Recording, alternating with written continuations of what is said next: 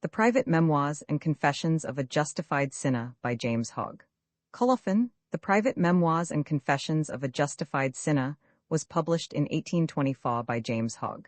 This ebook was produced for Standard eBooks by John Rambo and is based on a transcription produced in 2000 by Andreas Philipp, Martin Adamson, and Al Haynes for Project Gutenberg, and on digital scans from various sources. The cover page is adapted from Vanitast 11, Met Dudschuft, Met een Lawakrans, een Boek en Tweebrandend Carson, a painting completed in 1650 by Jacob van Kampen. The cover and title pages feature the League Spartan and Sots Mill Gaudi typefaces created in 2014 and 2009 by the League of Movable Type. This edition was released on August 25, 2025, 7:47 p.m., and is based on revision C04F3D8. The first edition of this ebook was released on January 11, 2023, 8:07 p.m. You can check for updates to this ebook, view its revision history, or download it for different e-reading systems at standardbooksorg/ebooks/jameshogg/The Private Memoirs and Confessions of a Justified Sinner. The volunteer-driven Standard eBooks project relies on readers like you to submit typos, corrections, and other improvements. Anyone can contribute at Standard Booksorg. Uncopyright may you do good and not evil. May you find forgiveness for yourself and forgive others. May you share freely, never taking more than you give. Copyright pages exist to tell you that you can't do something. Unlike them, this uncopyright page exists to tell you that the writing and artwork in this ebook are believed to be in the United States public domain. That is, they are believed to be free of copyright restrictions in the United States. The United States public domain represents our collective cultural heritage, and items in it are free for anyone in the United States to do almost anything at all with, without having to get permission.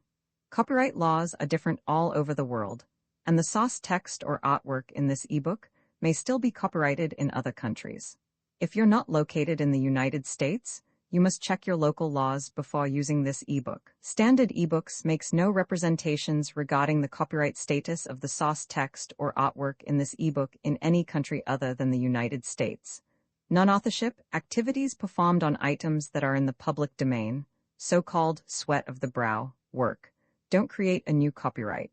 That means that nobody can claim a new copyright on an item that is in the public domain for, among other things, work like digitization, mock-up, or typography.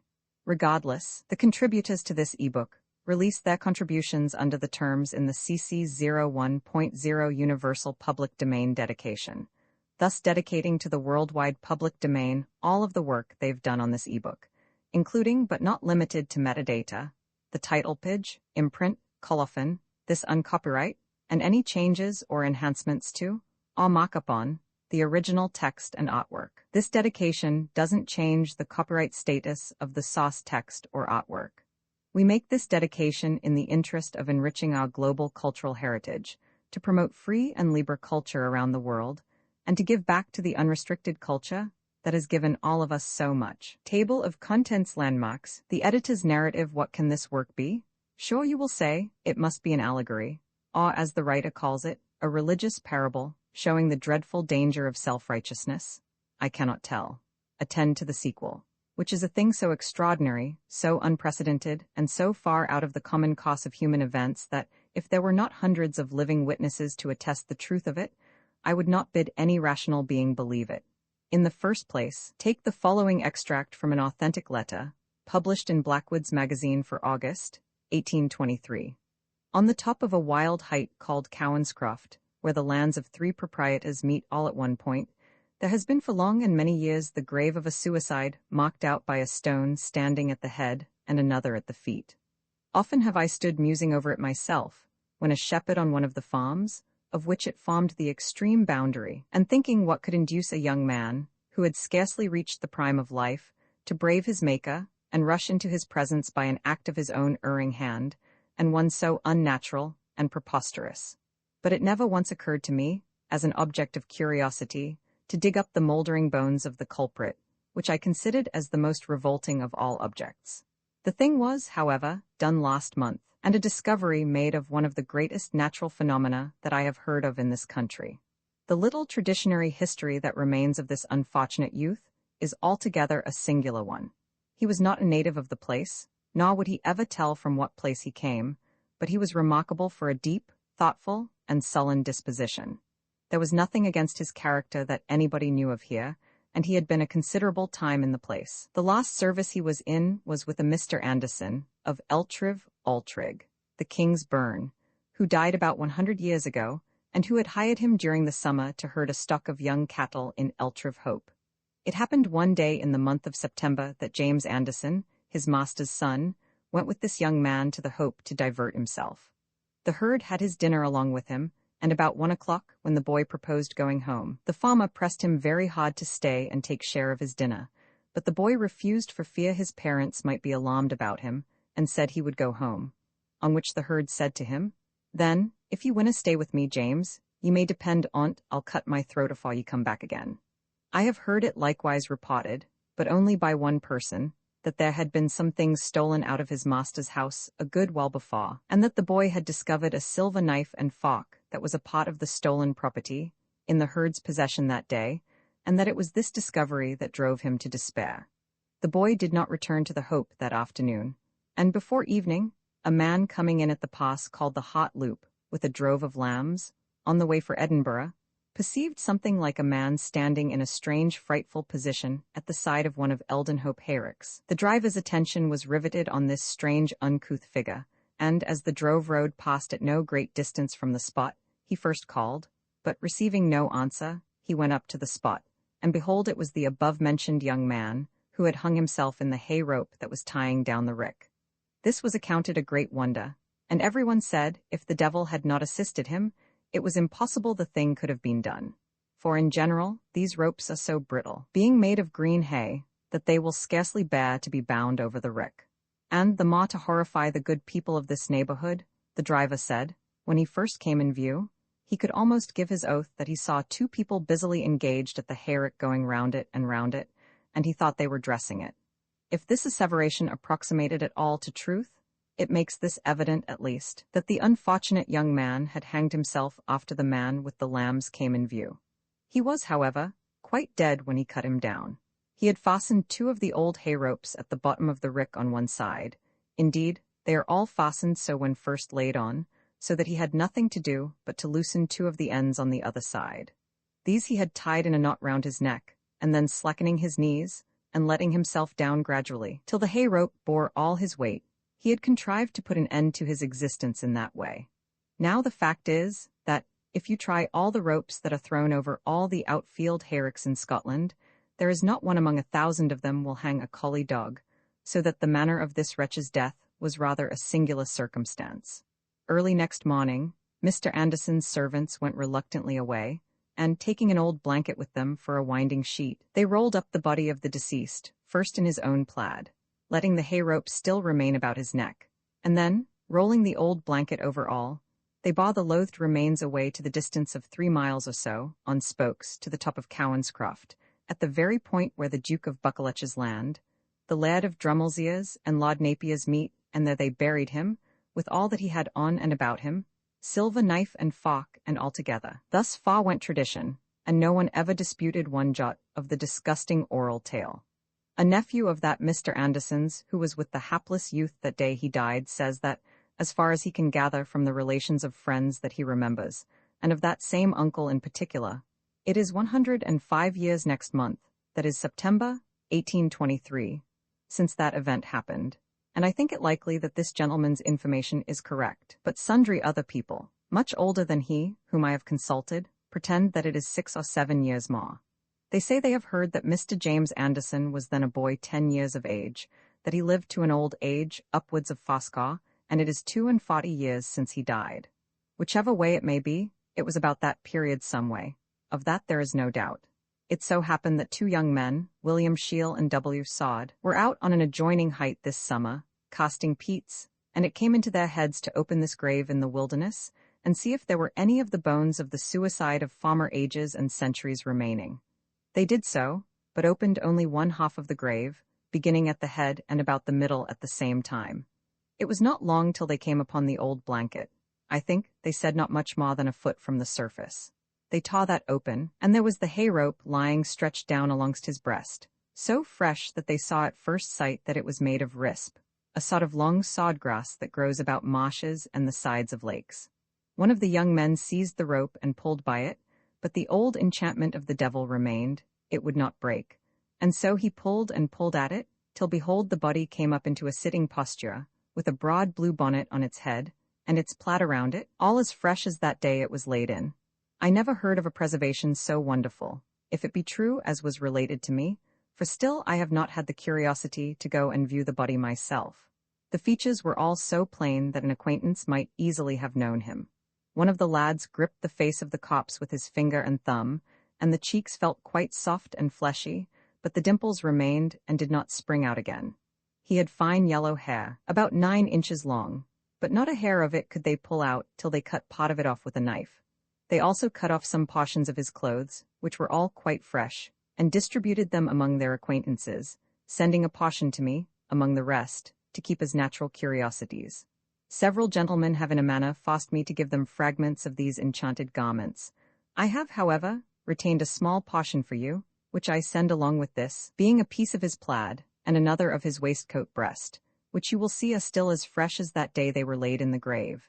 His broad blue bonnet was sent to Edinburgh several weeks ago, to the great regret of some gentlemen connected with the land, who wished to have it for a keepsake.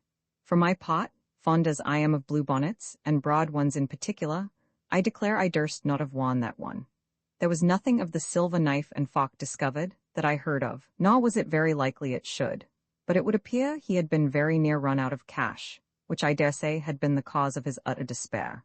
For on searching his pockets, nothing was found but 3 old Scotch halfpennies. These young men meeting with another shepherd afterwards, his curiosity was so much excited that they went and digged up the curious remains a second time, which was a pity, as it is likely that by these exposures to the air, and the impossibility of burying it up again as closely as it was before, the flesh will now fall to dust. The letter from which the above is an extract is signed James Hogg, and dated from Altrive Lake, August 1st, 1823.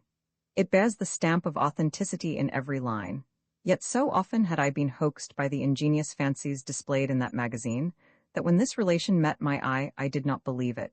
But from the moment that I perused it, I half formed the resolution of investigating these wonderful remains personally, if any such existed. For, in the immediate vicinity of the scene, as I supposed, I knew of more attractive metal than the dilapidated remains of mouldering suicides. Accordingly, having some business in Edinburgh in September last, and being obliged to wait a few days for the arrival of a friend from London, I took that opportunity to pay a visit to my townsman and fellow collegian, Mr. L. T. of C. D. Advocate. I mentioned to him Hogg's letter, asking him if the statement was founded at all on truth. His answer was, "I suppose so." For my part, I never doubted the thing, having been told that there has been a deal of talking about it up in the forest for some time past. But God knows, Hogg has imposed as ingenious lies on the public ere now. I said, if it was within reach, I should like exceedingly to visit both the shepherd and the Scotch mummy he had described. Mr. L. T. assented on the first proposal, saying he had no objections to take a ride that length with me, and make the fellow produce his credentials. That we would have a delightful jaunt through a romantic and now classical country, and some good spot into the bargain, provided he could procure a hoss for me, from his father-in-law. Next day, he sent up to a Mr. L. W. to inquire, who returned for answer that there was an excellent pony at my service, and that he himself would accompany us, being obliged to attend a great sheep fair at Thirlestane, and that he was certain the shepherd would be there likewise. Mr. L. T. said that was the very man we wanted to make our party complete, and at an early hour next morning we started for the Ewe Fair of Thirlestane, taking Blackwood's magazine for August along with us. We rode through the ancient royal burg of Selkirk, halted and conned our horses at a romantic village, nigh to some deep linns on the Ettrick, and reached the market ground at Thirlestane Green a little before midday. We soon found Hogg, standing near the foot of the market, as he called it, beside a great drove of pollies, a species of stock that I never heard of before. They were small sheep, striped on the backs with red chalk. Mr. L. T. introduced me to him as a great wool stapler, come to raise the price of that article, but he eyed me with distrust, and turning his back on us, answered, "I he selled mine." I followed, and showing him the above-quoted letter, said I was exceedingly curious to have a look of these singular remains he had so ingeniously described, but he only answered me with the remark that it was a queer fancy for a wool stapler to tack. His two friends then requested him to accompany us to the spot, and to take some of his shepherds with us to assist in raising the body, but he spurned at the idea, saying, "Od bless ye, lad, I hae ither matters to mind. I hae a thee pollies to sell, and a yon Highland stots down on the green, every ane, and then I hae 10 scars o' ewes to buy after, and if I canna first sell my ain stock, I canna buy nee o' the bodies. I hae mair ado than I can manage the day, Fobby ganging to howk up 100-year-old banes." Finding that we could make nothing of him, we left him with his pollies, Highland stots, grey jacket, and broad blue bonnet, to go in search of some other guide. L.W. soon found one, for he seemed acquainted with every person in the fair. We got a fine old shepherd named W.M.B., a great original, and a very obliging and civil man, who asked no conditions but that we should not speak of it, because he did not wish it to come to his master's ears that he had been engaged in a profane thing. We promised strict secrecy, and accompanied by another farmer, Mr. S. T. and old B. We proceeded to the grave, which B. described as about 1.5 miles distant from the market ground. We went into the shepherd's cot to get a drink of milk, when I read to our guide Mr. Hogg's description, asking him if he thought it correct. He said there was hardly a bit ot correct, for the grave was not on the hill of Cowanscroft nor yet on the point where 3 lairds' lands met, but on the top of a hill called the Fallaw, where there was no land that was not the Duke of Buccleuch's within 1/4 mile. He added that it was a wonder how the poet could be mistaken there, who once herded the very ground where the grave is, and saw both hills from his own window. Mr. L.W. testified great surprise at such a singular blunder, as also how the body came not to be buried at the meeting of 3 or 4 lairds' lands, which had always been customary in the south of Scotland. Our guide said he had always heard it reported that the Eltrive men, with Mr. David Anderson at their head, had risen before day on the Monday morning, it having been on the Sabbath day that the man put down himself, and that they set out with the intention of burying him on Cowanscroft, where the 3 marches met at a point. But, it having been an invariable rule to bury such lost sinners before the rising of the sun, these 5 men were overtaken by daylight, as they passed the house of Barrynoe, and by the time they reached the top of the Fallaw, the sun was beginning to scare the east. On this they laid down the body, and digged a deep grave with all expedition. But when they had done, it was too short, and, the body being stiff, it would not go down. On which Mr. David Anderson, looking to the east and perceiving that the sun would be up on them in a few minutes, set his foot on the suicide's brow, and tramped down his head into the grave with his iron-heeled shoe, until the nose and skull crashed again, and at the same time uttered a terrible curse on the wretch who had disgraced the family and given them all this trouble. This anecdote, our guide said, he had heard when a boy, from the mouth of Robert Laidlaw, one of the 5 men who buried the body. We soon reached the spot, and I confess I felt a singular sensation when I saw the grey stone standing at the head, and another at the feet, and the one half of the grave manifestly new-digged, and closed up again as had been described. I could still scarcely deem the thing to be a reality, for the ground did not appear to be wet, but a kind of dry rotten moss. On looking around, we found some fragments of clothes, some teeth, and part of a pocket-book, which had not been returned into the grave when the body had been last raised, for it had been twice raised before this, but only from the loins upward. To work we fell with 2 spades, and soon cleared away the whole of the covering. The part of the grave that had been opened before was filled with mossy matter, which impeded us exceedingly, and entirely prevented a proper investigation of the fore parts of the body. I will describe everything as I saw it before our respectable witnesses, whose names I shall publish at large if permitted. A number of the bones came up separately, for, with the constant flow of liquid stuff into the deep grave, we could not see to preserve them in their places. At length great loads of coarse clothes, blanketing, plaiting, etc. appeared. We tried to lift these regularly up, and on doing so, part of a skeleton came up, but no flesh, save a little that was hanging in dark flitters about the spine, but which had no consistence. It was merely the appearance of flesh without the substance. The head was wanting, and I being very anxious to possess the skull, the search was renewed among the matter and rags. We first found a part of the scalp with the long hair firm on it, which, on being cleaned, is neither black nor fair, but a darkish dusk, the most common of any other color. Soon afterwards we found the skull, but it was not complete, A spade had damaged it, and one of the temple quatas was wanting.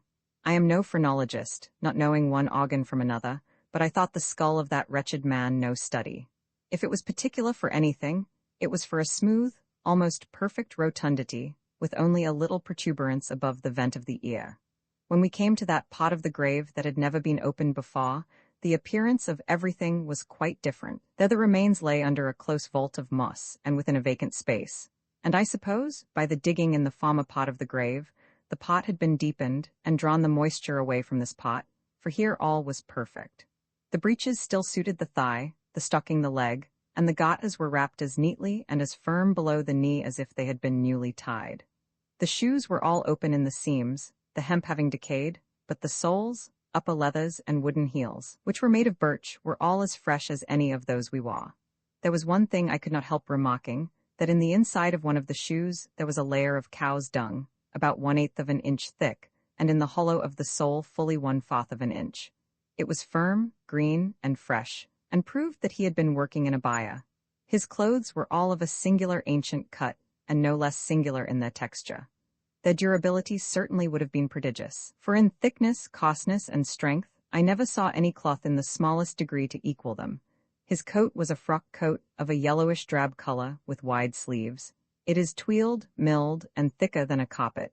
I cut off 2 of the skirts and brought them with me. His vest was of striped serge, such as I have often seen worn by country people. It was lined and backed with white stuff. The breeches were a sort of striped plaiting, which I never saw worn, but which our guide assured us was very common in the country once, though, from the old clothes which he had seen remaining of it, he judged that it could not be less than 200 years since it was in fashion. His garters were of worsted, and striped with black or blue, his stockings gray, and wanting the feet. I brought samples of all along with me. I have likewise now got possession of the bonnet, which puzzles me most of all. It is not conformable with the rest of the dress. It is neither a broad bonnet nor a border bonnet, for there is an open behind, for tying, which no genuine border bonnet, I am told, ever had. It seems to have been a Highland bonnet, worn in a flat way, like a scone on the crown, such as is sometimes still seen in the west of Scotland. All the limbs, from the loins to the toes, seemed perfect and entire, but they could not bear handling. Before we got them returned again into the grave, they were shaken to pieces, except the thighs, which continued to retain a kind of flabby form. All his clothes that were sewed with linen yarn were lying in separate portions, the thread having rotted, but such as were sewed with worsted remained perfectly firm and sound. Among such a confusion, we had hard work to find out all his pockets, and our guide supposed that, after all, we did not find above the half of them. In his vest pocket was a long clasp knife, very sharp, the haft was thin, and the scales shone as if there had been silver inside. Mr. S.C.T. took it with him, and presented it to his neighbor, Mr. A. N. of W. and L.E., who still has it in his possession. We found a comb, a gimlet, a vial, a small neat square bod, a pair of plated knee buckles, and several samples of cloth of different kinds, rolled neatly up within one another. At length, while we were busy on the search, Mr. L.T. picked up a leathern case, which seemed to have been wrapped round and round by some ribbon, or cord, that had been rotten from it, for the swaddling marks still remained. Both L, W, and B, E called out that it was the tobacco spluchin, and a well-filled ane too. But on opening it out, we found, to our great astonishment, that it contained a printed pamphlet. We were all curious to see what sort of a pamphlet such a person would read, what it could contain that he seemed to have had such a care about, for the slough in which it was rolled was fine chamois leather. What color it had been could not be known, but the pamphlet was wrapped so close together, and so damp, rotten, and yellow, that it seemed one solid piece. We all concluded from some words that we could make out that it was a religious tract, but that it would be impossible to make anything of it. Mr. L. W. mocked that it was a great pity if a few sentences could not be made out, for that it was a question what might be contained in that little book. And then he requested Mr. L.T. to give it to me, as he had so many things of literature and law to attend to that he would never think more of it. He replied that either of us were heartily welcome to it, for that he had thought of returning it into the grave, if he could have made out but a line or two, to have seen what was its tendency. "Grave, man?" exclaimed L. W., who speaks excellent strong broad Scotch. "My truly, but ye grave weel? I would esteem the contents o' that spluchin as the most precious treasure. I'll tell you what it is, sir. He often wondered how it was that this man's corpse has been miraculously preserved free decay, 100 times larger than any other bodies, or than ever Etana's. But now, I could wager a guinea it has been for the preservation o' that little book. And Lord kens what may be in't, it will maybe reveal some mystery that mankind disna ken neathing about yet. If there be any mysteries in it, returned the other, it is not for your handling, my dear friend, who are too much taken up about mysteries already. And with these words he presented the mysterious pamphlet to me. With very little trouble, save that of a thorough drying, I unrolled it all with ease, and found the very tract which I have here ventured to lay before the public, part of it in small bad print, and the remainder in manuscript. The title page is written, and is as follows: The Private Memoirs and Confessions of a Justified Sinner, written by himself Fidelis Cert Immerses, and, alongst the head, it is the same as given in the present edition of the work. I altered the title to A Self-Justified Sinner, but my booksellers did not approve of it, and there being a curse pronounced by the writer on him that should dare to alter or amend, I have let it stand as it is. Should it be thought to attach discredit to any received principle of our church, I am blameless. The printed pot ends at page 201, and the rest is in a fine old hand, extremely small and close. I have ordered the printer to procure a facsimile of it, to be bound in with the volume. With regard to the work itself, I dare not venture a judgment, for I do not understand it. I believe no person, man or woman, will ever peruse it with the same attention that I have done, and yet I confess that I do not comprehend the writer's drift. It is certainly impossible that these scenes could ever have occurred that he describes as having himself transacted. I think it may be possible that he had some hand in the death of his brother, and yet I am disposed greatly to doubt it.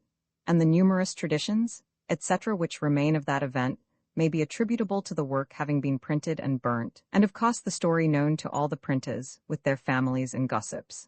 That the young laird of Dalcastle came by a violent death, there remains no doubt, but that this wretch slew him, there is to me a good deal. However, allowing this to have been the case, I account all the rest either dreaming or madness, or, as he says to Mr. Watson, a religious parable, on purpose to illustrate something scarcely tangible, but to which he seems to have attached great weight. Were the relation at all consistent with reason, it corresponds so minutely with traditionary facts that it could scarcely have missed to have been received as authentic. But in this day, and with the present generation, it will not go down that a man should be daily tempted by the devil, in the semblance of a fellow creature, and at length lured to self-destruction, in the hopes that this same fiend and tormentor was to suffer and fall along with him. It was a bold theme for an allegory, and would have suited that age well had it been taken up by one fully qualified for the task, which this writer was not. In short, we must either conceive him not only the greatest fool, but the greatest wretch, on whom was ever stamped the form of humanity, or that he was a religious maniac, who wrote and wrote about a deluded creature, till he arrived at that height of madness that he believed himself the very object whom he had been all along describing, and, in order to escape from an ideal tormentor, committed that act for which, according to the tenets he embraced, there was no remission, and which consigned his memory and his name to everlasting detestation. The Private Memoirs and Confessions of a Justified Sinner. In print, this ebook is the product of many hours of hard work by volunteers for standard ebooks, and builds on the hard work of other literature lovers made possible by the public domain. This particular ebook is based on a transcription from Project Gutenberg and on digital scans from various sources. The source text and artwork in this ebook are believed to be in the United States public domain. That is, they are believed to be free of copyright restrictions in the United States. They may still be copyrighted in other countries, so users located outside of the United States must check their local laws before using this ebook. The creators of, and contributors to, this ebook dedicate their contributions to the worldwide public domain via the terms in the CC 01.0 Universal Public Domain dedication. For full license information, see the uncopyright at the end of this ebook. Standard eBooks is a volunteer-driven project that produces ebook editions of public domain literature using modern typography, technology, and editorial standards, and distributes them free of cost. You can download this and other ebooks carefully produced for true book lovers at Standard Books Hogg. List of illustrations, facsimile of a diary entry. Private Memoirs and Confessions of a Sinner, written by himself. My life has been a life of trouble and turmoil, of change and vicissitude, of anger and exultation, of sorrow and of vengeance. My sorrows have all been for a slighted gospel, and my vengeance has been wreaked on its adversaries.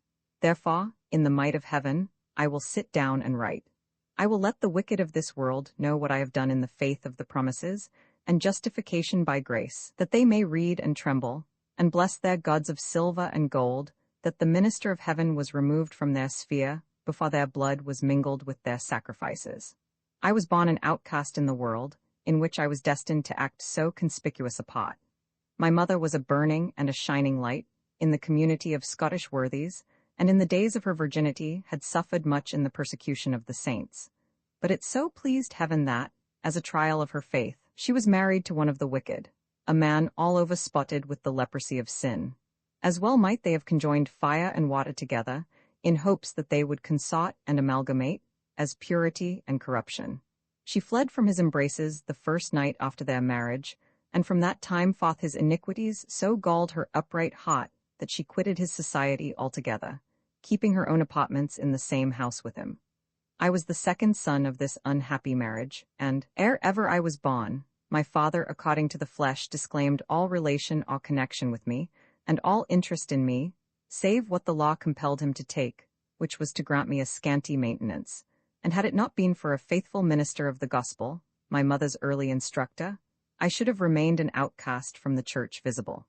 He took pity on me, admitting me not only into that, but into the bosom of his own household and ministry also. And to him am I indebted, under heaven, for the high conceptions and glorious discernment between good and evil, right and wrong, which I attained even at an early age. It was he who directed my studies aright, both in the learning of the ancient fathers and the doctrines of the Reformed Church, and designed me for his assistant and successor in the holy office. I missed no opportunity of perfecting myself, particularly in all the minute points of theology in which my reverend father and mother took great delight. But at length I acquired so much skill that I astonished my teachers, and made them gaze at one another. I remember that it was the custom, in my patron's house, to ask questions of the single catechism round every Sabbath night. He asked the first, my mother the second, and so on, every one saying the question asked and then asking the next. It fell to my mother to ask effectual calling at me. I said the answer with propriety and emphasis. Now, madam, added I, my question to you is, what is ineffectual calling? Ineffectual calling? There is no such thing, Robert, said she. But there is, madam, said I, and that answer proves how much you say these fundamental precepts by rote and without any consideration. Ineffectual calling is the outward call of the gospel without any effect on the hearts of unregenerated and impenitent sinners. Have not all these the same calls, warnings, doctrines, and reproofs that we have? And is not this ineffectual calling? Has not Ardenfury the same? Has not Patrick Emlure the same? Has not the Laird of Dalcastle and his reprobate heir the same? And will any tell me that this is not ineffectual calling? What a wonderful boy he is, said my mother. I'm feared he turn out to be a conceited gowk, said old Bonnet, the minister's man. No, said my pastor and father, as I shall henceforth denominate him. No, Bonnet, he is a wonderful boy, and no marvel, for I have prayed for these talents to be bestowed on him from his infancy. And do you think that heaven would refuse a prayer so disinterested? No, it is impossible. But my dread is, madam, continued he, turning to my mother, that he is yet in the bond of iniquity. God forbid, said my mother. I have struggled with the Almighty long and hard, continued he, but have as yet no certain token of acceptance in his behalf. I have indeed fought a hard fight, but have been repulsed by him who hath seldom refused my request. Although I cited his own words against him, and endeavored to hold him at his promise, he hath so many turnings in the supremacy of his power, that I have been rejected. How dreadful is it to think of our darling being still without the pale of the covenant, but I have vowed a vow, and in that there is hope. My heart quaked with terror when I thought of being still living in a state of reprobation, subjected to the awful issues of death, judgment, and eternal misery, by the slightest accident or casualty, and I set about the duty of prayer myself with the utmost earnestness. I prayed 3 times every day, and 7 times on the Sabbath. But the more frequently and fervently that I prayed, I sinned still the more. About this time, and for a long period afterwards, amounting to several years, I lived in a hopeless and deplorable state of mind. For I said to myself, if my name is not written in the book of life from all eternity, It is in vain for me to presume that either vows or prayers of mine, or those of all mankind combined, can ever procure its insertion now. I had come under many vows, most solemnly taken, every one of which I had broken, and I saw with the intensity of juvenile grief that there was no hope for me. I went on sinning every hour, and all the while most strenuously warring against sin, and repenting of every one transgression as soon after the commission of it as I got leisure to think. But, oh, what a wretched state this unregenerated state is, in which every effort after righteousness only aggravates our offenses. I found it vanity to contend, for, after communing with my heart, the conclusion was as follows. If I could repent me of all my sins, and shed tears of blood for them, still have I not a load of original transgression pressing on me that is enough to crush me to the lowest hell. I may be angry with my first parents for having sinned, but how I shall repent me of their sin is beyond what I am able to comprehend. Still, in those days of depravity and corruption, I had some of those principles implanted in my mind which were afterwards to spring up with such amazing fertility among the heroes of the faith and the promises. In particular, I felt great indignation against all the wicked of this world, and often wished for the means of ridding it of such a noxious burden. I liked John Bonnet, my reverend father's serving man, extremely ill, but from a supposition that he might be one of the justified, I refrained from doing him any injury. He gave always his word against me, and when we were by ourselves, in the barn or the fields, he rated me with such severity for my faults that my heart could brook it no longer. He discovered some notorious lies that I had framed, and taxed me with them in such a manner that I could in no wise get off. My cheek burned with offense, rather than shame, and he, thinking he had got the mastery of me, exulted over me most unmercifully, telling me I was a selfish and conceited blackguard, who made great pretenses towards religious devotion to cloak a disposition tainted with deceit, and that it would not much astonish him if I brought myself to the gallows. I gathered some courage from his over-severity, and answered him as follows. Who made thee a judge of the actions or dispositions of the Almighty's creatures, thou who art a worm and no man in his sight? How it befits thee to deal out judgments and anathemas? Hath he not made one vessel to honor, and another to dishonor, as in the case with myself and thee? Hath he not builded his stories in the heavens, and laid the foundations thereof in the earth? And how can a being like thee judge between good and evil, that are both subjected to the workings of his hand, or of the opposing principles in the soul of man, correcting, modifying, and refining one another? I said this with that strong display of fervor for which I was remarkable at my years, and expected old Bonnet to be utterly confounded, but he only shook his head, and, with the most provoking grin, said, There he goes, sick and sublime and ridiculous sophistry I never heard come out of another mouth but ane. There needs ne eighths to be swannifa the session war is your father, young goodman. I ne'er, for my part, saw a son sae like a dad, sin my een first opened. With that he went away, saying with an ill-natured wince, You made to honor and me to dishonor, dirty bokile thing that thou best. I will have the old rascal on the hip for this if I live, thought I. So I went and asked my mother if John was a righteous man. She could not tell, but supposed he was, and therefore I got no encouragement from her. I went next to my reverend father, and inquired his opinion, expecting as little from that quarter. He knew the elect as it were by instinct, and could have told you of all those in his own, and some neighboring parishes, who were born within the boundaries of the covenant of promise, and who were not. I keep a good deal in company with your servant, old Bonnet, father, said I. You do, boy, you do, I see, said he. I wish I may not keep too much in his company, said I, not knowing what kind of society I am in. Is John a good man, father? Why, boy, he is but so-so. A morally good man John is, but very little of the leaven of true righteousness, which is faith within. I am afraid old Bonnet, with all his stock of morality, will be a castaway. My heart was greatly cheered by this remark, and I sighed very deeply, and hung my head to one side. The worthy father observed me, and inquired the cause, when I answered as follows. How dreadful the thought that I have been going daily in company and fellowship with one whose name is written on the red letter side of the book of life, whose body and soul have been, from all eternity, consigned over to everlasting destruction, and to whom the blood of the atonement can never, never reach. Father, this is an awful thing, and beyond my comprehension. While we are in the world, we must mix with the inhabitants thereof, said he, and the stains which adhere to us by reason of this mixture, which is unavoidable, shall all be washed away. It is our duty, however, to shun the society of wicked men as much as possible, lest we partake of their sins, and become sharers with them in punishment. John, however, is morally a good man, and may yet get a cast of grace. I always thought him a good man till today, said I, when he threw out some reflections on your character, so horrible that I quaked to think of the wickedness and malevolence of his heart.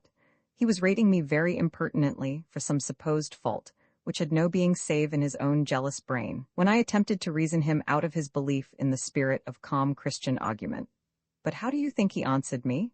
He did so, sir, by twisting his mouth at me, and remarking that such sublime and ridiculous sophistry never came out of another mouth but one meaning yours, and that no oath before a kirk session was necessary to prove who was my dad, for that he had never seen a son so like a father as I was like mine. He durst not for his soul's salvation, and for his daily bread, which he values much more, say such a word, boy, therefore take care what you assert, said my reverend father. He said these very words, and will not deny them, sir, said I. My reverend father turned about in great wrath and indignation, and went away in search of John, but I kept out of the way, and listened at a back window, for John was dressing the plot of ground behind the house, and I hope it was no sin in me that I did rejoice in the dialogue which took place, it being the victory of righteousness over error. Well, John, this is a fine day for your delving work. Aye, it's a tolerable day, sir. Are you thankful in heart, John, for such temporal mercies as these? I doubt we're a little thankfu, sir, baith for temporal and spiritual mercies, but it isner I the mayest thankfu heart that makes the greatest phrase why the tongue. I hope there is nothing personal under that remark, John. Gin the bannet fits anybody's head, they're unco welcome to it, sir, for me. John, I do not approve of these innuendos. You have an arch, malicious manner of vending your aphorisms, which the men of the world are too apt to read the wrong way, for your dark hints are sure to have one very bad meaning. Hout nah, sir, it's only bad folks that think sae. They find ma bits o' jibes come hame to their hearts why a kind o' yerk, and that gars them wince. That saying is 10 times worse than the other, John. It is a manifest insult. It is just telling me to my face that you think me a bad man. A body canna help his thoughts, sir. No, but a man's thoughts are generally formed from observation. Now I should like to know, even from the mouth of a misbeliever, what part of my conduct warrants such a conclusion. Ni particular pet, sir. I draw my conclusions free the hail o' a man's character, and I know that often far wrong. Well, John, and what sort of general character do you suppose mine to be? Yours is a scripture character, sir, and I'll prove it. I hope so, John.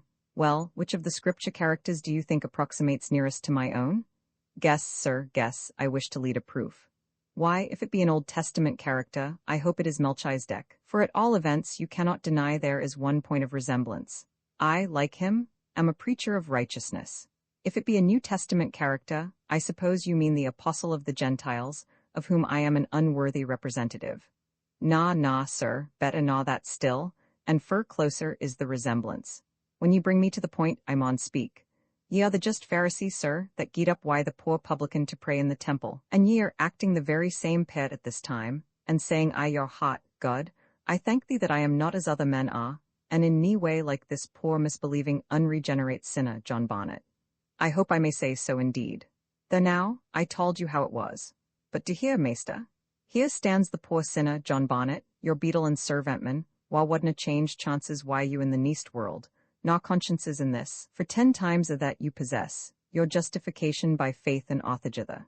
You are extremely audacious and impertinent, John, but the language of reprobation cannot affect me. I came only to ask you one question, which I desire you to answer candidly. Did you ever say to anyone that I was the boy Robert's natural father? Hout nah, sir, ha. Fie nah, sir. I durst not say that for my life. I doubt the black stool and the sack gown, or maybe the jugs would he been my passion had I said sic a thing as that. Hout, fie, unco-like doings thee for a Melchizedek or a St. Paul? John, you are a profane old man, and I desire that you will not presume to break your jests on me. Tell me, dare you say, or dare you think, that I am the natural father of that boy? Ye canna hinder me to think whatever I like, sir, nor can I hinder mysel. But did you ever say to anyone that he resembled me and fathered himself well enough? Aye, he said many a time that he resembled you, sir. Nobody can mistake that. But, John, there are many natural reasons for such likenesses, besides that of consanguinity. They depend much on the thoughts and affections of the mother, and it is probable that the mother of this boy, being deserted by her worthless husband, having turned her thoughts on me, as likely to be her protector, may have caused this striking resemblance. It may be, sir, I cowdna say. I have known a lady, John, who was delivered of a blackamoor child, merely from the circumstance of having got a start by the sudden entrance of her negro servant, and not being able to forget him for several hours. It may be, sir, but I ken this, and I had been the lad, I wadna he ta'en that story in.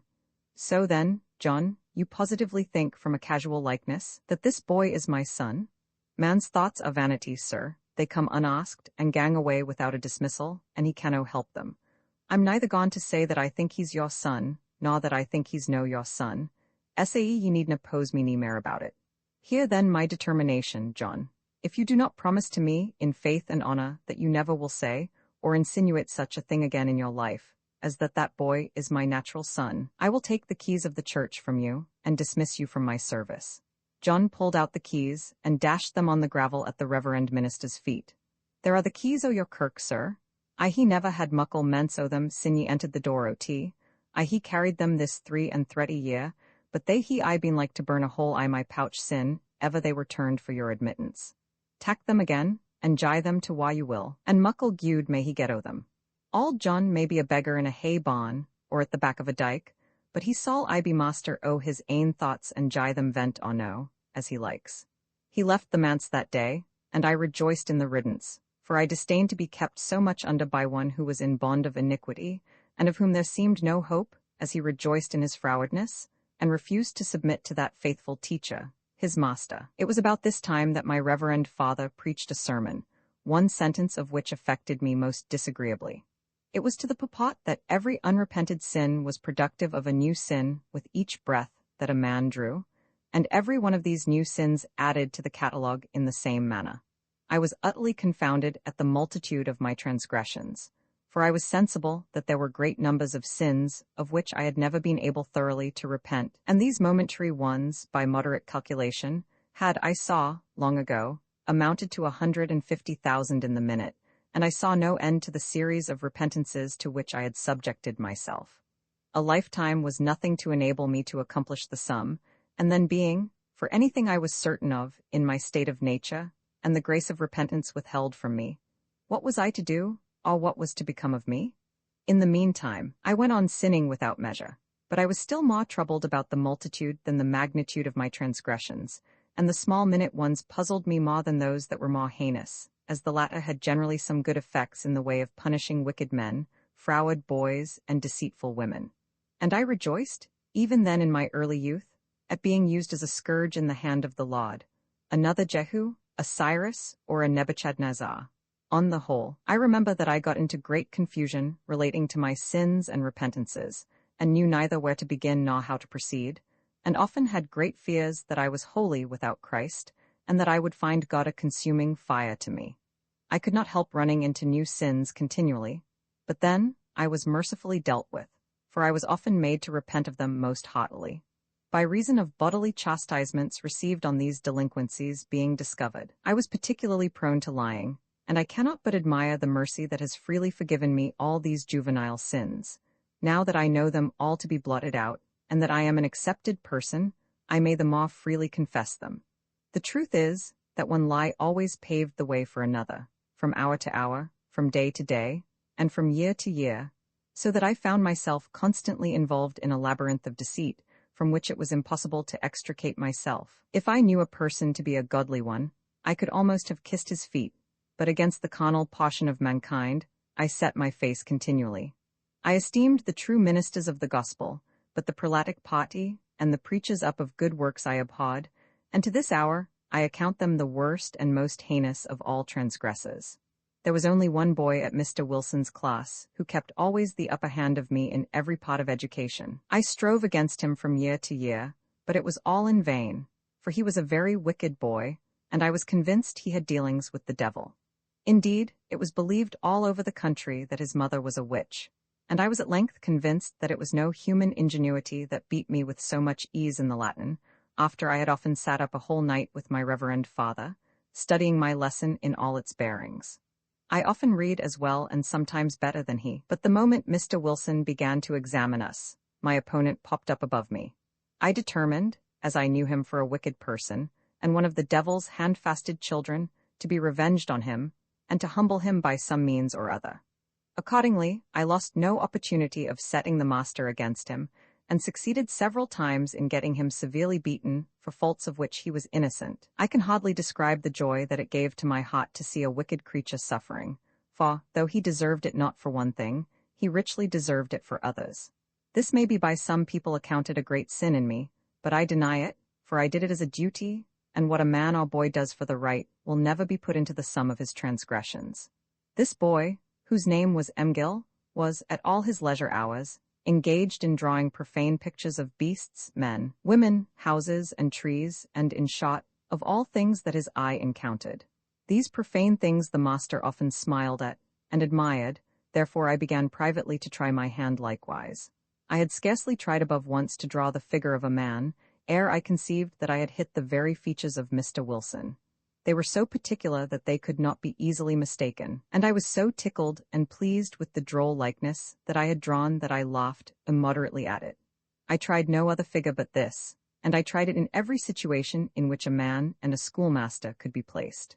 I often wrought for hours together at this likeness, nor was it long before I made myself so much master of the outline that I could have drawn it in any situation whatever, almost offhand.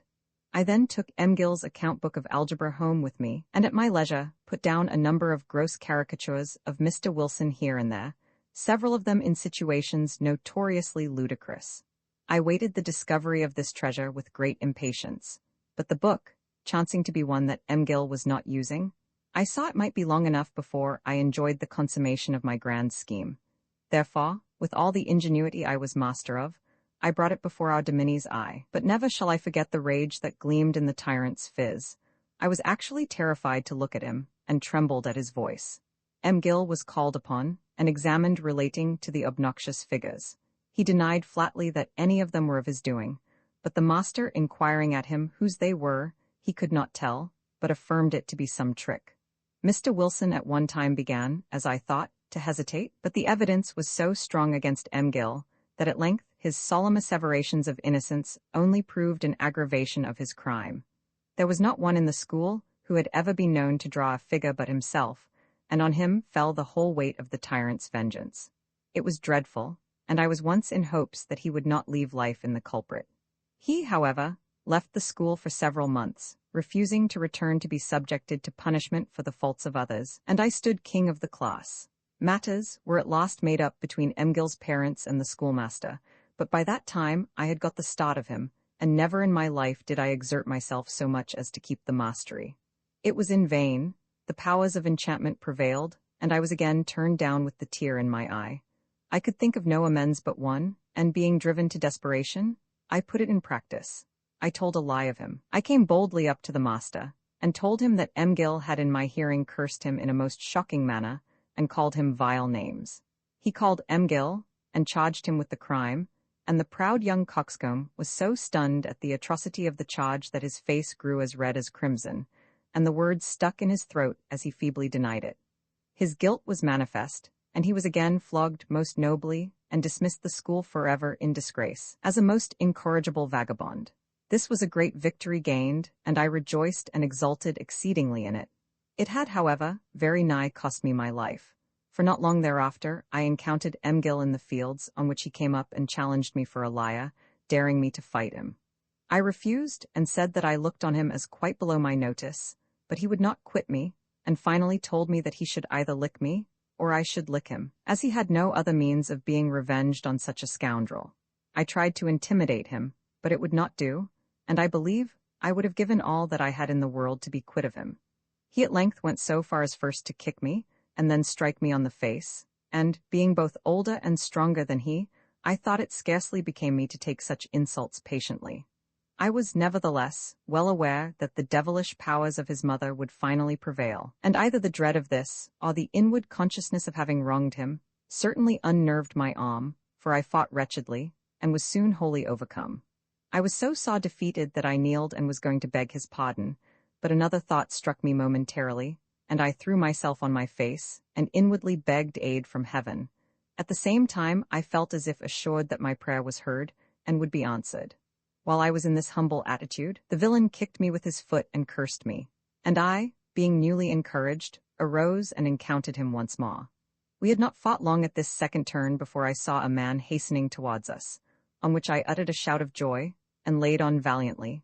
But my very next look assured me that the man was old John Bonnet, whom I had likewise wronged all that was in my power, and between these two wicked persons I expected anything but justice. My arm was again enfeebled, and that of my adversary prevailed. I was knocked down and mauled most grievously, and while the ruffian was kicking and cuffing me at his will and pleasure, up came old John Bonnet, breathless with running, and at one blow with his open hand, levelled my opponent with the earth. "Tak ye that, maester," said John, "to learn ye better breeding. How to a man, and ye will fight fair. Gude soff us, ye a gentleman's brood, that ye will kick and cuff a lad when he's down." When I heard this kind and unexpected interference, I began once more to value myself on my courage, and springing up, I made at my adversary. But John, without saying a word, bit his lip, and seizing me by the neck threw me down. Emgil begged of him to stand and see fair play, and suffer us to finish the battle. For, added he is a liar and a scoundrel, and deserves 10 times more than I can give him. "I ken he's a that ye say, and mair, my man," quoth John. "But am I sure that ye know as bad, and wha? It says nee muckle for ony o ye to be tearing like tykes at one another here." John cocked his cudgel and stood between us, threatening to knock the one dead who first offered to lift his hand against the other. But perceiving no disposition in any of us to separate, he drove me home before him like a bullock, and keeping close guard behind me, lest Emgil had followed. I felt greatly indebted to John, yet I complained of his interference to my mother, and the old officious sinner got no thanks for his pains. As I am writing only from recollection, so I remember of nothing farther in these early days, in the least worthy of being recorded. That I was a transcendent sinner, I confess. But still I had hopes of forgiveness, because I never sinned from principle, but accident, and then I always tried to repent of these sins by the slump, for individually it was impossible. And though not always successful in my endeavors, I could not help that, the grace of repentance being withheld from me, I regarded myself as in no degree accountable for the failure. Moreover, there were many of the most deadly sins into which I never fell, for I dreaded those mentioned in the Revelation as excluding sins, so that I guarded against them continually. In particular, I brought myself to despise, if not to abhor, the beauty of women, looking on it as the greatest snare to which mankind was subjected. And though young men and maidens, and even old women, my mother among the rest, taxed me with being an unnatural wretch, I gloried in my acquisition, and to this day am thankful for having escaped the most dangerous of all snares. I kept myself also free of the sins of idolatry and misbelief, both of a deadly nature, and, upon the whole, I think I had not then broken, that is, absolutely broken, above 4 out of the 10 commandments. But for all that, I had more sense than to regard either my good works or my evil deeds as in the smallest degree influencing the eternal decrees of God concerning me, either with regard to my acceptance or reprobation. I depended entirely on the bounty of free grace, holding all the righteousness of man as filthy rags, and believing in the momentous and magnificent truth that, the more heavily loaden with transgressions, the more welcome was the believer at the throne of grace. And I have reason to believe that it was this dependence and this belief that at last ensured my acceptance there. I come now to the most important period of my existence, the period that has modeled my character and influenced every action of my life, without which this detail of my actions would have been as a tale that hath been told, a monotonous farrago, an uninteresting harangue, in short, a thing of nothing. Whereas, lo, it must now be a relation of great and terrible actions done in the might and by the commission of heaven. Amen. Like the sinful king of Israel, I had been walking softly before the Lord for a season. I had been humbled for my transgressions, and, as far as I recollect, sorry on account of their numbers and heinousness. My reverend father had been, moreover, examining me every day regarding the state of my soul, and my answers sometimes appeared to give him satisfaction, and sometimes not. As for my mother, she would hop on the subject of my faith forever.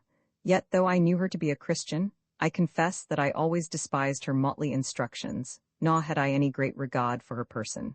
If this was a crime in me, I never could help it. I confess it freely, and believe it was a judgment from heaven inflicted on her for some sin of former days, and that I had no power to have acted otherwise towards her than I did. In this frame of mind was I when my reverend father one morning arose from his seat, and meeting me as I entered the room, he embraced me, and welcomed me into the community of the just upon earth. I was struck speechless, and could make no answer save by looks of surprise. My mother also came to me, kissed, and wept over me, and after showering unnumbered blessings on my head, she also welcomed me into the society of the just made perfect. Then each of them took me by a hand, and my reverend father explained to me how he had wrestled with God, as the patriarch of old had done, not for a night, but for days and years, and that in bitterness and anguish of spirit on my account, but that he had at last prevailed, and had now gained the long and earnestly desired assurance of my acceptance with the Almighty, in and through the merits and sufferings of his Son, that I was now a justified person, adopted among the number of God's children, my name written in the Lamb's book of life, and that no bypassed transgression, nor any future act of my own, or of other men, could be instrumental in altering the decree. All the powers of darkness, added he, shall never be able to pluck you again out of your Redeemer's hand. And now, my son, be strong and steadfast in the truth. Set your face against sin and sinful men, and resist even to blood, as many of the faithful of this land have done, and your reward shall be double. I am assured of your acceptance by the word and spirit of him who cannot err, and your sanctification and repentance unto life will follow in due course. Rejoice and be thankful, for you are plucked as a brand out of the burning, and now your redemption is sealed and sure. I wept for joy to be thus assured of my freedom from all sin, and of the impossibility of my ever again falling away from my new state. I bounded away into the fields and the woods, to pour out my spirit in prayer before the Almighty for his kindness to me. My whole frame seemed to be renewed. Every nerve was buoyant with new life. I felt as if I could have flown in the air, or leaped over the tops of the trees. An exaltation of spirit lifted me, as it were, far above the earth and the sinful creatures crawling on its surface, and I deemed myself as an eagle among the children of men, soaring on high, and looking down with pity and contempt on the groveling creatures below. As I thus wended my way, I beheld a young man of a mysterious appearance coming towards me. I tried to shun him, being bent on my own contemplations, but he cast himself in my way, so that I could not well avoid him. And more than that, I felt a sort of invisible power that drew me towards him, something like the force of enchantment, which I could not resist. As we approached each other, our eyes met, and I can never describe the strange sensations that thrilled through my whole frame at that impressive moment, a moment to me fraught with the most tremendous consequences, the beginning of a series of adventures which has puzzled myself, and will puzzle the world when I am no more in it. That time will now soon arrive, sooner than anyone can devise who knows not the tumult of my thoughts and the labor of my spirit. And when it hath come and passed over, when my flesh and my bones are decayed, and my soul has passed to its everlasting home, then shall the sons of men ponder on the events of my life, wonder and tremble and wonder how such things should be. That strange youth and I approached each other in silence, and slowly, with our eyes fixed on each other's eyes, we approached till not more than a yard intervened between us, and then stood still and gazed, measuring each other from head to foot. What was my astonishment on perceiving that he was the same being as myself. The clothes were the same to the smallest item. The form was the same, the apparent age, the color of the hair, the eyes, and as far as recollection could serve me from viewing my own features in a glass, the features too were the very same. I conceived at first that I saw a vision, and that my guardian angel had appeared to me at this important era of my life. But this singular being read my thoughts in my looks, anticipating the very words that I was going to utter. "You think I am your brother," said he, "or that I am your second half. I am indeed your brother, not according to the flesh, but in my belief of the same truths, and my assurance in the same mode of redemption, than which I hold nothing so great or so glorious on earth." "Then you are an associate well adapted to my present state," said I. "For this time is a time of great rejoicing in spirit to me. I am on my way to return thanks to the Most High for my redemption from the bonds of sin and misery. If you will join with me heart and hand in youthful thanksgiving, then shall we two go and worship together. But if not, go your way, and I shall go mine. Ah, you little know with how much pleasure I will accompany you, and join with you in your elevated devotions," said he fervently. "Your state is a state to be envied indeed, but I have been advised of it, and am come to be a humble disciple of yours, to be initiated into the true way of salvation by conversing with you, and perhaps of being assisted by your prayers. My spiritual pride being greatly elevated by this address, I began to assume the preceptor, and questioned this extraordinary youth with regard to his religious principles, telling him plainly, if he was one who expected acceptance with God at all, on account of good works, that I would hold no communion with him. He renounced these at once, with the greatest vehemence, and declared his acquiescence in my faith. I asked if he believed in the eternal and irrevocable decrees of God, regarding the salvation and condemnation of all mankind.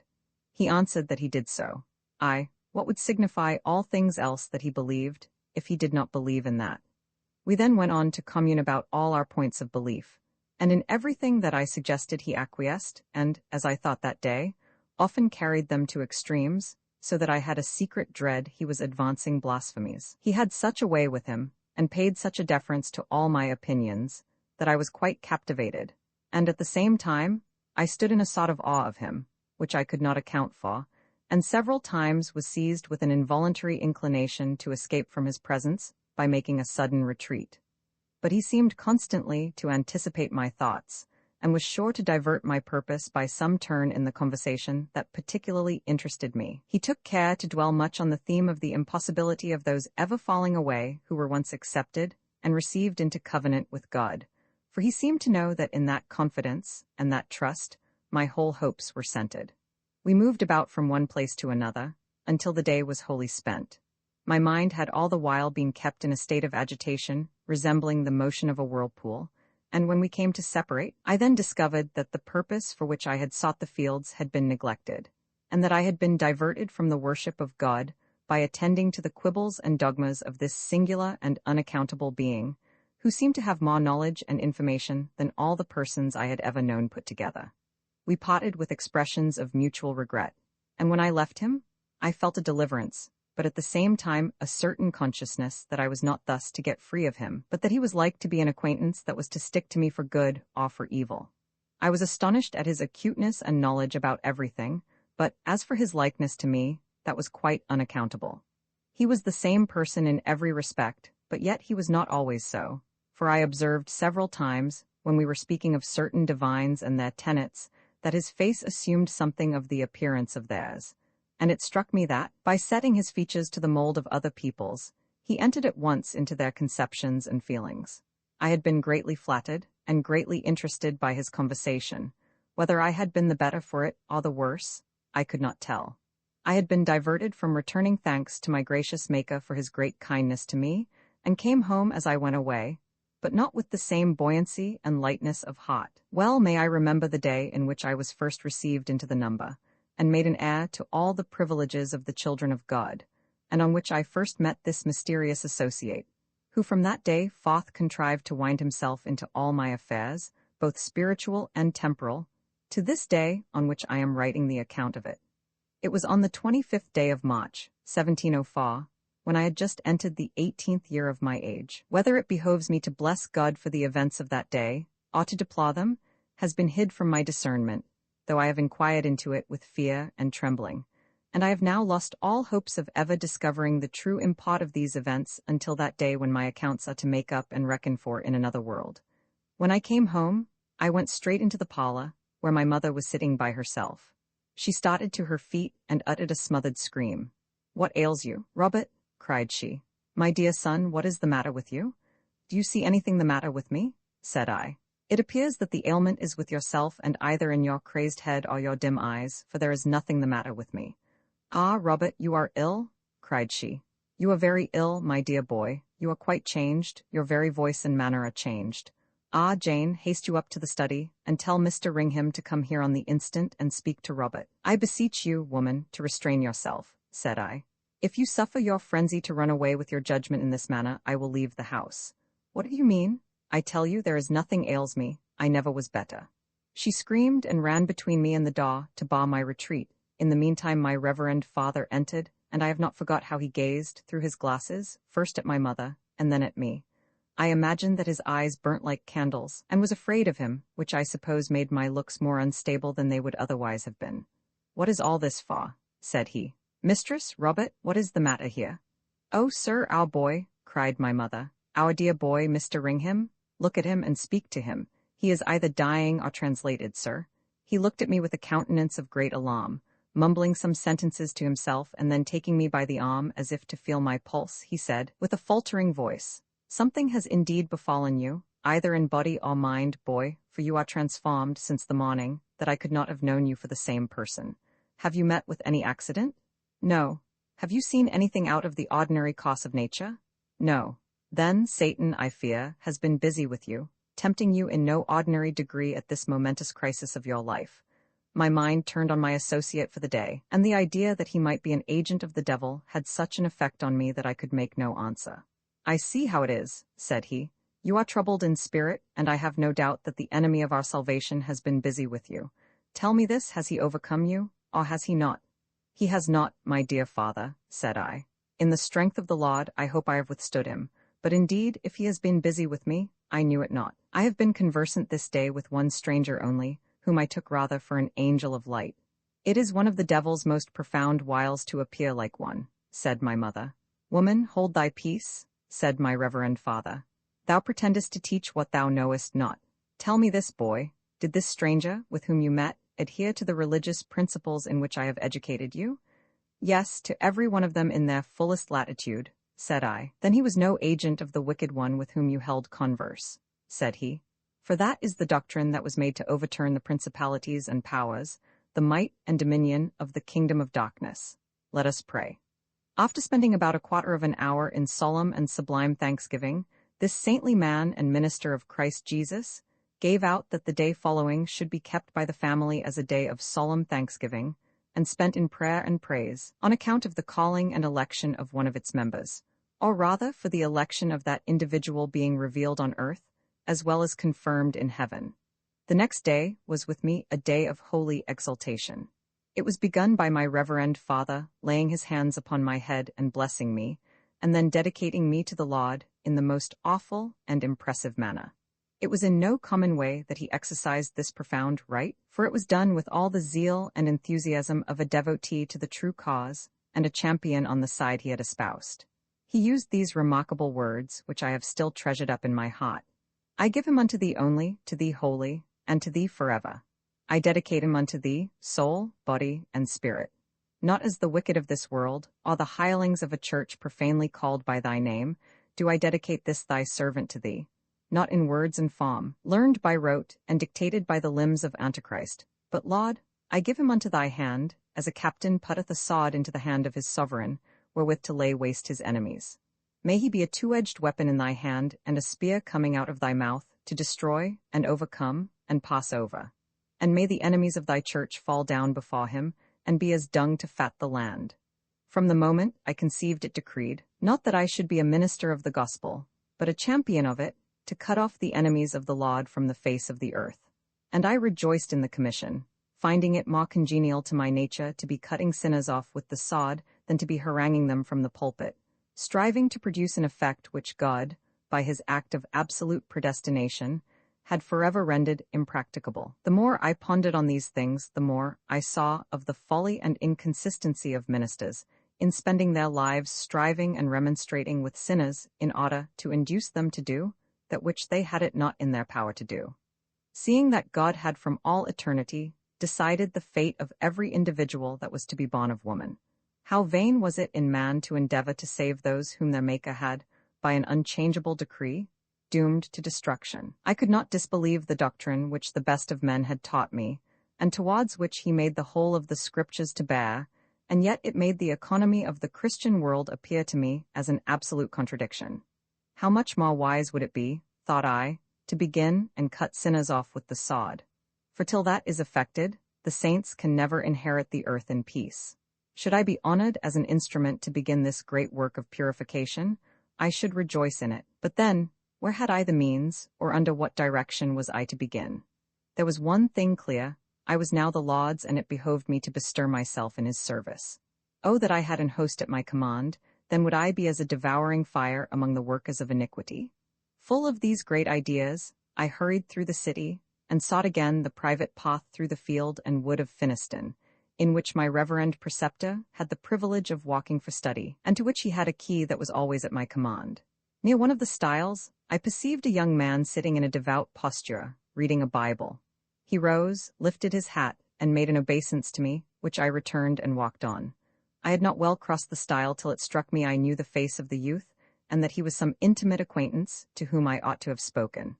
I walked on, and returned, and walked on again, trying to recollect who he was, but for my life I could not.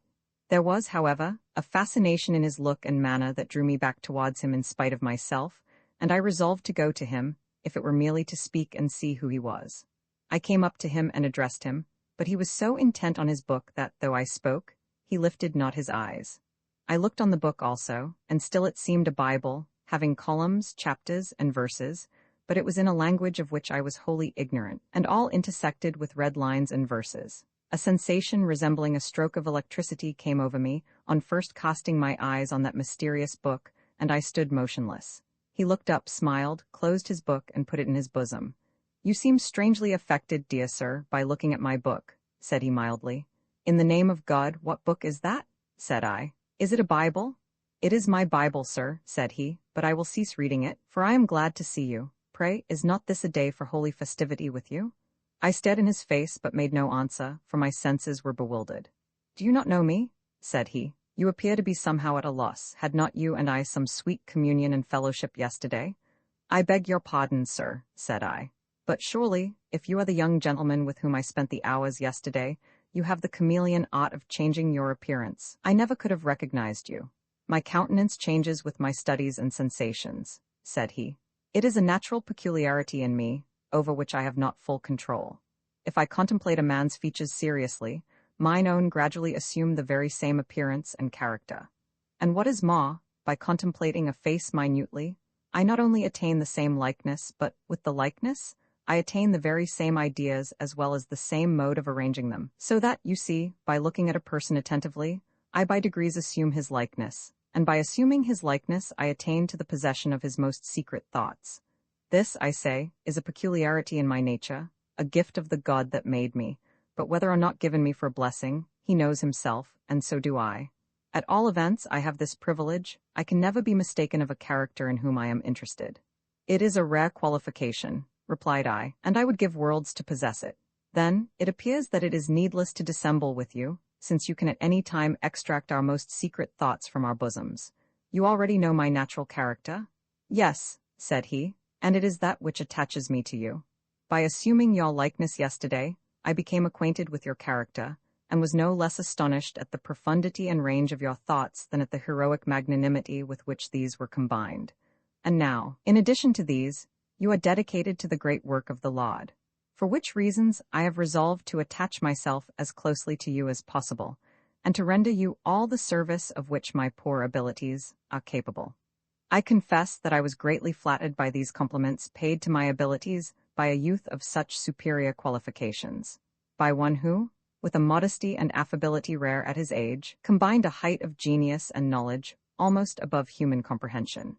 Nevertheless, I began to assume a certain superiority of demeanor towards him, as judging it incumbent on me to do so, in order to keep up his idea of my exalted character. We conversed again till the day was near a close, and the things that he strove most to inculcate on my mind were the infallibility of the elect, and the preordination of all things that come to pass. I pretended to controvert the first of these, for the purpose of showing him the extent of my argumentative powers, and said that, indubitably, there were degrees of sinning which would induce the Almighty to throw off the very elect. But behold, my hitherto humble and modest companion took up the argument with such warmth that he put me not only to silence, but to absolute shame. "Why, sir," said he, "by vending such an insinuation, you put discredit on the great atonement in which you trust. Is there not enough of merit in the blood of Jesus to save thousands of worlds, if it was for these worlds that he died? Now, when you know, as you do, and as every one of the elect may know of himself, that this Savior died for you, namely and particularly, do you say that there is not enough of merit in his great atonement to annihilate all your sins, let them be as heinous and atrocious as they may? And, moreover, do you not acknowledge that God hath preordained and decreed whatsoever comes to pass? Then, how is it that you should deem it in your power to eschew one action of your life, whether good or evil? Depend on it, the advice of the great preacher is genuine. What thine hand findeth to do, do it with all thy might, for none of us knows what a day may bring forth. That is, none of us knows what is preordained, but whatever it is preordained we must do, and none of these things will be laid to our charge. I could hardly believe that these sayings were genuine or orthodox, but I soon felt that, instead of being a humble disciple of mine, this new acquaintance was to be my guide and director, and all under the humble guise of one stooping at my feet to learn the right. He said that he saw I was ordained to perform some great action for the cause of Jesus and his church, and he earnestly coveted being a partaker with me, but he besought of me never to think it possible for me to fall from the truth, or the favor of him who had chosen me, else that misbelief would balk every good work to which I set my face. There was something so flattering in all this that I could not resist it. Still, when he took leave of me, I felt it as a great relief, and yet, before the morrow, I wearied and was impatient to see him again. We carried on our fellowship from day to day, and all the while I knew not who he was. And still my mother and reverend father kept insisting that I was an altered youth, changed in my appearance, my manners, and my whole conduct. Yet something always prevented me from telling them more about my new acquaintance than I had done on the first day we met. I rejoiced in him, was proud of him, and soon could not live without him. Yet, though resolved every day to disclose the whole story of my connection with him, I had it not in my power. Something always prevented me, till at length I thought no more of it, but resolved to enjoy his fascinating company in private, and by all means to keep my own with him. The resolution was vain. I set a bold face to it, but my powers were inadequate to the task. My adherent, with all the suavity imaginable, was sure to carry his point. I sometimes fumed, and sometimes shed tears, at being obliged to yield to proposals against which I had at first felt every reasoning power of my soul rise in opposition. But for all that he never faded in carrying conviction along with him in effect, for he either forced me to acquiesce in his measures, and assent to the truth of his positions, or he put me so completely down that I had not a word left to advance against them. After weeks, and I may say months of intimacy, I observed, somewhat to my amazement, that we had never once prayed together, and more than that he had constantly led my attentions away from that duty, causing me to neglect it wholly.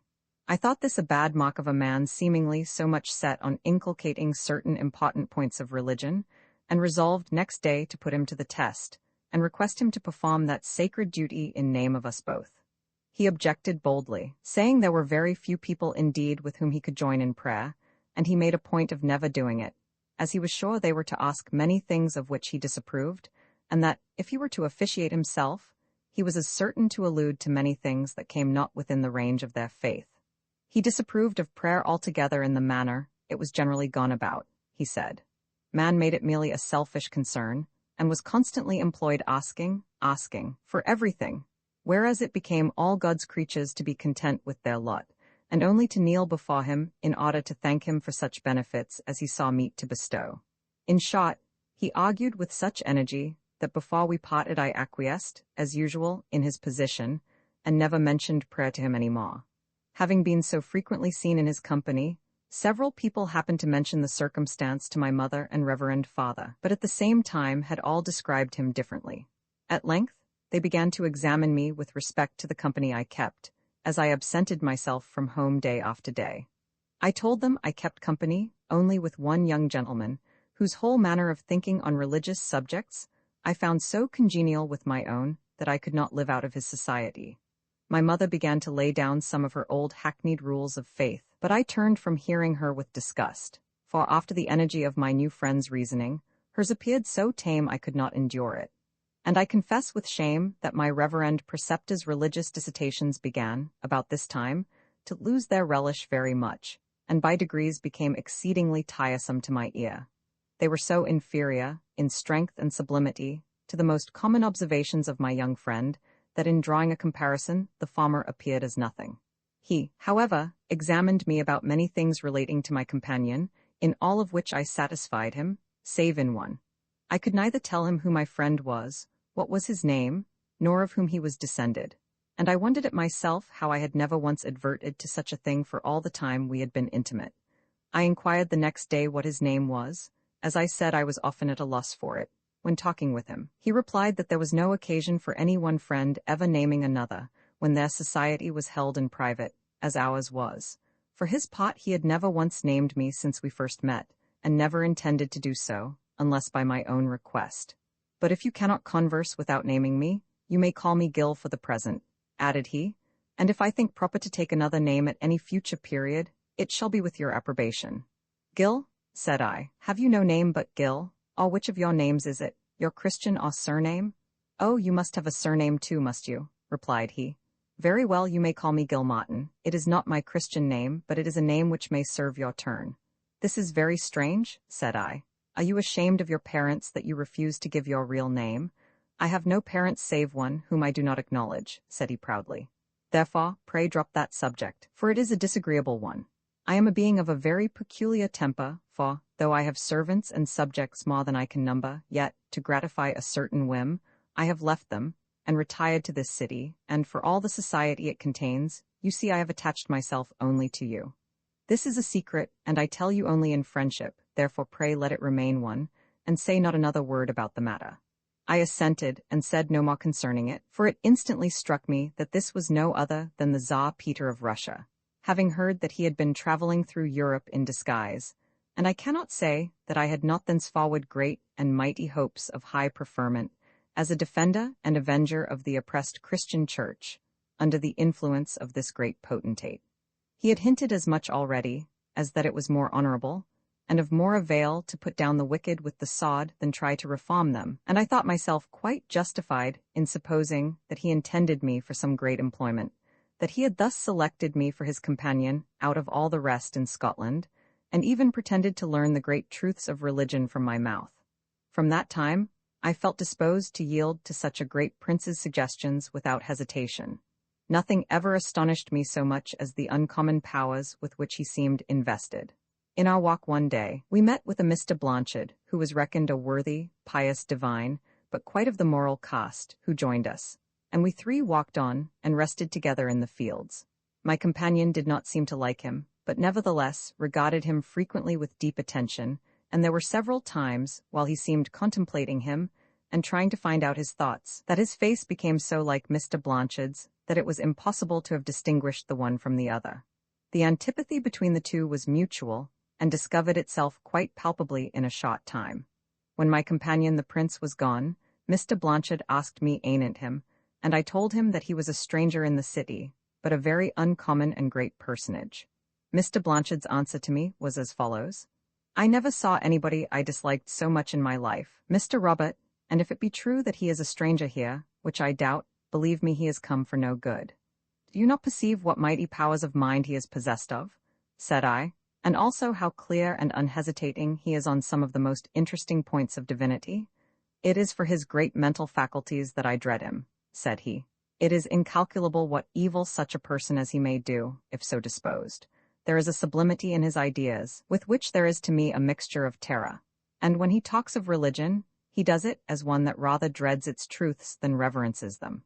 He, indeed, pretends great strictness of orthodoxy regarding some of the points of doctrine embraced by the Reformed Church, but you do not seem to perceive that both you and he are carrying these points to a dangerous extremity. Religion is a sublime and glorious thing, the bonds of society on earth, and the connector of humanity with the divine nature. But there is nothing so dangerous to man as the wresting of any of its principles, or forcing them beyond their due bounds. This is of all others the readiest way to destruction. Neither is there anything so easily done. There is not an error into which a man can fall which he may not press Scripture into his service as proof of the probity of, and though your boasted theologian shunned the full discussion of the subject before me, while you pressed it, I can easily see that both you and he are carrying your ideas of absolute predestination and its concomitant appendages to an extent that overthrows all religion and revelation together, or, at least, jumbles them into a chaos, out of which human capacity can never select what is good. Believe me, Mr. Robert, the less you associate with that illustrious stranger the better, for it appears to me that your creed and his carries damnation on the very front of it. I was rather stunned at this, but pretended to smile with disdain, and said it did not become youth to control age, and as I knew our principles differed fundamentally, it behoved us to drop the subject. He, however, would not drop it, but took both my principles and me fearfully to task, for Blanchard was an eloquent and powerful-minded old man, and before we parted, I believe I promised to drop my new acquaintance, and was all but resolved to do it. As well might I have laid my account with shunning the light of day.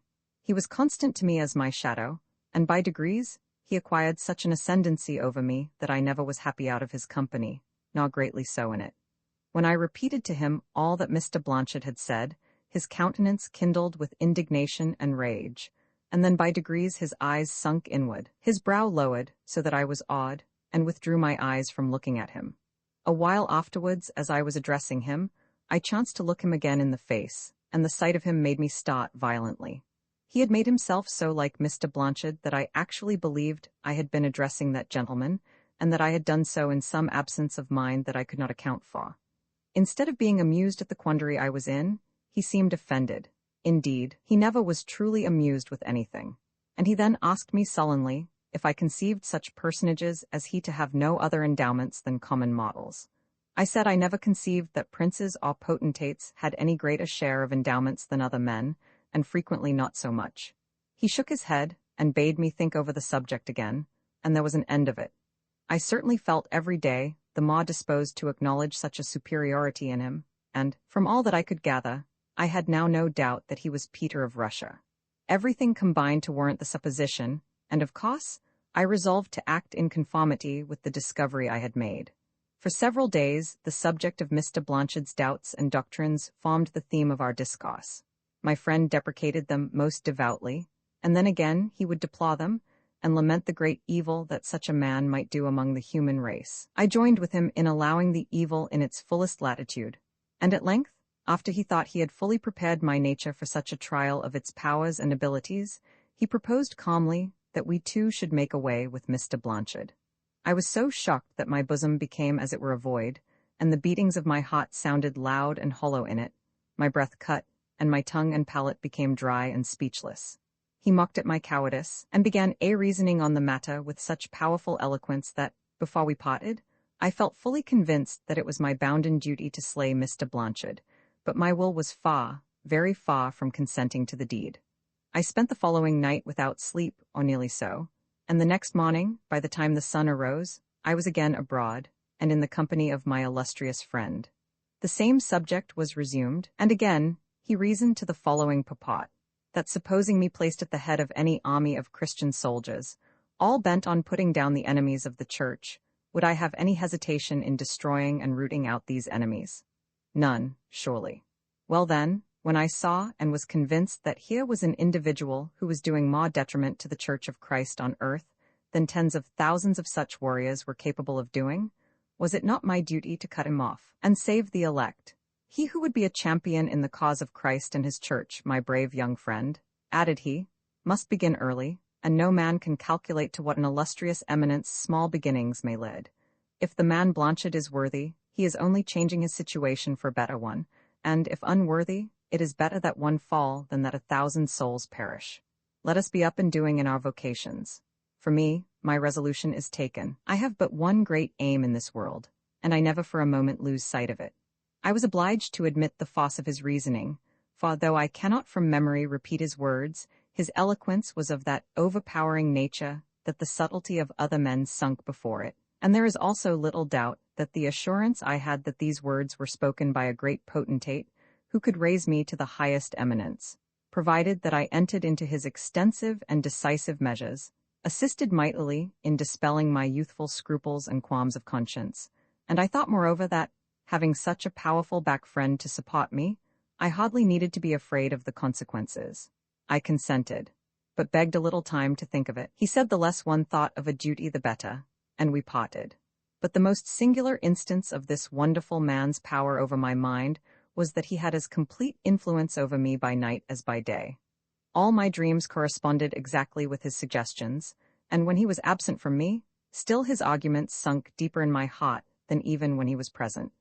I dreamed that night of a great triumph obtained, and, though the whole scene was but dimly and confusedly defined in my vision, yet the overthrow and death of Mr. Blanchard was the first step by which I attained the eminent station I occupied.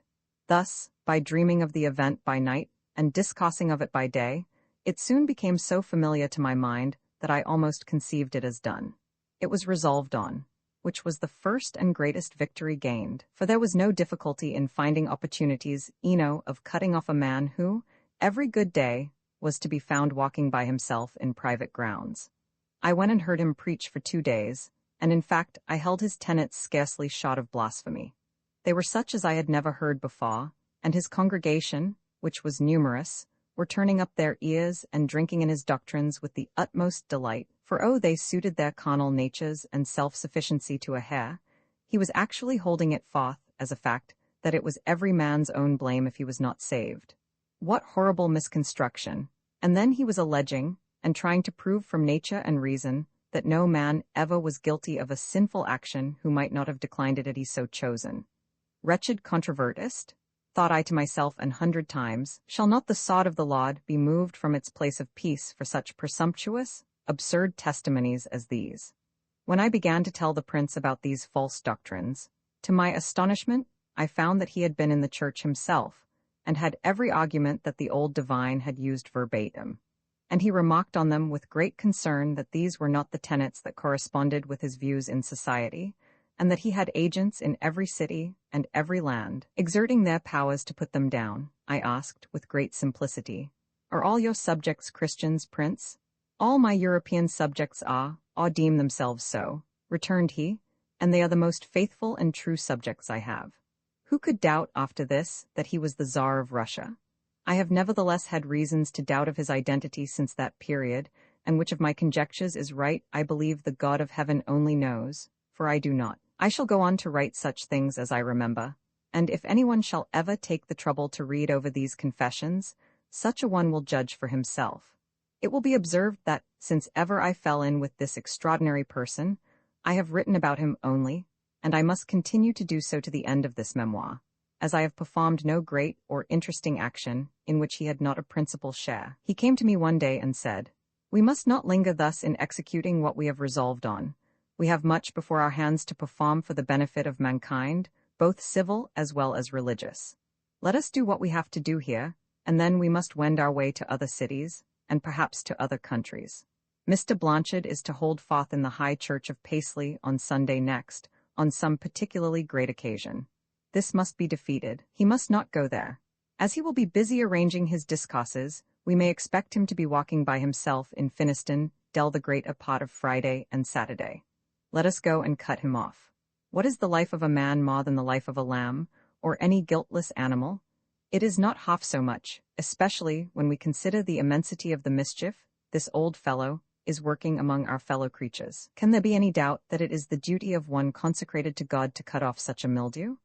I fear me, great sovereign, said I, that your ideas of retribution are too sanguine and too arbitrary for the laws of this country. I dispute not that your motives are great and high, but have you debated the consequences and settled the result? I have, returned B, and hold myself amenable for the action to the laws of God and of equity. As to the enactments of men, I despise them. Fain would I see the weapon of the Lord of hosts begin the work of vengeance that awaits it to do. I could not help thinking that I perceived a little derision of countenance on his face as he said this.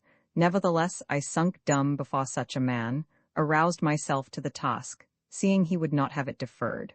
I approved of it in theory, but my spirit stood aloof from the practice. I saw and was convinced that the elect of God would be happier and purer were the wicked and unbelievers all cut off from troubling and misleading them. But if it had not been the instigations of this illustrious stranger, I should never have presumed to begin so great a work myself.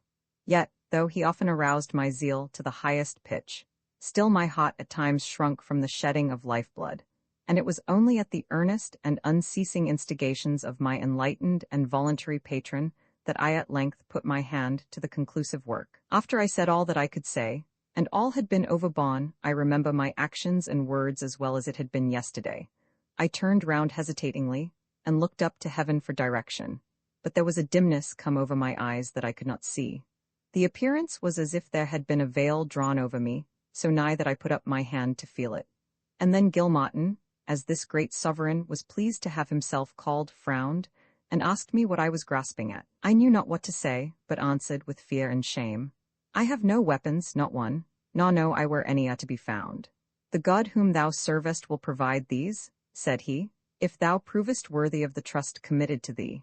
I looked again up into the cloudy veil that covered us, and thought I beheld golden weapons of every description let down in it, but all with their points towards me. I kneeled, and was going to stretch out my hand to take one, when my patron seized me, as I thought, by the clothes, and dragged me away with as much ease as I had been a lamb, saying, with a joyful and elevated voice, "Come, my friend, let us depart. Thou art dreaming, thou art dreaming. Rouse up all the energies of thy exalted mind, for thou art an highly favored one, and doubt thou not that he whom thou servest will be ever at thy right and left hand, to direct and assist thee."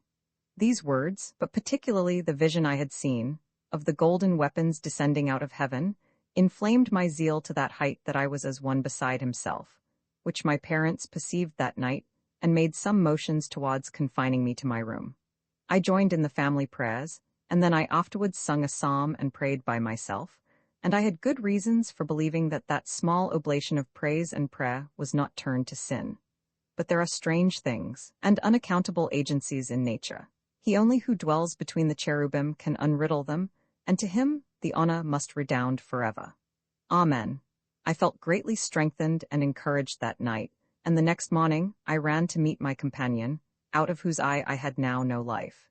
He rejoiced at seeing me so forward in the great work of reformation by blood, and said many things to raise my hopes of future fame and glory. And then producing 2 pistols of pure beaten gold, he held them out and proffered me the choice of one, saying, "See what thy master hath provided thee." I took one of them eagerly, for I perceived at once that they were 2 of the very weapons that were let down from heaven in the cloudy veil, the dim tapestry of the firmament, and I said to myself, "Surely this is the will of the Lord."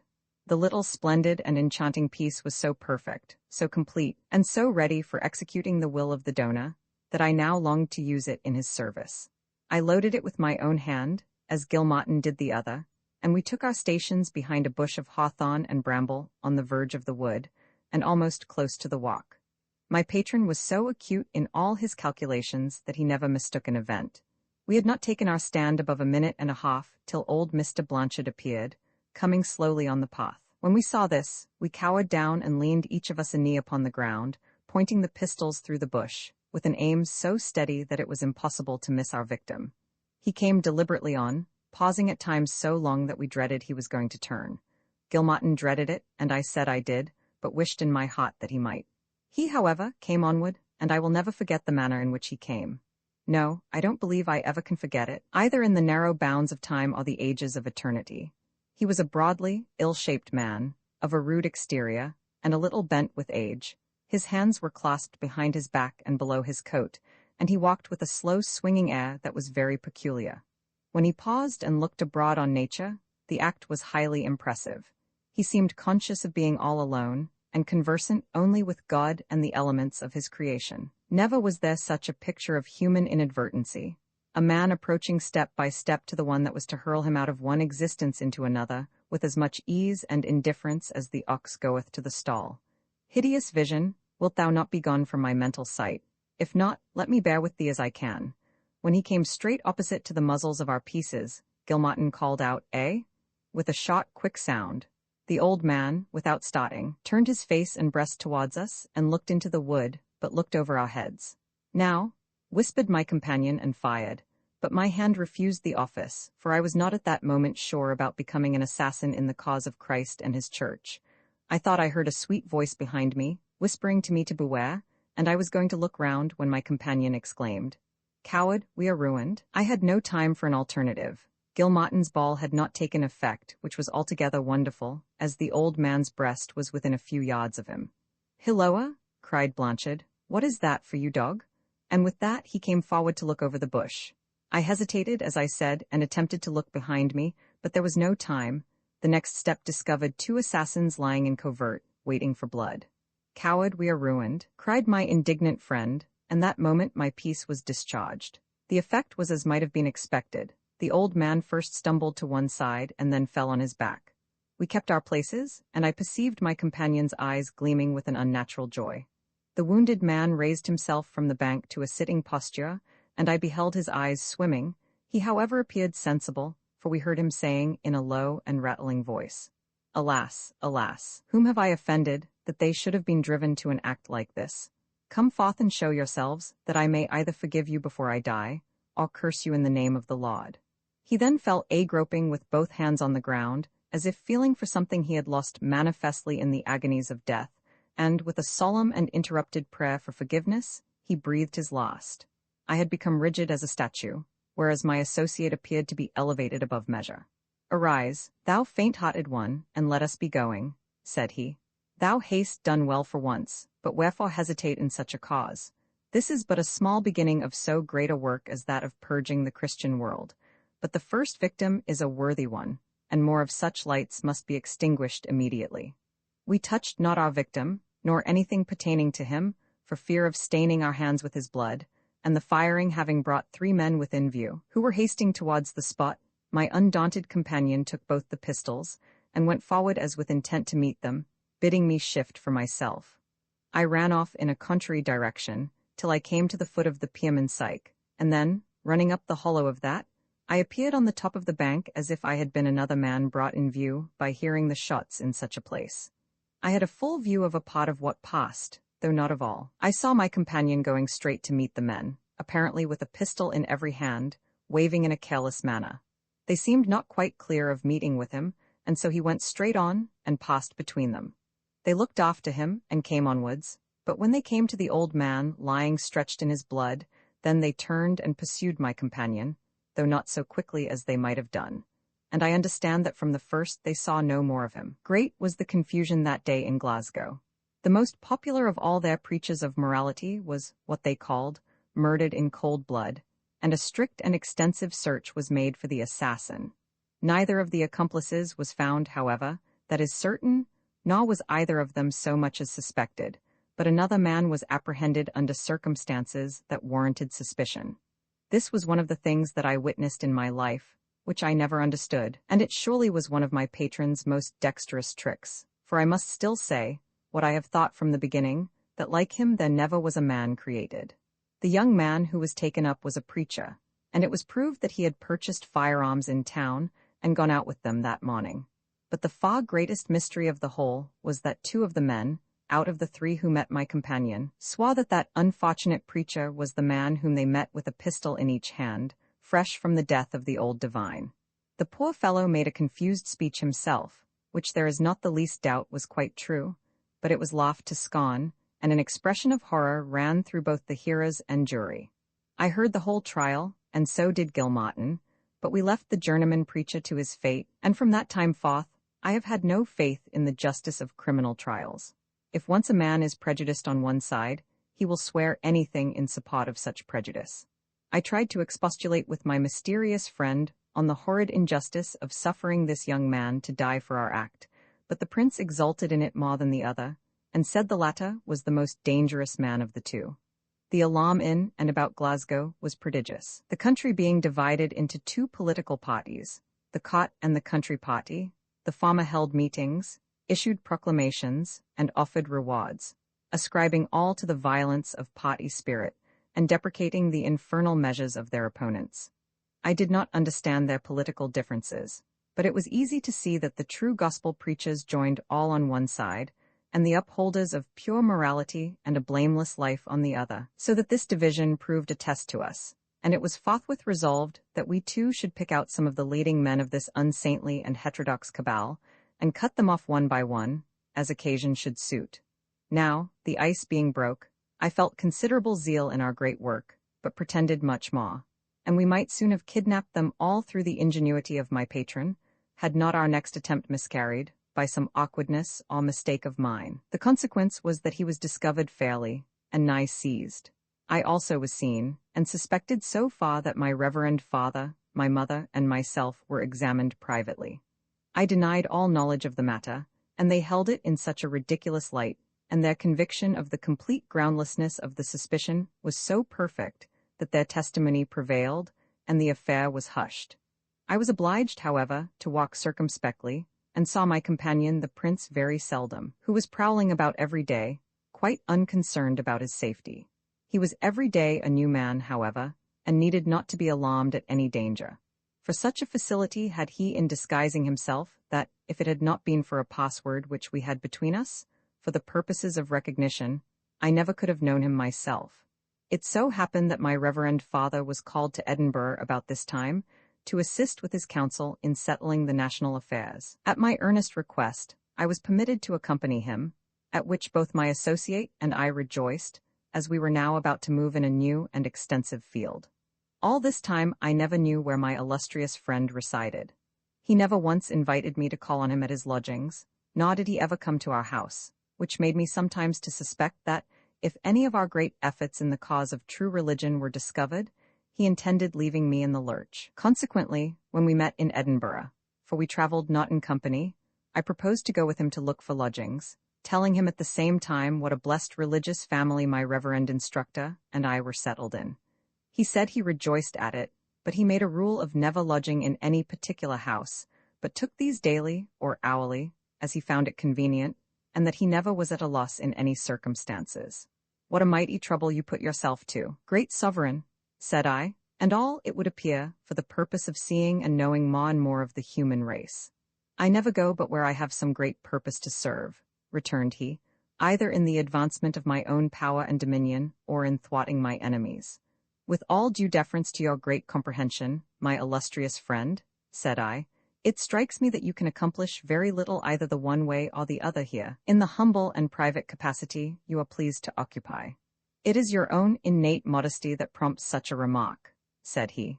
Do you think the gaining of you to my service is not an attainment worthy of being envied by the greatest potentate in Christendom? Before I had missed such a prize as the attainment of your services, I would have travelled over one half of the habitable globe. I bowed with great humility, but at the same time how could I but feel proud and highly flattered? He continued, Believe me, my dear friend, for such a prize I account no effort too high.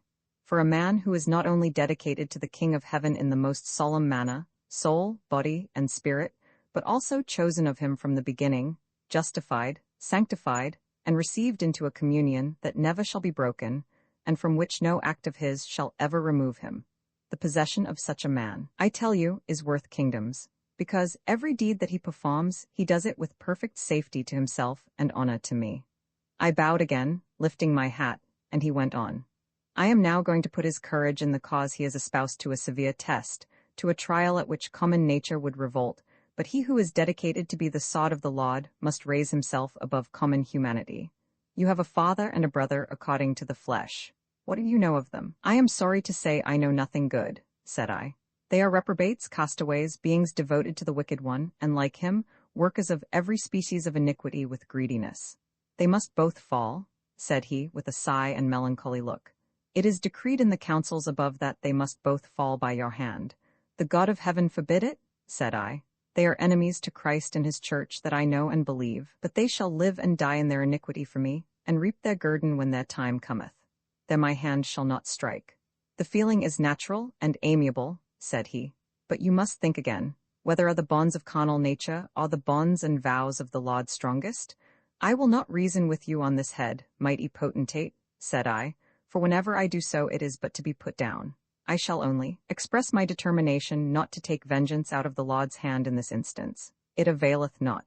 These are men that have the mark of the beast in their foreheads and right hands. They are lost beings themselves, but have no influence over others. Let them perish in their sins, for they shall not be meddled with by me. How preposterously you talk, my dear friend, said he. These people are your greatest enemies. They would rejoice to see you annihilated. And, now that you have taken up the Lord's cause of being avenged on his enemies, wherefore spare those that are your own as well as his.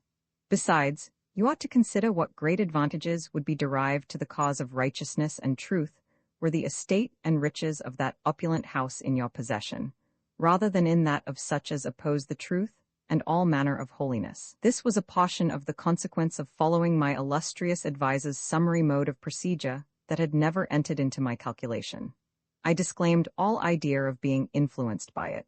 However, I cannot but say that the desire of being enabled to do so much good, by the possession of these bad men's riches, made some impression on my heart, and I said I would consider of the matter. I did consider it, and that right seriously as well as frequently, and there was scarcely an hour in the day on which my resolves were not animated by my great friend, till at length I began to have a longing desire to kill my brother, in particular. Should any man ever read this scroll, he will wonder at this confession, and deem it savage and unnatural. So it appeared to me at first, but a constant thinking of an event changes every one of its features. I have done all for the best, and as I was prompted, by one who knew right and wrong much better than I did. I had a desire to slay him, it is true, and such a desire too as a thirsty man has to drink. But at the same time, this longing desire was mingled with a certain terror, as if I had dreaded that the drink for which I longed was mixed with deadly poison. My mind was so much weakened, or rather softened about this time, that my faith began a little to give way, and I doubted most presumptuously of the least tangible of all Christian tenets, namely, of the infallibility of the elect. I hardly comprehended the great work I had begun, and doubted of my own infallibility, or that of any created being. But I was brought over again by the unwearied diligence of my friend to repent of my backsliding, and view once more the superiority of the Almighty's counsels in its fullest latitude. Amen. I prayed very much in secret about this time, and that with great fervor of spirit, as well as humility, and my satisfaction at finding all my requests granted is not to be expressed. My illustrious friend, still continuing to sound in my ears the imperious duty to which I was called, of making away with my sinful relations, and quoting many parallel actions out of the Scriptures, and the writings of the Holy Fathers, of the pleasure the Lord took in such as executed his vengeance on the wicked, I was obliged to acquiesce in his measures, though with certain limitations. It was not easy to answer his arguments, and yet I was afraid that he soon perceived a leaning to his will on my part. If the acts of Jehu, in rooting out the whole house of his master, were ordered and approved of by the Lord, said he, would it not have been more praiseworthy if one of Ahab's own sons had stood up for the cause of the God of Israel, and rooted out the sinners and their idols out of the land? It would certainly, said I. To our duty to God all other duties must yield.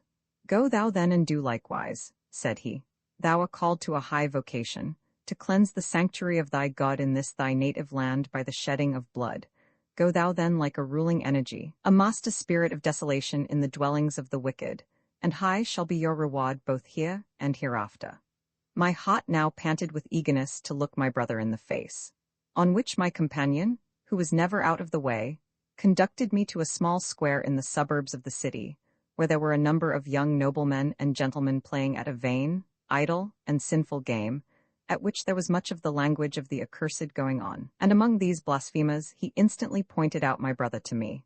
I was fired with indignation at seeing him in such company, and so employed, and I placed myself close beside him to watch all his motions, listen to his words, and draw inferences from what I saw and heard. In what a sink of sin was he wallowing! I resolved to take him to task, and if he refused to be admonished, to inflict on him some condign punishment, and, knowing that my illustrious friend and director was looking on, I resolved to show some spirit.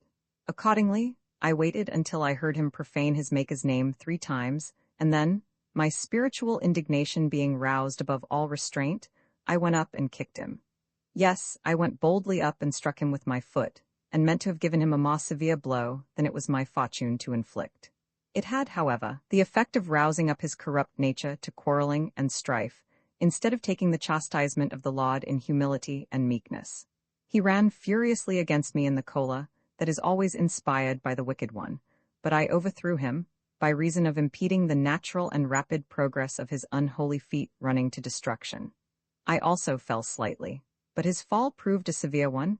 He arose in wrath, and struck me with the maul which he held in his hand, until my blood flowed copiously, and from that moment I vowed his destruction in my heart. But I chanced to have no weapon at that time, nor any means of inflicting due punishment on the caitiff, which would not have been returned double on my head by him and his graceless associates. I mixed among them at the suggestion of my friend, and, following them to their den of voluptuousness and sin, I strove to be admitted among them, in hopes of finding some means of accomplishing my great purpose, while I found myself moved by the Spirit within me so to do. But I was not only debarred, but, by the machinations of my wicked brother and his associates, cast into prison. I was not sorry at being thus honored to suffer in the cause of righteousness, and at the hands of sinful men, and as soon as I was alone, I betook myself to prayer, deprecating the long-suffering of God towards such horrid sinners. My jailer came to me and insulted me. He was a rude, unprincipled fellow, partaking of the loose and carnal manners of the age, but I remembered of having read, in the cloud of witnesses, of such men formerly having been converted by the prison saints. So I set myself, with all my heart, to bring about this man's repentance and reformation. Fat the dale are ye yuling and praying that gate for man? said he, coming angrily in. I thought the days o' praying prisoners had been o'er. We hath wroth o' them ain'ts, and they were the poorest and the blackest bargains that ever poor jailers saw. Jye up your crooning, or I'll pit you to an in-by place, where ye sall get plenty o' tea. Friend, said I am making my appeal at the bar where all human actions are seen and judged, and where you shall not be forgot, sinful as you are. Go in peace and let me be. He ye anybody near a hand hame to mak your appeal to, man, said he. Because an ye hina, I dread you and me may be unco weel acquainted by and by. I then opened up the mysteries of religion to him in a clear and perspicuous manner, but particularly the great doctrine of the election of grace. And then I added, now, friend, you must tell me if you pertain to this chosen number.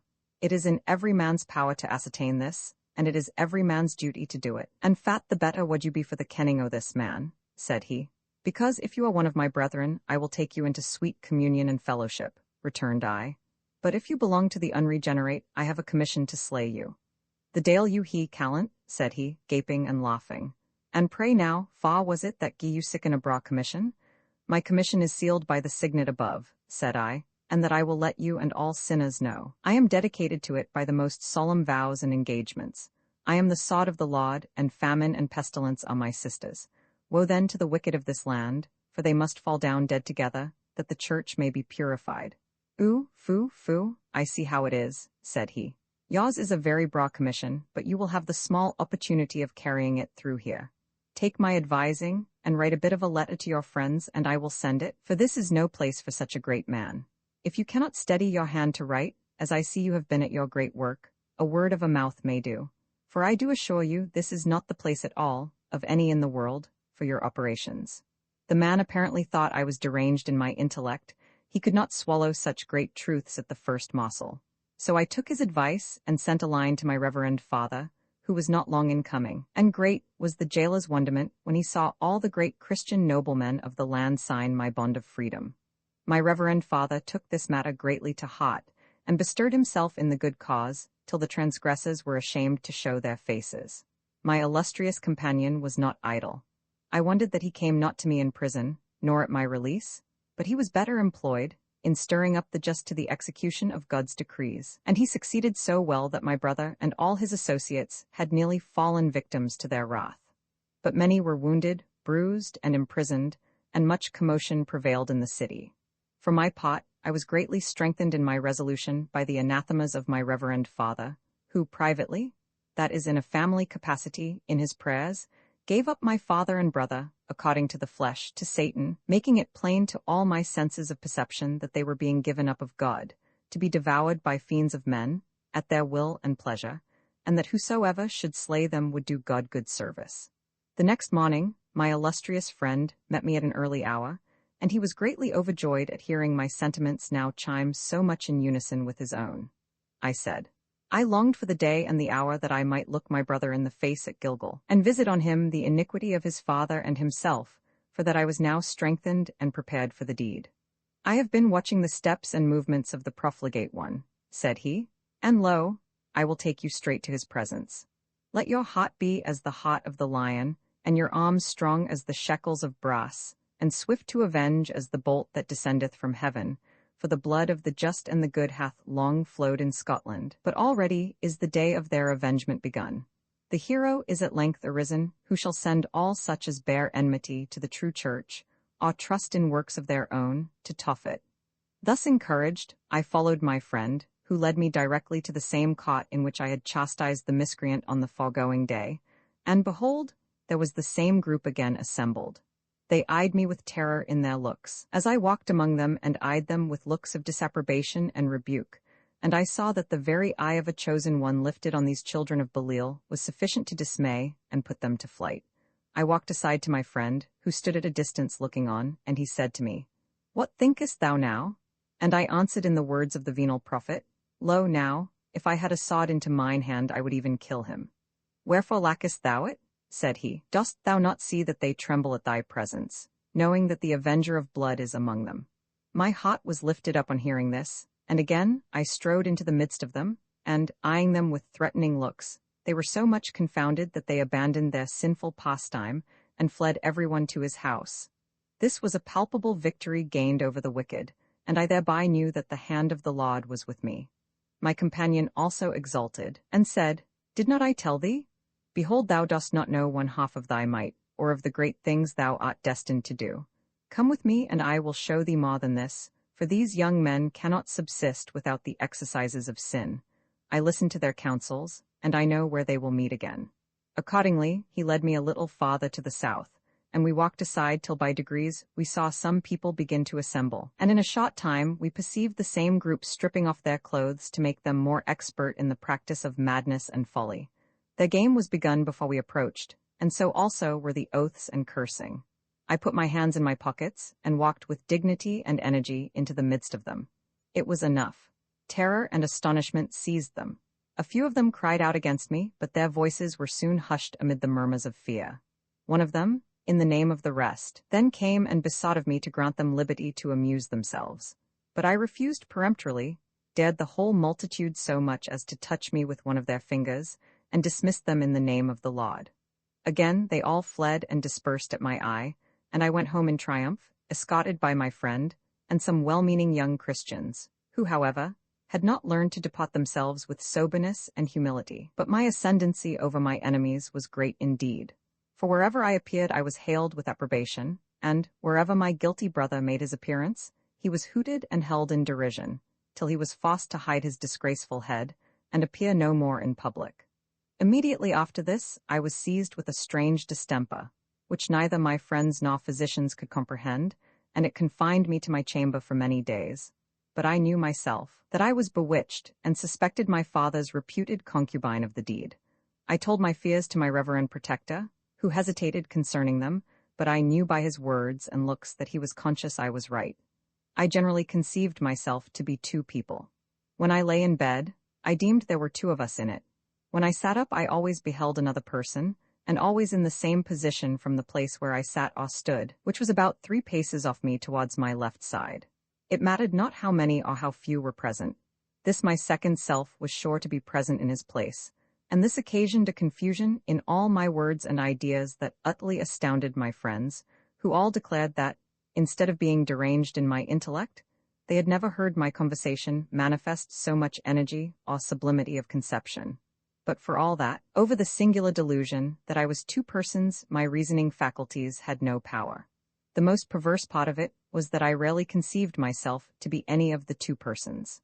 I thought for the most part that my companion was one of them, and my brother the other, and I found that, to be obliged to speak and answer in the character of another man, was a most awkward business at the long run. Who can doubt, from this statement, that I was bewitched, and that my relatives were at the ground of it? The constant and unnatural persuasion that I was my brother proved it to my own satisfaction, and must, I think, do so to every unprejudiced person. This victory of the wicked one over me kept me confined in my chamber at Mr. Miller's house for nearly a month, until the prayers of the faithful prevailed, and I was restored. I knew it was a chastisement for my pride, because my heart was lifted up at my superiority over the enemies of the church. Nevertheless, I determined to make short work with the aggressor, that the righteous might not be subjected to the effect of his diabolical arts again. I say I was confined a month. I beg he that readeth to take note of this, that he may estimate how much the word, or even the oath, of a wicked man is to depend on.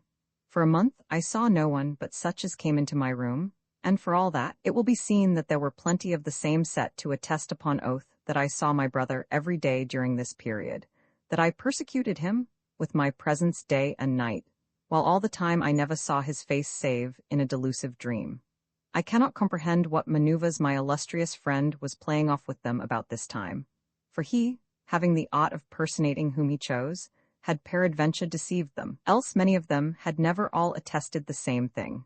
I never saw any man so steady in his friendships and attentions as he, but as he made a rule of never calling at private houses, for fear of some discovery being made of his person, so I never saw him while my malady lasted.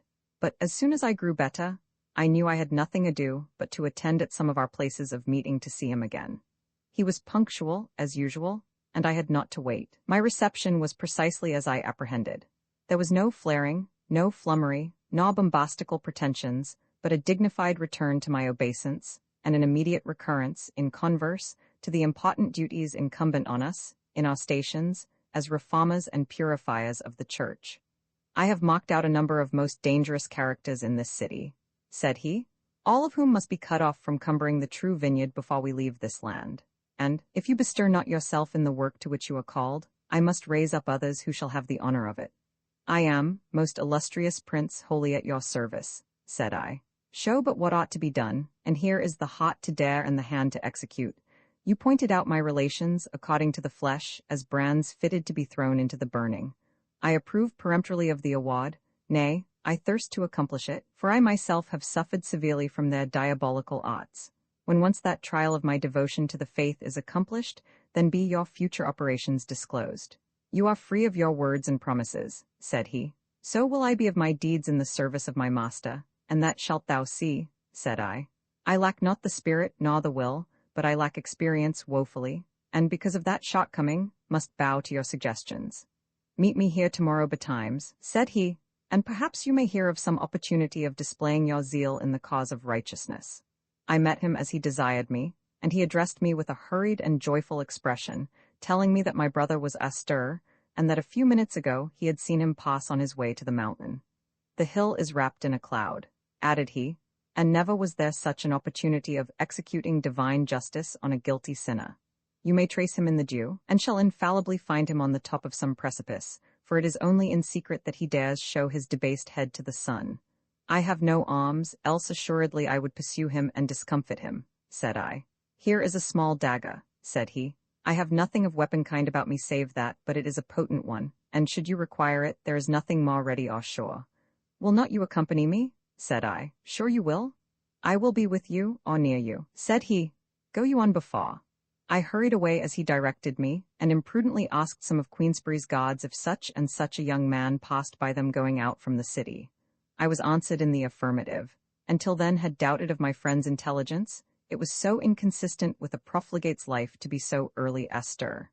When I got the certain intelligence that my brother was before me, I fell a-running, scarcely knowing what I did, and, looking several times behind me, I perceived nothing of my zealous and arbitrary friend. The consequence of this was that, by the time I reached St. Antony's Well, my resolution began to give way. It was not my courage, for, now that I had once shed blood in the cause of the true faith, I was exceedingly bold and ardent, but whenever I was left to myself, I was subject to sinful doubtings. These always hankered on one point. I doubted if the elect were infallible, and if the Scripture promises to them were binding in all situations and relations. I confess this, and that it was a sinful and shameful weakness in me, but my nature was subject to it, and I could not eschew it. I never doubted that I was one of the elect myself, for besides the strong inward and spiritual conviction that I possessed, I had my kind Father's assurance, and these had been revealed to him in that way and measure that they could not be doubted. In this desponding state, I sat myself down on a stone, and bethought me of the rashness of my undertaking. I tried to ascertain, to my own satisfaction, whether or not I really had been commissioned of God to perpetrate these crimes in his behalf, for, in the eyes and by the laws of men, they were great and crying transgressions. While I sat pondering on these things, I was involved in a veil of white misty vapor, and, looking up to heaven, I was just about to ask direction from above, when I heard as it were a still small voice close by me, which uttered some words of derision and chiding. I looked intensely in the direction whence it seemed to come, and perceived a lady robed in white, who hastened towards me.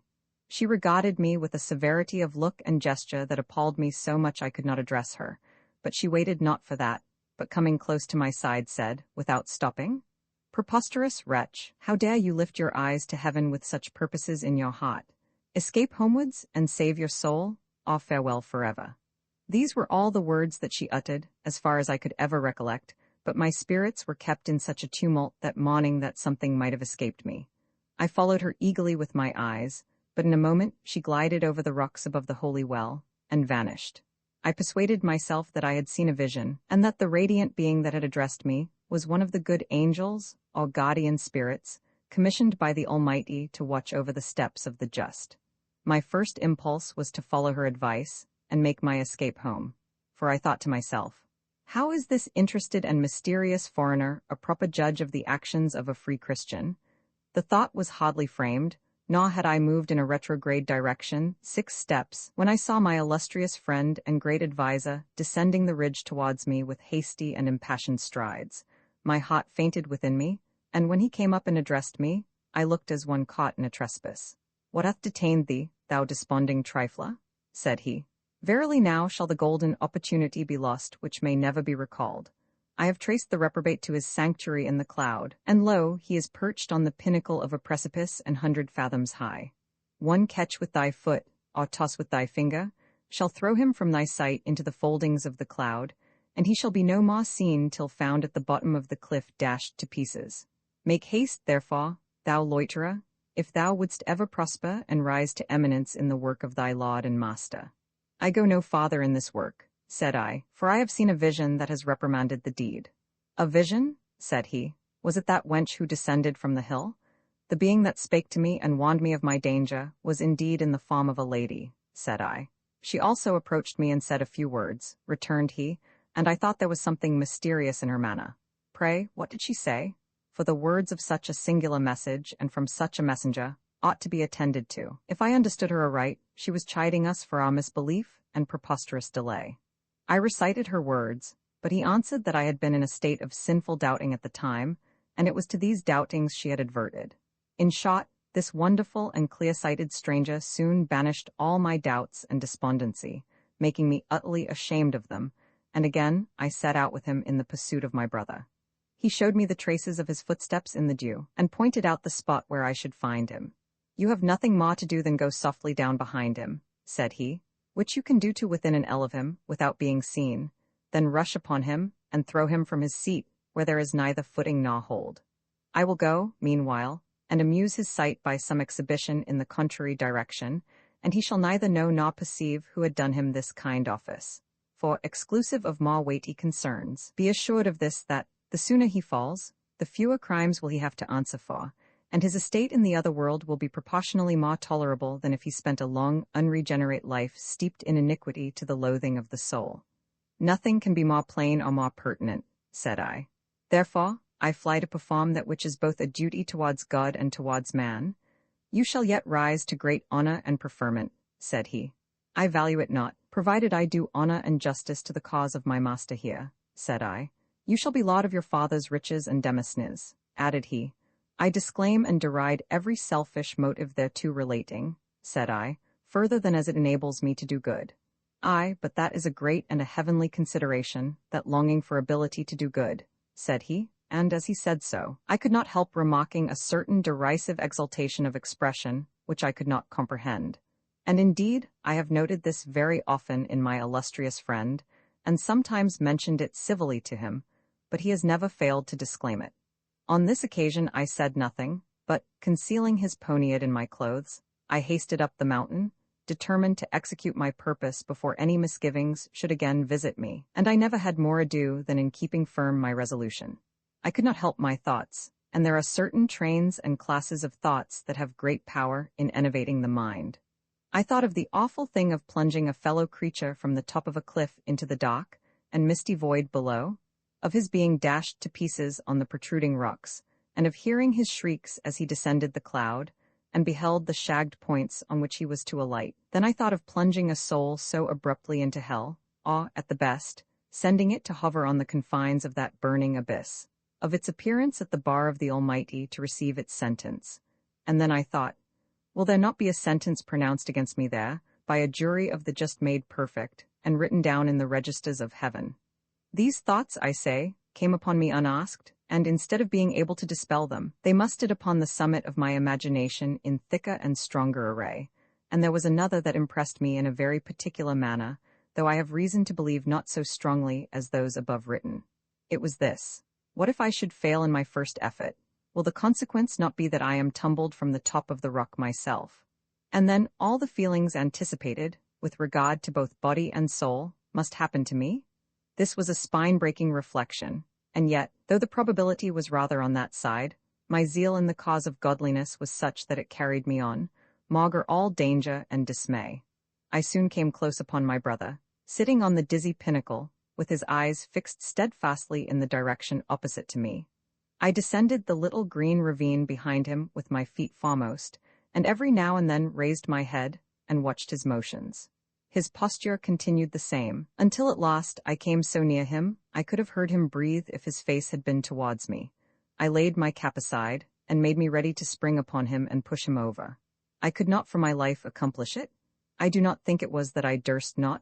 I have always felt my courage equal to anything in a good cause, but I had not the heart, or something that I ought to have had.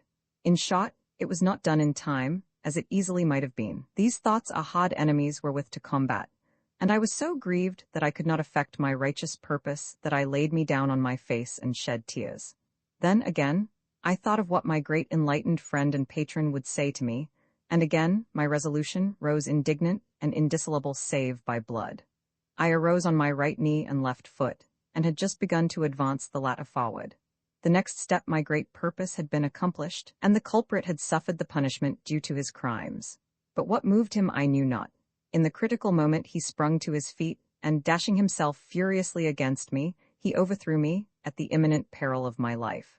I disencumbered myself by main force and fled, but he overhied me, knocked me down, and threatened, with dreadful oaths, to throw me from the cliff. After I was a little recovered from the stunning blow, I aroused myself to the combat, and, though I do not recollect the circumstances of that deadly scuffle very minutely, I know that I vanquished him so far as to force him to ask my pardon, and crave a reconciliation. I spurned at both, and left him to the chastisements of his own wicked and corrupt heart. My friend met me again on the hill, and derided me in a haughty and stern manner for my imbecility and want of decision. I told him how nearly I had effected my purpose, and excused myself as well as I was able. On this, seeing me bleeding, he advised me to swear the peace against my brother, and have him punished in the meantime, he being the first aggressor. I promised compliance, and we parted, for I was somewhat ashamed of my failure, and was glad to be quit for the present of one of whom I stood so much in awe. When my reverend father beheld me bleeding a second time by the hand of a brother, he was moved to the highest point of displeasure, and, relying on his high interest and the justice of his cause, he brought the matter at once before the courts. My brother and I were first examined face to face. His declaration was a mere romance. Mine was not the truth, but as it was by the advice of my reverend father, and that of my illustrious friend, both of whom I knew to be sincere Christians and true believers, that I gave it, I conceived myself completely justified on that score. I said I had gone up into the mountain early on the morning to pray, and had withdrawn myself, for entire privacy, into a little sequestered dell, had laid aside my cap, and was in the act of kneeling when I was rudely attacked by my brother, knocked over, and nearly slain. They asked my brother if this was true. He acknowledged that it was, that I was bareheaded, and in the act of kneeling when he ran foul of me, without any intent of doing so. But the judge took him to task on the improbability of this, and put the profligate sore out of countenance. The rest of his tale told still worse, insomuch that he was laughed at by all present, for the judge remarked to him that, granting it was true that he had at first run against me on an open mountain, and overthrown me by accident, how was it that, after I had extricated myself and fled, that he had pursued, overtaken, and knocked me down a second time? Would he pretend that all that was likewise by chance? The culprit had nothing to say for himself on this head, and I shall not forget my exultation, and that of my reverend father, when the sentence of the judge was delivered. It was that my wicked brother should be thrown into prison, and tried on a criminal charge of assault and battery, with the intent of committing murder. This was a just and righteous judge, and saw things in their proper bearings, that is, he could discern between a righteous and a wicked man, and then there could be no doubt as to which of the two were acting right and which wrong. Had I not been sensible that a justified person could do nothing wrong, I should not have been at my ease concerning the statement I had been induced to give on this occasion. I could easily perceive that, by rooting out the weeds from the garden of the church, I heightened the growth of righteousness. But as to the tawdry way of giving false evidence on matters of such doubtful issue, I confess I saw no great propriety in it from the beginning, but I now only moved by the will and mandate of my illustrious friend. I had no peace or comfort when out of his sight, nor have I ever been able to boast of much in his presence. So true is it that a Christian's life is one of suffering. My time was now much occupied, along with my reverend preceptor, in making ready for the approaching trial, as the prosecutors. Our counsel assured us of a complete victory, and that banishment would be the mildest award of the law on the offender. Mark how different was the result. From the shifts and ambiguities of a wicked bench who had a fellow feeling of iniquity with the defenders, my suit was lost, the graceless libertine was absolved, and I was incarcerated, and bound over to keep the peace with heavy penalties. Before I was set at liberty, I was exceedingly disgusted at this issue, and blamed the counsel of my friend to his face.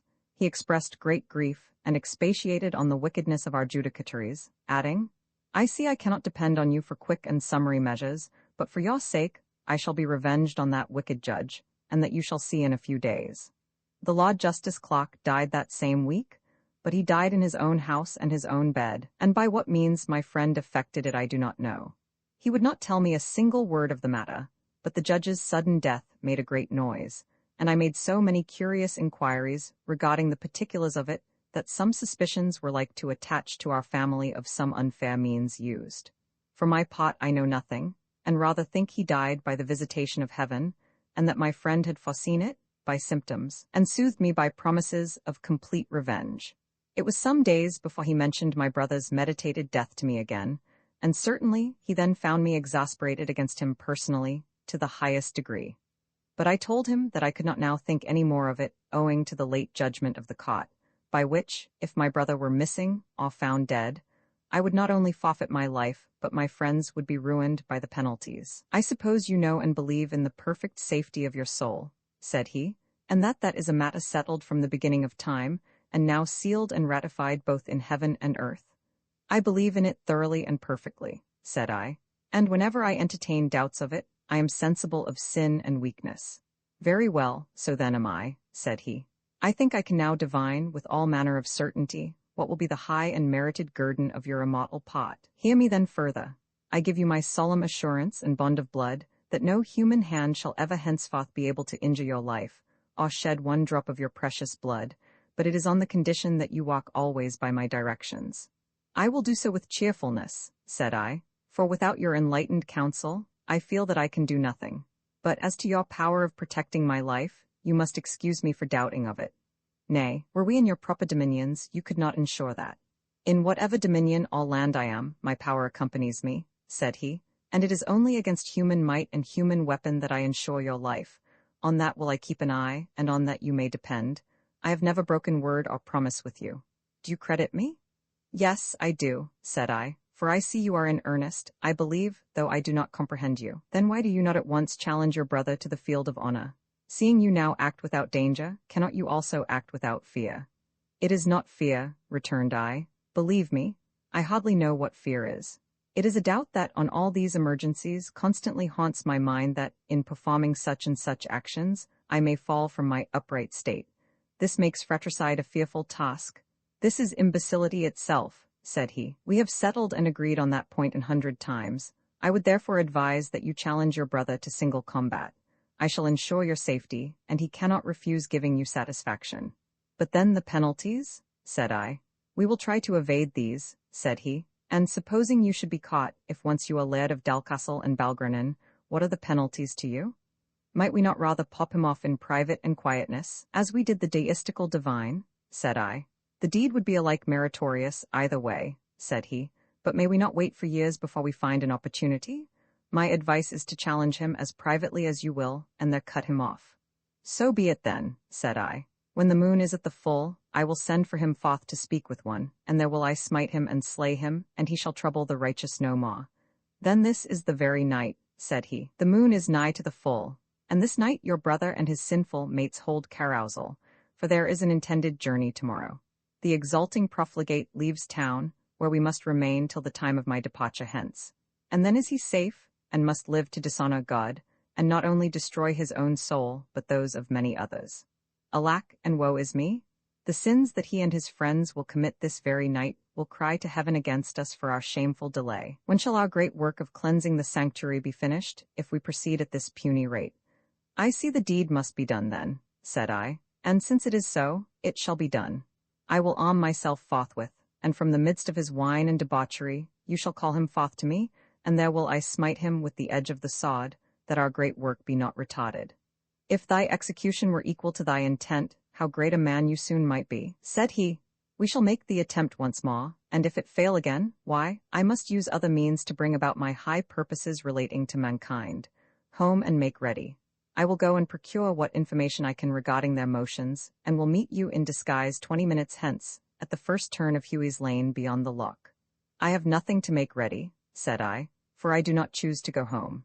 Bring me a sod, and we may consecrate it with prayer and vows, and if I use it not to the bringing down of the wicked and profane, then may the Lord do so to me, and more also.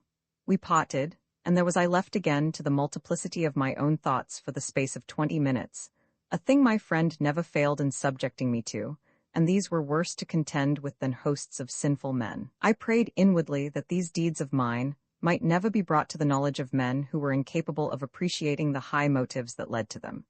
And then I sung part of the 10th Psalm, likewise in spirit. But for all these efforts, my sinful doubts returned, so that when my illustrious friend joined me, and proffered me the choice of 2 gilded rapiers, I declined accepting any of them, and began, in a very bold and energetic manner, to express my doubts regarding the justification of all the deeds of perfect men. He chided me severely, and branded me with cowardice, a thing that my nature never was subject to. And then he branded me with falsehood and breach of the most solemn engagements both to God and man. I was compelled to take the rapier, much against my inclination, but for all the arguments, threats, and promises that he could use, I would not consent to send a challenge to my brother by his mouth. There was one argument only that he made use of which had some weight with me, but yet it would not preponderate. He told me my brother was gone to a notorious and scandalous habitation of women, and that, if I left him to himself for ever so short a space longer, it might embitter his state through ages to come. This was a trying concern to me, but I resisted it, and reverted to my doubts. On this he said that he had meant to do me honor, but since I put it out of his power, he would do the deed, and take the responsibility on himself. I have with sore travail procured a godship of your life, added he. For my own I have not, but be that as it will, I shall not be baffled in my attempts to benefit my friends without a trial. You will at all events accompany me and see that I get justice? Certes, I will do thus much, said I, and woe be to him if his arm prevail against my friend and patron. His lip curled with a smile of contempt, which I could hardly brook, and I began to be afraid that the eminence to which I had been destined by him was already fading from my view. And I thought what I should then do to ingratiate myself again with him, for without his countenance I had no life. I will be a man in act, thought I, but in sentiment I will not yield, and for this he must surely admire me the more.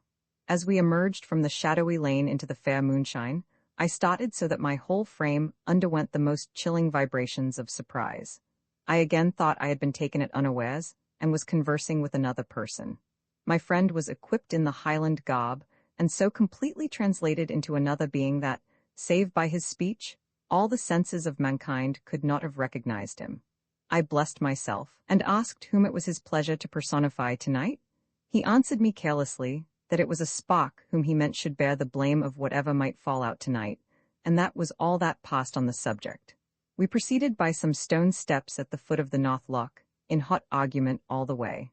I was afraid that our conversation might be overheard, for the night was calm and almost as light as day, and we saw sundry people crossing us as we advanced. But the zeal of my friend was so high that he disregarded all danger, and continued to argue fiercely and loudly on my delinquency, as he was pleased to call it. I stood on one argument alone, which was that I did not think the Scripture promises to the elect, taken in their utmost latitude, warranted the assurance that they could do no wrong, and that, therefore, it behoved every man to look well to his steps. There was no religious scruple that irritated my enlightened friend and master so much as this. He could not endure it. And the sentiments of our great covenanted reformers being on his side, there is not a doubt that I was wrong. He lost all patience on hearing what I advanced on this matter, and taking hold of me, he led me into a darksome booth in a confined entry. And after a friendly but cutting reproach, he bade me remain there in secret and watch the event. And if I fall, said he, you will not fail to avenge my death. I was so entirely overcome with vexation that I could make no answer, on which he left me abruptly, a prey to despair, and I saw or heard no more till he came down to the moonlight green followed by my brother. They had quarrelled before they came within my hearing, for the first words I heard were those of my brother, who was in a state of intoxication, and he was urging a reconciliation, as was his wont on such occasions. My friend spurned at the suggestion, and dared him to the combat, and after a good deal of boastful altercation, which the turmoil of my spirits prevented me from remembering, my brother was compelled to draw his sword and stand on the defensive. It was a desperate and terrible engagement. I at first thought that the royal stranger and great champion of the faith would overcome his opponent with ease, for I considered heaven as on his side, and nothing but the arm of sinful flesh against him. But I was deceived. The sinner stood firm as a rock, while the assailant flitted about like a shadow, or rather like a spirit. I smiled inwardly, conceiving that these lightsome maneuvers were all a sham to show off his art and mastership in the exercise, and that, whenever they came to close fairly, that instant my brother would be overcome. Still, I was deceived. My brother's arm seemed invincible, so that the closer they fought, the more palpably did it prevail. They fought round the green to the very edge of the water, and so round till they came close up to the covert where I stood. There being no more room to shift ground, my brother then forced him to come to close quarters, on which, the former still having the decided advantage, my friend quitted his sword and called out. I could resist no longer, so, springing from my concealment, I rushed between them with my sword drawn, and parted them as if they had been two schoolboys. Then, turning to my brother, I addressed him as follows. Wretch, miscreant, knowest thou what thou art attempting? Wouldst thou lay thine hand on the Lord's anointed, or shed his precious blood? Turn thee to me that I may chastise thee for all thy wickedness, and not for the many injuries thou hast done to me. To it we went, with full thirst of vengeance on every side. The duel was fierce, but the might of heaven prevailed, and not my might. The ungodly and reprobate young man fell covered with wounds, and with curses and blasphemy in his mouth, while I escaped uninjured. Thereto, his power extended not.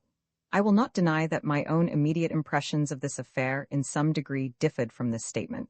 But this is precisely as my illustrious friend described it to be afterwards, and I can rely implicitly on his information, as he was at that time a looker-on, and my senses all in a state of agitation, and he could have no motive for saying what was not the positive truth. Never till my brother was down did we perceive that there had been witnesses to the whole business. Our ears were then astounded by rude challenges of unfair play, which were quite appalling to me, but my friend laughed at them, and conducted me off in perfect safety. As to the unfairness of the transaction, I can say thus much, that my royal friend's sword was down ere ever mine was presented. But if it still be accounted unfair to take up a conqueror, and punish him in his own way, I answer, that if a man is sent on a positive mission by his master, and hath laid himself under vows to do his work, he ought not to be too nice in the means of accomplishing it. And further, I appeal to Holy Writ, where in many instances are recorded of the pleasure the Lord takes in the final extinction of the wicked and profane, and this position I take to be unanswerable. I was greatly disturbed in my mind for many days, knowing that the transaction had been witnessed, and sensible also of the perilous situation I occupied, owing to the late judgment of the court against me. But on the contrary, I never saw my enlightened friend in such high spirits. He assured me there was no danger, and again repeated that he warranted my life against the power of man. I thought proper, however, to remain in hiding for a week. But, as he said, to my utter amazement, the blame fell on another, who was not only accused but pronounced guilty by the general voice, and outlawed for non-appearance. How could I doubt, after this, that the hand of heaven was aiding and abetting me? The matter was beyond my comprehension, and, as for my friend, he never explained anything that was past, but his activity and art were without a parallel. He enjoyed our success mightily, and for his sake I enjoyed it somewhat, but it was on account of his comfort only, for I could not for my life perceive in what degree the church was better or purer than before these deeds were done. He continued to flatter me with great things, as to honors, fame, and emolument, and above all, with the blessing and protection of him to whom my body and soul were dedicated. But after these high promises, I got no longer peace, for he began to urge the death of my father with such an unremitting earnestness that I found I had nothing for it but to comply. I did so, and cannot express his enthusiasm of approbation. So much did he hurry and press me in this that I was forced to devise some of the most openly violent measures, having no alternative. Heaven spared me the deed, taking, in that instance, the vengeance in its own hand, for, before my arm could effect the sanguine but meritorious act, the old man followed his son to the grave. My illustrious and zealous friend seemed to regret this somewhat, but he comforted himself with the reflection that still I had the merit of it, having not only consented to it, but in fact effected it, for by doing the one action I had brought about both. No sooner were the obsequies of the funeral over than my friend and I went to Dalcastle, and took undisputed possession of the houses, lands and effects that had been my father's. But his plate, and vast treasures of ready money, he had bestowed on a voluptuous and unworthy creature, who had lived long with him as a mistress. Fain would I have sent her after her lover, and gave my friend some hints on the occasion, but he only shook his head, and said that we must lay all selfish and interested motives out of the question. For a long time, when I awaked in the morning, I could not believe my senses, that I was indeed the undisputed and sole proprietor of so much wealth and grandeur, and I felt so much gratified that I immediately set about doing all the good I was able, hoping to meet with all approbation and encouragement from my friend. I was mistaken. He checked the very first impulses towards such a procedure, questioned my motives, and uniformly made them out to be wrong. There was one morning that a servant said to me there was a lady in the back chamber who wanted to speak with me, but he could not tell me who it was, for all the old servants had left the mansion, everyone on hearing of the death of the late lad, and those who had come knew none of the people in the neighborhood. From several circumstances, I had suspicions of private confabulations with women, and refused to go to her, but bid the servant inquire what she wanted. She would not tell. She could only state the circumstances to me. So I, being sensible that a little dignity of manner became me in my elevated situation, returned for answer that, if it was business that could not be transacted by my steward, it must remain untransacted. The answer which the servant brought back was of a threatening nature. She stated she must see me, and if I refused her satisfaction there, she would compel it where I should not evite her. My friend and director appeared pleased with my dilemma, and rather advised that I should hear what the woman had to say, on which I consented, provided she would deliver her mission in his presence. She came with manifest signs of anger and indignation, and began with a bold and direct charge against me of a shameful assault on one of her daughters, of having used the basest of means in order to lead her aside from the paths of rectitude, and on the failure of these, of having resorted to the most unqualified measures. I denied the charge in all its bearings, assuring the dame that I had never so much as seen either of her daughters to my knowledge, far less wronged them, on which she got into great wrath, and abused me to my face as an accomplished vagabond, hypocrite, and sensualist, and she went so far as to tell me roundly that if I did not marry her daughter, she would bring me to the gallows, and that in a very short time. Marry your daughter. Honest woman, said I, on the faith of a Christian, I never saw your daughter, and you may rest assured in this that I will neither marry you nor her. Do you consider how short a time I have been in this place, how much that time has been occupied, and how there was even a possibility that I could have accomplished such villainies? And how long does your Christian reverence suppose you have remained in this place since the late lad's death? Said she. That is too well known to need recapitulation, said I. Only a very few days, though I cannot at present specify the exact number, perhaps from 30 to 40 or so. But in all that time, certes, I have never seen either you or any of your 2 daughters that you talk of. You must be quite sensible of that. My friend shook his head 3 times during this short sentence, while the woman held up her hands in amazement and disgust, exclaiming, There goes the self-righteous one. There goes the consecrated youth who cannot err. You, sir, know, and the world shall know, of the faith that is in this most just, devout, and religious miscreant. Can you deny that you have already been in this place 4 months and 7 days? Or that in that time you have been forbid my house 20 times? Or that you have persevered in your endeavors to effect the basest and most ungenerous of purposes? Or that you have attained them, hypocrite and deceiver as you are? Yes, sir, I say, do you deny that you have attained your vile, selfish, and degrading purposes towards a young, innocent, and unsuspecting creature, and thereby ruined a poor widow's only hope in this world? No, you cannot look in my face and deny aught of this. The woman is raving mad, said I. You, illustrious sir, know that, in the first instance, I have not yet been in this place 1 month. My friend shook his head again, and answered me, You are wrong, my dear friend, you are wrong. It is indeed the space of time that the lady hath stated to a day, since you came here, and I came with you, and I am sorry that I know for certain that you have been frequently haunting her house, and have often had private correspondence with one of the young ladies, too. Of the nature of it, I presume not to know. You are mocking me, said I, but as well may you try to reason me out of my existence as to convince me that I have been here even 1 month, or that any of those things you allege against me has the shadow of truth or evidence to support it. I will swear to you, by the great God that made me, And hold, thou most abandoned profligate, cried she violently, and do not add perjury to your other detestable crimes. Do not, for mercy's sake, any more profane that name whose attributes you have wrested and disgraced, but tell me what reparation you propose offering to my injured child. I again declare, before heaven, woman, that to the best of my knowledge and recollection, I never saw your daughter. I now think I have some faint recollection of having seen your face, but where, or in what place, puzzles me quite. And why? Said she. Because for months and days you have been in such a state of extreme inebriety that your time has gone over like a dream that has been forgotten. I believe that, from the day you came first to my house, you have been in a state of utter delirium, and that principally from the fumes of wine and ardent spirits. It is a manifest falsehood, said I. I have never, since I entered on the possession of Dalcastle, tasted wine or spirits saving once a few evenings ago, and I confess to my shame that I was led too far, but I have craved forgiveness and obtained it. I take my noble and distinguished friend there for a witness to the truth of what I assert, a man who has done more, and sacrificed more for the sake of genuine Christianity than any this world contains. Him you will believe. I hope you have attained forgiveness, said he, seriously. Indeed, it would be next to blasphemy to doubt it, but of late, you have been very much addicted to intemperance. I doubt if, from the first night you tasted the delights of drunkenness, that you have ever again been in your right mind until Monday last. Doubtless, you have been for a good while most diligent in your addresses to this lady's daughter. This is unaccountable, said I.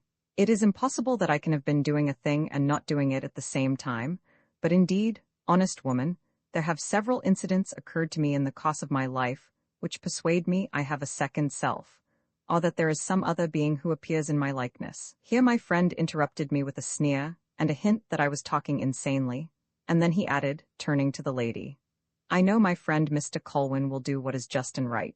Go and bring the young lady to him, that he may see her, and he will then recollect all his former amours with her. I humbly beg your pardon, sir, said I, but the mention of such a thing as amours with any woman existing to me is really so absurd, so far from my principles, so from the purity of nature and frame to which I was born and consecrated, that I hold it as an insult, and regard it with contempt. I would have said more in reprobation of such an idea, had not my servant entered, and said that a gentleman wanted to see me on business. Being glad of an opportunity of getting quit of my lady visitor, I ordered the servant to show him in, and forthwith a little lean gentleman, with a long aquiline nose, and a bald head, daubed all over with powder and pomatum, entered. I thought I recollected having seen him too, but could not remember his name, though he spoke to me with the greatest familiarity, at least that sort of familiarity that an official person generally assumes. He bustled about and about, speaking to everyone, but declined listening for a single moment to any. The lady offered to withdraw, but he stopped her. No, no, Mrs. Keeler, you need not go. You need not go. You must not go, madam. The business I came about concerns you. Yes, that it does. Bad business yon of Walker's. Could not help it, did all I could, Mr. Ringham. Done your business. Have it all cut and dry here, sir. No, this is not it, have it among them, though. I'm at a little loss for your name, sir, addressing my friend. Seen you very often, though, exceedingly often, quite well acquainted with you. No, sir, you are not, said my friend sternly. The intruder never regarded him, never so much as lifted his eyes from his bundle of law papers, among which he was bustling with great hurry and importance, but went on. Impossible? Have seen a face very like it, then. What did you say your name was, sir? Very like it indeed. Is it not the young lad who was murdered whom you resemble so much? Here Mrs. Keeler uttered a scream, which so much startled me that it seems I grew pale, and on looking at my friend's face, there was something struck me so forcibly in the likeness between him and my late brother that I had very nearly fainted. The woman exclaimed that it was my brother's spirit that stood beside me. Impossible? Exclaimed the attorney. At least, I hope not, else his signature is not worth a pin. There is some balance due on yon business, madam. Do you wish your account? Because I have it here, ready discharged, and it does not suit letting such things lie over. This business of Mr. Colwyn's will be a severe one on you, madam, rather a severe one. What business of mine, if it be your will, sir? Said I. For my part, I never engaged you in business of any sort less a more. He never regarded me, but went on. You may appeal, though. Yes, yes, there are such things as appeals for the refractory. Here it is, gentlemen. Here they are all together. Here is, in the first place, sir, your power of attorney, regularly warranted, sealed, and signed with your own hand. I declare solemnly that I never signed that document, said I. The system of denial is not a bad one in general, said my attorney, but at present there is no occasion for it. You do not deny your own hand? I deny everything connected with the business, cried I. I disclaim it in toto, and declare that I know no more about it than the child unborn. That is exceedingly good, exclaimed he. I like your pertinacity vastly. I have 3 of your letters, and 3 of your signatures. That pot is all settled, and I hope so is the whole affair. For here is the original grant to your father, which he has never thought proper to put in requisition. Simple gentleman, but here have I, lawyer Lincoln, in 100th part of the time that any other notary, writer, attorney, or writer of the signet in Britain would have done it, procured the signature of His Majesty's Commissioner, and thereby confirmed the charter to you and your house, sir, forever and ever, begging your pardon, madam. The lady, as well as myself, tried several times to interrupt the loquacity of Lincoln, but in vain. He only raised his hand with a quick flourish and went on. Here it is, James, by the grace of God, King of Great Britain, France, and Ireland, to his right trusty cousin, sendeth greeting. And whereas his right leal and trustworthy cousin, George Colwyn, of Dalcastle and Balgrenan, hath suffered great losses, and undergone much hardship, on behalf of His Majesty's rights and titles. He therefore, for himself, and as Prince and Steward of Scotland, and by the consent of his right trusty cousins and counsellors, hereby grants to the said George Colwyn, his heirs and assignees whatsoever, heritably and irrevocably, all and hail the lands and others underwritten. To wit, all and hail the 5 merk land of Kipplerig, the 5 pound land of Easter Knockwood, with all the towers, fortalices, manor places, houses, biggings, yards, orchards, tofts, crofts, mills, woods, fishings, mosses, muirs, meadows, commonties, pasturages, coals, coalhugs, tenants, tenantries, services of free tenants, annexes, connexes, dependencies, pots, pendicles, and pertinence of the same whatsoever, to be peaceably brooked, joiced, set, used, and disposed of by him and his aboves, as specified, heritably and irrevocably in all time coming. And in testimony thereof, His Majesty, for himself, and as Prince Steward of Scotland, with the advice and consent of his faucets, knowledge, proper motive, and kingly power, makes, erects, creates, unites, annexes, and incorporates the whole lands above mentioned in a hale and free barony, by all the rights, myths, and marches thereof, old and divided, as the same lies in length and breadth in houses, biggings, mills, mulches, hawking, hunting, fishing, with cot, plaint, heazeld, falk, sack, sock, toll, thame, vert, rake, waith, ware, venison, outfang thief, infang thief, pit and gallows, and all and sundry other commodities, given at our cot of Whitehall, etc., etc. God save the King. Compositio 5 lib. 13.8. Registrate 26th September 1687. See, madam, here are 10 signatures of privy councillors of that year, and here are other 10 of the present year, with his grace the Duke of Queensberry at the head. All right. See, here it is, sir, all right, done your work. So you see, madam, this gentleman is the true and sole heritor of all the land that your father possesses, with all the rents thereof for the last 20 years, and upwards. Fine job for my employers. Sorry on your account, madam, can't help it. I was again going to disclaim all interest or connection in the matter, but my friend stopped me, and the plaints and lamentations of the dame became so overpowering that they put an end to all further colloquy. But lawyer Lincoln followed me, and stated his great outlay, and the important services he had rendered me, until I was obliged to subscribe an audit to him for £100 on my banker. I was now glad to retire with my friend, and ask seriously for some explanation of all this. It was in the highest degree unsatisfactory. He confirmed all that had been stated to me, assuring me that I had not only been assiduous in my endeavors to seduce a young lady of great beauty, which it seemed I had effected, but that I had taken counsel, and got this supposed, old, false, and forged grant raked up and now signed, to ruin the young lady's family quite, so as to throw her entirely on myself for protection, and be wholly at my will. This was to me wholly incomprehensible. I could have freely made oath to the contrary of every particular. Yet the evidences were against me, and of a nature not to be denied. Here I must confess that, highly as I disapproved of the love of women, and all intimacies and connections with the sex, I felt a sort of indefinite pleasure, an ungracious delight in having a beautiful woman solely at my disposal. But I thought of her spiritual good in the meantime. My friend spoke of my backslidings with concern, requesting me to make sure of my forgiveness, and to forsake them, and then he added some words of sweet comfort. But from this time forth, I began to be sick at times of my existence. I had hot burnings, longings, and yearnings that would not be satisfied, and I seemed hardly to be an accountable creature, being thus in the habit of executing transactions of the utmost moment without being sensible that I did them. I was a being incomprehensible to myself. Either I had a second self, who transacted business in my likeness, or else my body was at times possessed by a spirit over which it had no control, and of whose actions my own soul was wholly unconscious. This was an anomaly not to be accounted for by any philosophy of mine, and I was many times, in contemplating it, excited to terrors and mental torments hardly describable. To be in a state of consciousness and unconsciousness, at the same time, in the same body and same spirit, was impossible. I was under the greatest anxiety, dreading some change would take place momently in my nature, for of dates I could make nothing. 1/2 or 2/3 of my time seemed to me totally lost. I often, about this time, prayed with great fervor, and lamented my hopeless condition, especially in being liable to the commission of crimes which I was not sensible of, and could not eschew. And I confess, notwithstanding the promises on which I had been taught to rely, I began to have secret terrors that the great enemy of man's salvation was exercising powers over me that might eventually lead to my ruin. These were but temporary and sinful fears, but they added greatly to my unhappiness. The worst thing of all was what hitherto I had never felt, and, as yet, durst not confess to myself, that the presence of my illustrious and devoted friend was becoming irksome to me. When I was by myself, I breathed freer, and my step was lighter.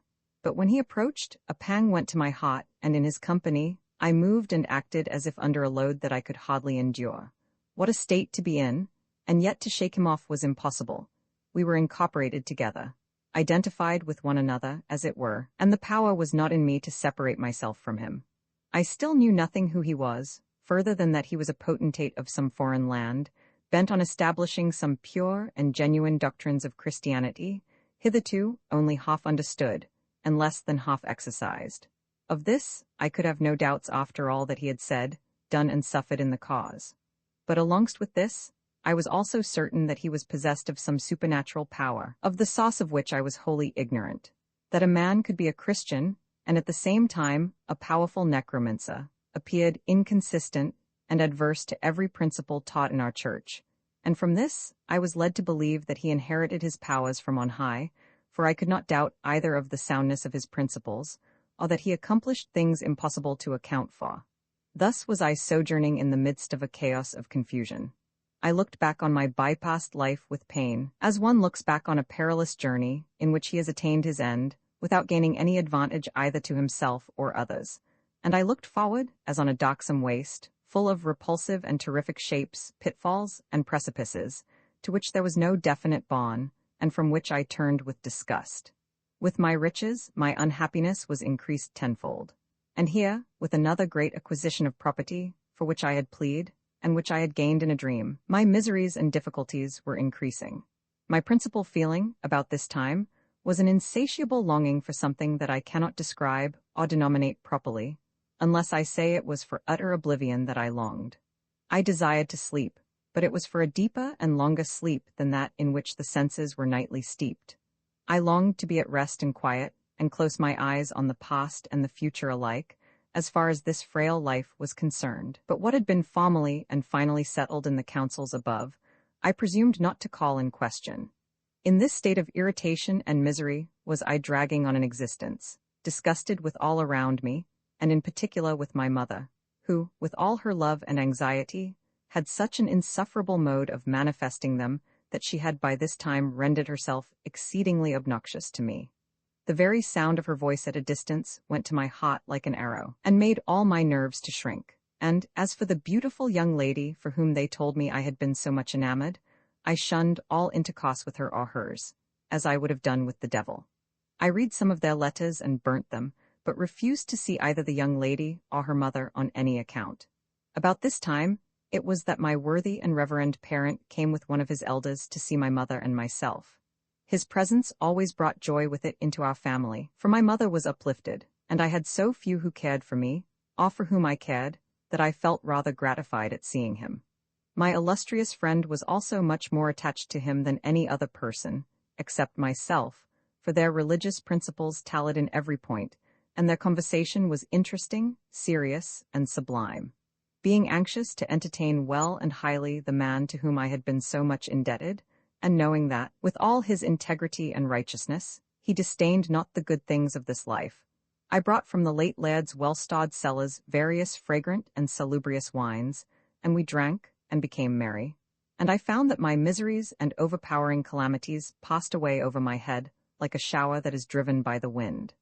I became elevated and happy, and welcomed my guests 100 times, and then I joined them in religious conversation, with a zeal and enthusiasm which I had not often experienced, and which made all their hearts rejoice, so that I said to myself, surely every gift of God is a blessing, and ought to be used with liberality and thankfulness. The next day I waked from a profound and feverish sleep, and called for something to drink. There was a servant answered whom I had never seen before, and he was clad in my servant's clothes and livery. I asked for Andrew Handyside, the servant who had waited at table the night before, but the man answered with a stare and a smile. What do you mean, sirrah? Said I. Pray what do you hear? Or what are you pleased to laugh at? I desire you to go about your business and send me up Handyside. I want him to bring me something to drink. Ye sanna want a drink, maester, said the fellow. Tak a hearty ain, and see if it will walken ye up something, sae that ye dinna ca for gaists through your sleep. Surely ye hinna forgotten that Andrew Handyside has been in his grave these 6 months. This was a stunning blow to me. I could not answer further, but sunk back on my pillow, as if I had been a lump of lead, refusing to take a drink or anything else at the fellow's hand, who seemed thus mocking me with so grave a face. The man seemed sorry and grieved at my being offended, but I ordered him away, and continued sullen and thoughtful. Could I have again been for a season in utter oblivion to myself, and transacting business which I neither approved of nor had any connection with? I tried to recollect something in which I might have been engaged, but nothing was portrayed on my mind subsequent to the parting with my friends at a late hour the evening before. The evening before it certainly was, but if so, how came it that Andrew Handyside, who served at table that evening, should have been in his grave 6 months? This was a circumstance somewhat equivocal.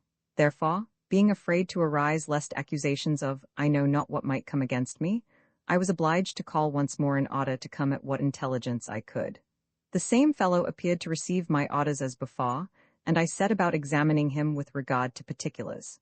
He told me his name was Scrape, that I hired him myself, of whom I hired him, and at whose recommendation.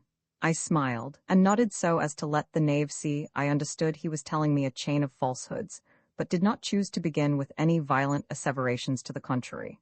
And where is my noble friend and companion? Said I. How has he been engaged in the interim? I dinna ken him, sir, said Scrape, but have heard it said that the strange mysterious person that attended you, him that the mayest pot of folks counted uncanny, had gane awa a Mr. Ringan o' Glasgow last year, and had never returned.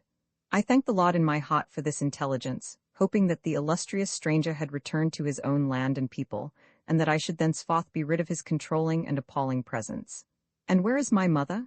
Said I. The man's breath cut short, and he looked at me without returning any answer. I ask you where my mother is? Said I. God only knows, and not I, where she is, returned he.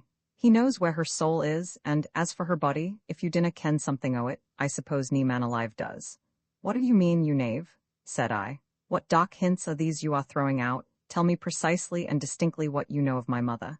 It is unco queer o' ye to forget, or pretend to forget everything that gate the day, sir, said he. I'm sure you heard enough about it yestreen, and I can tell you there are some gayan, ill-fawed stories agon about that business. But, as the thing is to be tried afore the circuit lauds, it would be far wrang to say either this or that to influence the public mind. It is best just to let justice tak its swee. I he neething to say, sir. Ye he been a good enough maester to me, and paid my wages regularly, but ye he muckle need to be innocent, for there are some heavy accusations rising against you. I fear no accusations of man, said I, as long as I can justify my cause in the sight of heaven, and that I can do this I am well aware. Go you and bring me some wine and water, and some other clothes than these gaudy and glaring ones. I took a cup of wine and water, put on my black clothes, and walked out. For all the perplexity that surrounded me, I felt my spirits considerably buoyant. It appeared that I was rid of the two greatest bars to my happiness, by what agency I knew not. My mother, it seemed, was gone, who had become a grievous thorn in my side of late, and my great companion and counsellor, who tyrannized over every spontaneous movement of my heart, had likewise taken himself off. This last was an unspeakable relief, for I found that for a long season I had only been able to act by the motions of his mysterious mind and spirit. I therefore thanked God for my deliverance, and strode through my woods with a daring and heroic step, with independence in my eye, and freedom swinging in my right hand. At the extremity of the Colwyn Wood, I perceived a figure approaching me with slow and dignified motion. The moment that I beheld it, my whole frame received a shock, as if the ground on which I walked had sunk suddenly below me. Yet at that moment, I knew not who it was. It was the air and motion of someone that I dreaded, and from whom I would gladly have escaped, but this I even had not power to attempt. It came slowly onward, and I advanced as slowly to meet it, yet when we came within speech, I still knew not who it was. It bore the figure, air, and features of my late brother, I thought, exactly, yet in all these there were traits so forbidding, so mixed with an appearance of misery, chagrin, and despair, that I still shrunk from the view, not knowing in whose face I looked. But, when the being spoke, both my mental and bodily frame received another shock more terrible than the first, for it was the voice of the great personage I had so long denominated my friend, of whom I had deemed myself forever freed, and whose presence and counsels I now dreaded more than hell. It was his voice, but so altered. I shall never forget it till my dying day. Nay, I can scarce conceive it possible that any earthly sounds could be so discordant, so repulsive to every feeling of a human soul, as the tones of the voice that grated on my ear at that moment. They were the sounds of the pit, wheezed through a grated cranny, or seemed so to my distempered imagination. "So, thou shudderest at my approach now, dost thou?" said he. "Is this all the gratitude that you deign for an attachment of which the annals of the world furnish no parallel? An attachment which has caused me to forego power and dominion, might, homage, conquest and adulation, all that I might gain one highly valued and sanctified spirit to my great and true principles of reformation among mankind. Wherein have I offended? What have I done for evil, or what have I not done for your good, that you would thus shun my presence? Great and magnificent prince," said I humbly, "let me request of you to abandon a poor worthless wight to his own wayward fortune, and return to the dominion of your people. I am unworthy of the sacrifices you have made for my sake, and after all your efforts, I do not feel that you have rendered either more virtuous or more happy. For the sake of that which is estimable in human nature, depart from me to your own home, before you render me a being either altogether above or below the rest of my fellow creatures. Let me plod on towards heaven and happiness in my own way, like those that have gone before me, and I promise to stick fast by the great principles which you have so strenuously inculcated, on condition that you depart and leave me forever. Sooner shall you make the mother abandon the child of her bosom, nay, sooner cause the shadow to relinquish the substance, than separate me from your side. Our beings are amalgamated, as it were, and consociated in one, and never shall I depart from this country until I can carry you in triumph with me." I can in no wise describe the effect this appalling speech had on me. It was like the announcement of death to one who had of late deemed himself free, if not of something worse than death, and of longer continuance. There was I doomed to remain in misery, subjugated, soul and body, to one whose presence was become more intolerable to me than aught on earth could compensate. And at that moment, when he beheld the anguish of my soul, he could not conceal that he enjoyed it. I was troubled for an answer, for which he was waiting. It became incumbent on me to say something after such a protestation of attachment, and in some degree to shake the validity of it, I asked, with great simplicity, where he had been all this while. "Your crimes and your extravagances forced me from your side for a season," said he, "but now that I hope the day of grace is returned, I am again drawn towards you by an affection that has neither bounds nor interest, an affection for which I receive not even the poor return of gratitude, and which seems to have its radical sources in fascination. I have been far, far abroad, and have seen much, and transacted much, since I last spoke with you. During that space, I grievously suspect that you have been guilty of great crimes and misdemeanors, crimes that would have sunk an unregenerated person to perdition. But as I knew it to be only a temporary falling off, a specimen of that liberty by which the chosen and elected ones are made free, I closed my eyes on the willful debasement of our principles, knowing that the transgressions could never be accounted to your charge, and that in good time you would come to your senses, and throw the whole weight of your crimes on the shoulders that had voluntarily stooped to receive the load. "Certainly, I will," said I, as I and all the justified have a good right to do. But what crimes, what misdemeanors and transgressions do you talk about? For my part, I am conscious of none, and am utterly amazed at insinuations which I do not comprehend. You have certainly been left to yourself for a season, returned he, having gone on rather like a person in a delirium than a Christian in his sober sense. You are accused of having made away with your mother privately, as also of the death of a beautiful young lady, whose affections you had seduced. It is an intolerable and monstrous falsehood, cried I, interrupting him. I never laid a hand on a woman to take away her life, and have even shunned their society from my childhood. I know nothing of my mother's exit, nor of that young lady's whom you mention, nothing whatever. I hope it is so, said he, but it seems there are some strong presumptuous proofs against you, and I came to warn you this day that a precognition is in progress, and that unless you are perfectly convinced, not only of your innocence, but of your ability to prove it, it will be the safest course for you to abscond, and let the trial go on without you. Never shall it be said that I shrunk from such a trial as this, said I. It would give grounds for suspicions of guilt that never had existence, even in thought. I will go and show myself in every public place, that no slanderous tongue may wag against me. I have shed the blood of sinners, but of these deaths I am guiltless. Therefore I will face every tribunal, and put all my accusers down. Asseveration will avail you but little, answered he, composedly. It is, however, justifiable in its place, although to me it signifies nothing, who know too well that you did commit both crimes in your own person, and with your own hands. Far be it from me to betray you. Indeed, I would rather endeavor to palliate the offenses, for though adverse to nature, I can prove them not to be so to the cause of pure Christianity, by the mode of which we have approved of it, and which we wish to promulgate. If this that you tell me be true, said I, then is it as true that I have two souls, which take possession of my bodily frame by turns, the one being all unconscious of what the other performs. For as sure as I have at this moment a spirit within me, fashioned and destined to eternal felicity, as sure am I utterly ignorant of the crimes you now lay to my charge. Your supposition may be true in effect, said he. We are all subjected to two distinct natures in the same person. I myself have suffered grievously in that way.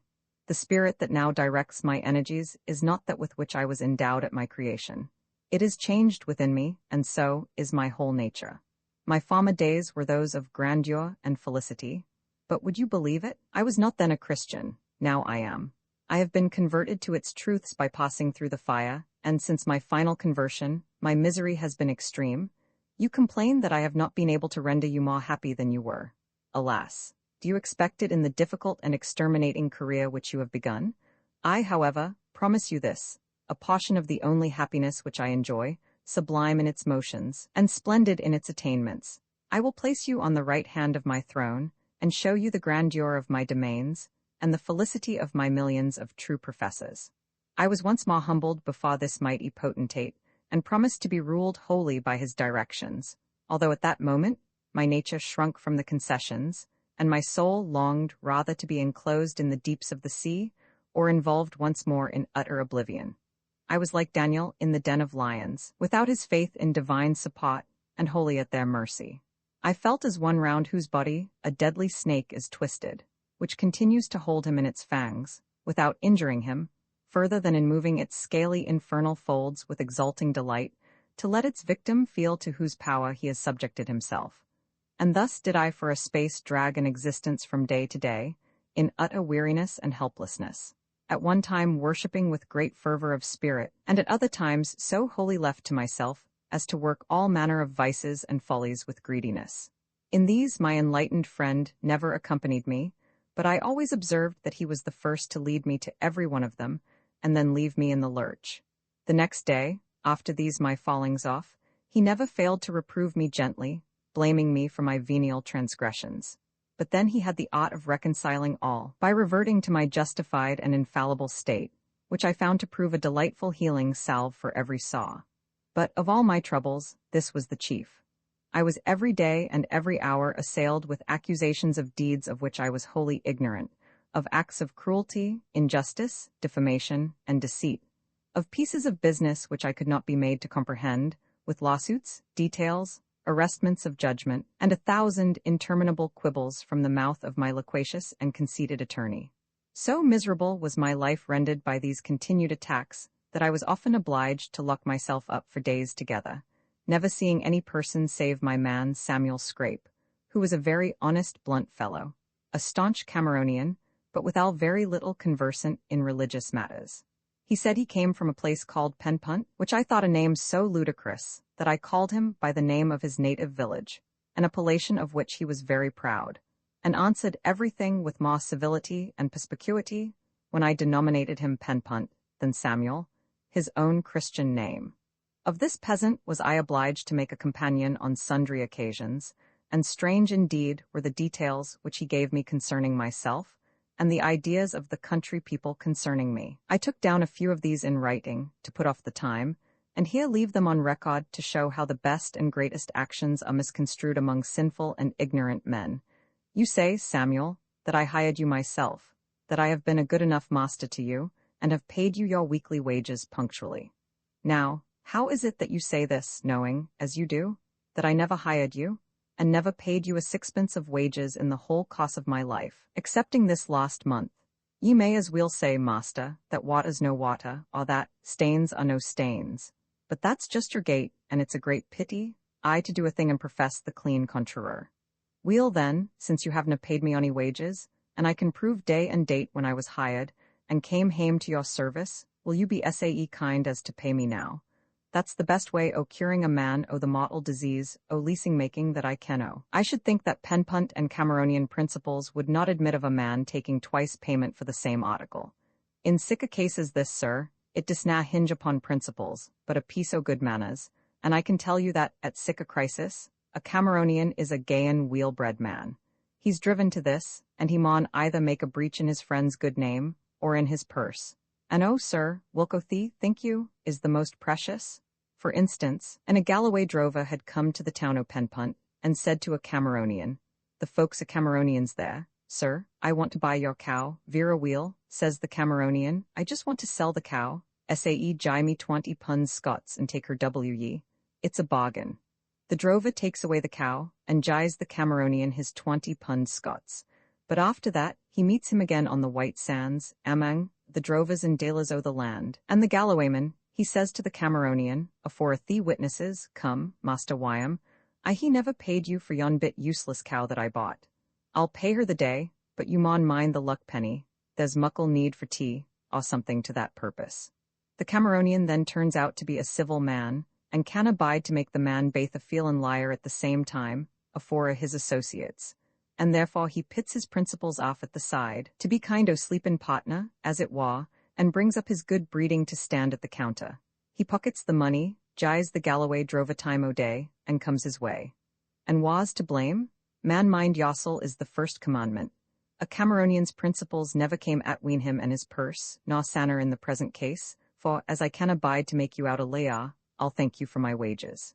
Well, you shall have them, Samuel, if you declare to me that I hired you myself in this same person, and bargained with you with this same tongue and voice with which I speak to you just now. That I do declare, unless ye he twa persons o' the same appearance, and twa tongues to the same voice.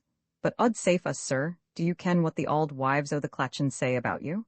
How should I, when no one repeats it to me?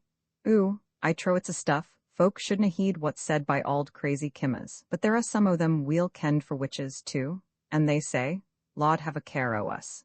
They say the Dale's often seen gone city for city ye, whiles in ae shape, and whiles in another. And they say that he whiles takes your ain shape, or else enters into you, and then you turn a Dale yossel. I was so astounded at this terrible idea that had gone abroad, regarding my fellowship with the Prince of Darkness, that I could make no answer to the fellow's information, but sat like one in a stupor, and if it had not been for my well-founded faith, and conviction that I was a chosen and elected one before the world was made, I should at that moment have given in to the popular belief, and fallen into the sin of despondency, but I was preserved from such a fatal error by an inward and unseen supporter. Still, the insinuation was so like what I felt myself, that I was greatly awed and confounded. The poor fellow observed this, and tried to do away the impression by some further sage remarks of his own. How, dear sir, it is balderdash, there's nae doubt o'.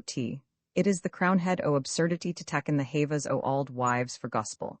I told them that my master was a pious man, and a sensible man, and for praying, that he could ding auld Macmillan himsel. Sae could the Dale, they said, when he lick it, either at preaching or praying, if these wa to answer his ain ends. Nah, nah, says I, but he's a strict believer in the truths o' Christianity, my master. They said, Sae was Satan, for that he was the firmest believer in the truths of Christianity that was out o' heaven, and that, sin the revolution that the gospel had turned Sae rife, he had been often driven to the shift o' preaching it himsel, for the purpose o' getting some wrang tenets introduced into it, and thereby turning it into blasphemy and ridicule.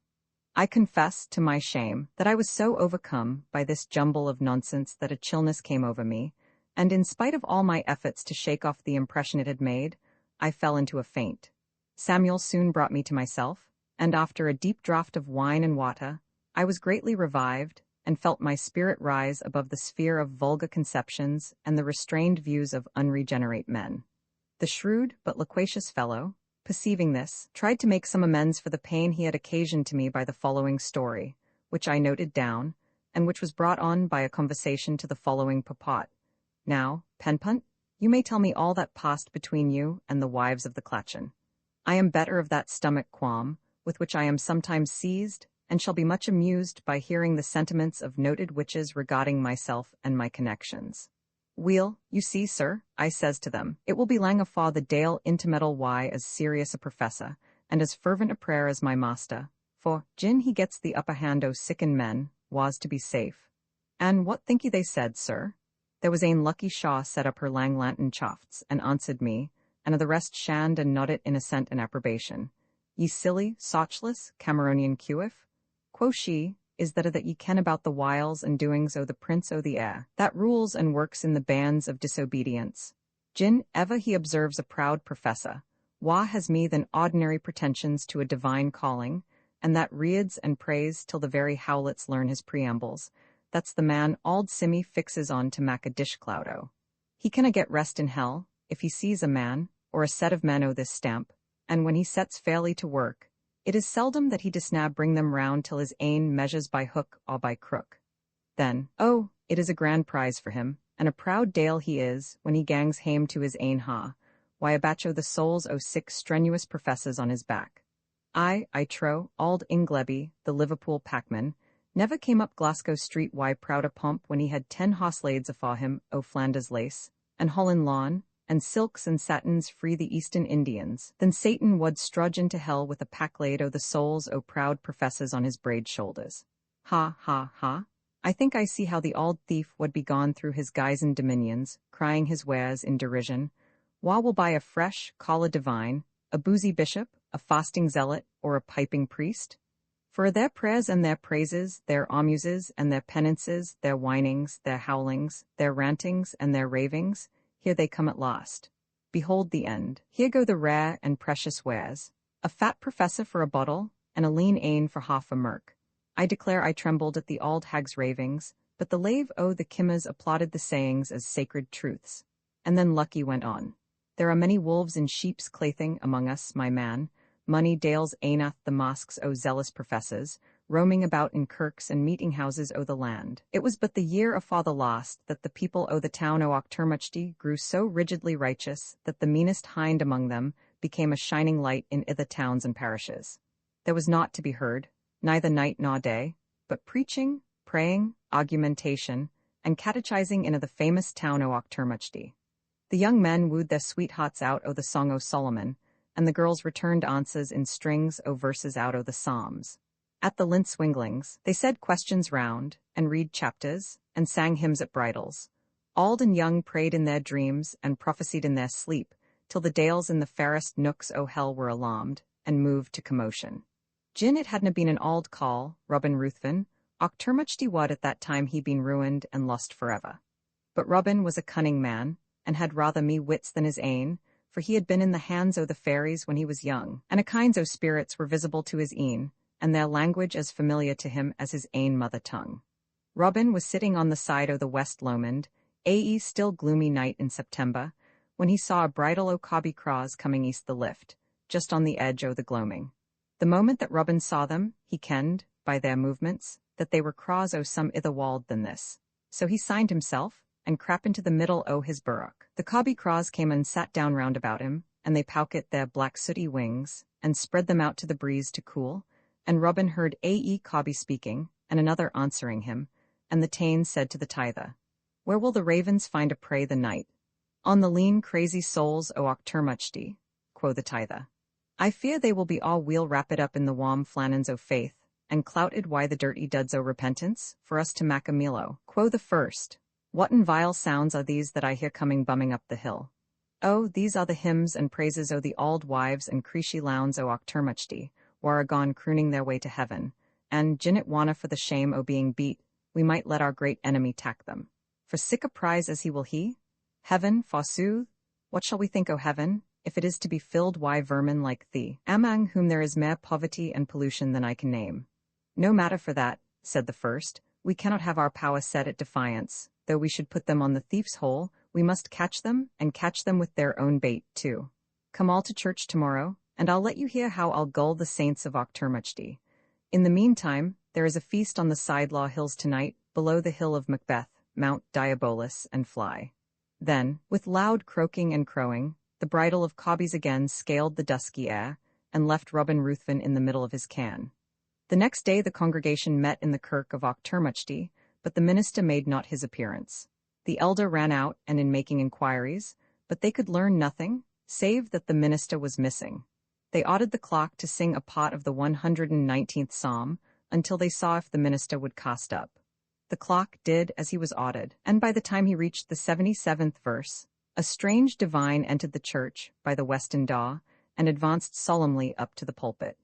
The eyes of all the congregation were riveted on the sublime stranger, who was clothed in a robe of black sackcloth that flowed all around him, and trailed far behind, and they weened him an angel, come to exhort them, in disguise. He read out his text from the prophecies of Ezekiel, which consisted of these singular words: "I will overturn it, and it shall be no more until he come, whose right it is, and I will give it him."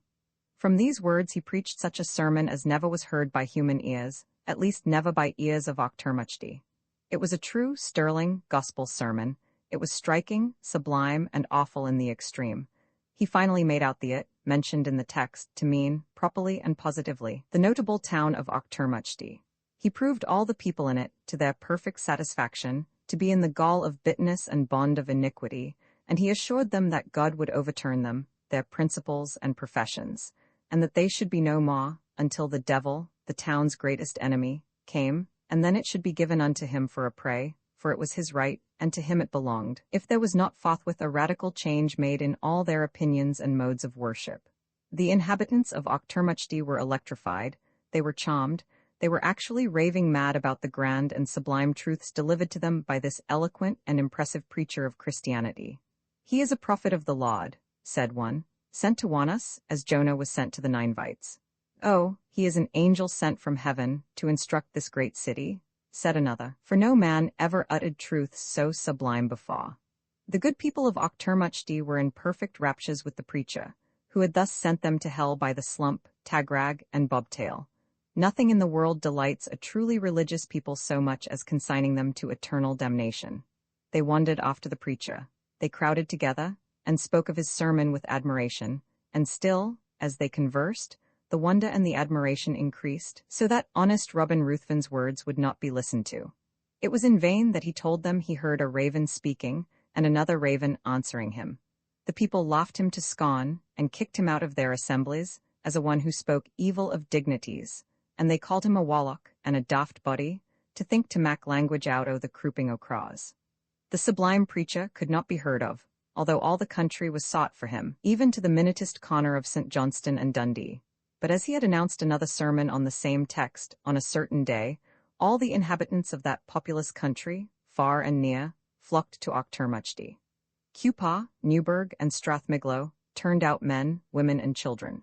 Perth and Dundee gave their thousands, and from the east nook of Fife to the foot of the Grampian Hills, there was nothing but running and riding that morning to Auchtermuchty. The kirk would not hold the 1,000th part of them. A splendid tent was erected on the bree north of the town, and round that the countless congregation assembled. When they were all waiting anxiously for the great preacher, behold, Robin Ruthven set up his head in the tent, and warned his countrymen to beware of the doctrines they were about to hear, for he could prove, to their satisfaction, that they were all false, and tended to their destruction. The whole multitude raised a cry of indignation against Robin, and dragged him from the tent, the elders rebuking him, and the multitude threatening to resort to stronger measures. And though he told them a plain and unsophisticated tale of the black cobbies, he was only derided. The great preacher appeared once more, and went through his 2 discourses with increased energy and approbation. All who heard him were amazed, and many of them went into fits, writhing and foaming in a state of the most horrid agitation. Robin Ruthven sat on the outskirts of the great assembly, listening with the rest, and perceived what they, in the height of their enthusiasm, perceived not the ruinous tendency of the tenets so sublimely inculcated. Robin kenned the voice of his friend the Cobby Craw again, and was sure he could not be wrong. Sae, when public worship was finished, the elders and the gentry flocked about the great preacher, as he stood on the green bree in the sight of the hale congregation, and a warlike anxious to pay him some mock o' respect. Robin Ruthven came in amang the thrang, to try to effect what he had promised, and with the greatest readiness and simplicity, just took baud o' the side o' the wide gown, and in sight of a present, held it aside as high as the preacher's knee, and behold, there was a pair o' cloven feet. The auld thief was fairly catched in the very height o' his proud conquest, and put down by an auld call. He could feign nae mair, but gnashing on Robin wi' his teeth, he dart it into the air like a fiery dragon, and cused a reed rainbow o' the taps o' the lomans. O' the auld wives and weavers o' Auchtermuchty fell down flat wi' affright, and betook them to their prayers aince again, for they saw the dreadfu' danger they had escapit, and free that day to this, it is a hard matter to gar an Auchtermuchty man listen to a sermon etta, and a hodder ane still to ga him applaud ane, for he thinks aye that he sees the cloven foot peeping out free ainath ilka sentence. Now, this is a true story, my man, quo the auld wife, and whenever you are doubtfu' of a man, take auld Robin Ruthven's plan, and look for the cloven foot, for it's a thing that winna weel hide. And it appears whiles where ane wadna think o' it will keek out free ainath the parson's gown, the lawyer's wig, and the Cameronian's blue bannet. But still there is a Gowden rule whereby to detect it, and that never, never fails. The auld witch didna gie me the rule, and though I he heard tell o' often and often, shame fa me and I ken what it is. But you will ken it well, and it would be nee the war of a trial on some o' your friends, maybe.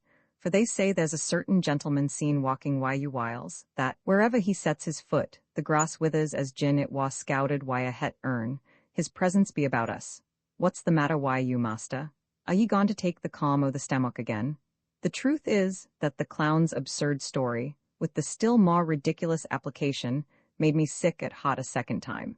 It was not because I thought my illustrious friend was the devil, or that I took a fool's idle tale as a counterbalance to divine revelation that had assured me of my justification in the sight of God before the existence of time.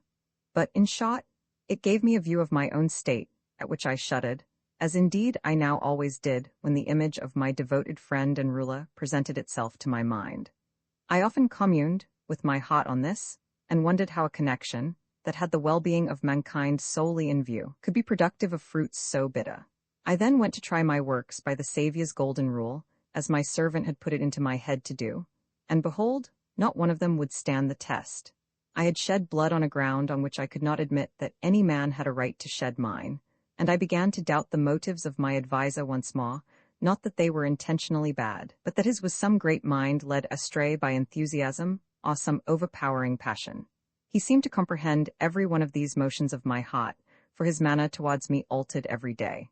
It first became anything but agreeable, then supercilious, and finally intolerable, so that I resolved to shake him off, cost what it would, even though I should be reduced to beg my bread in a foreign land.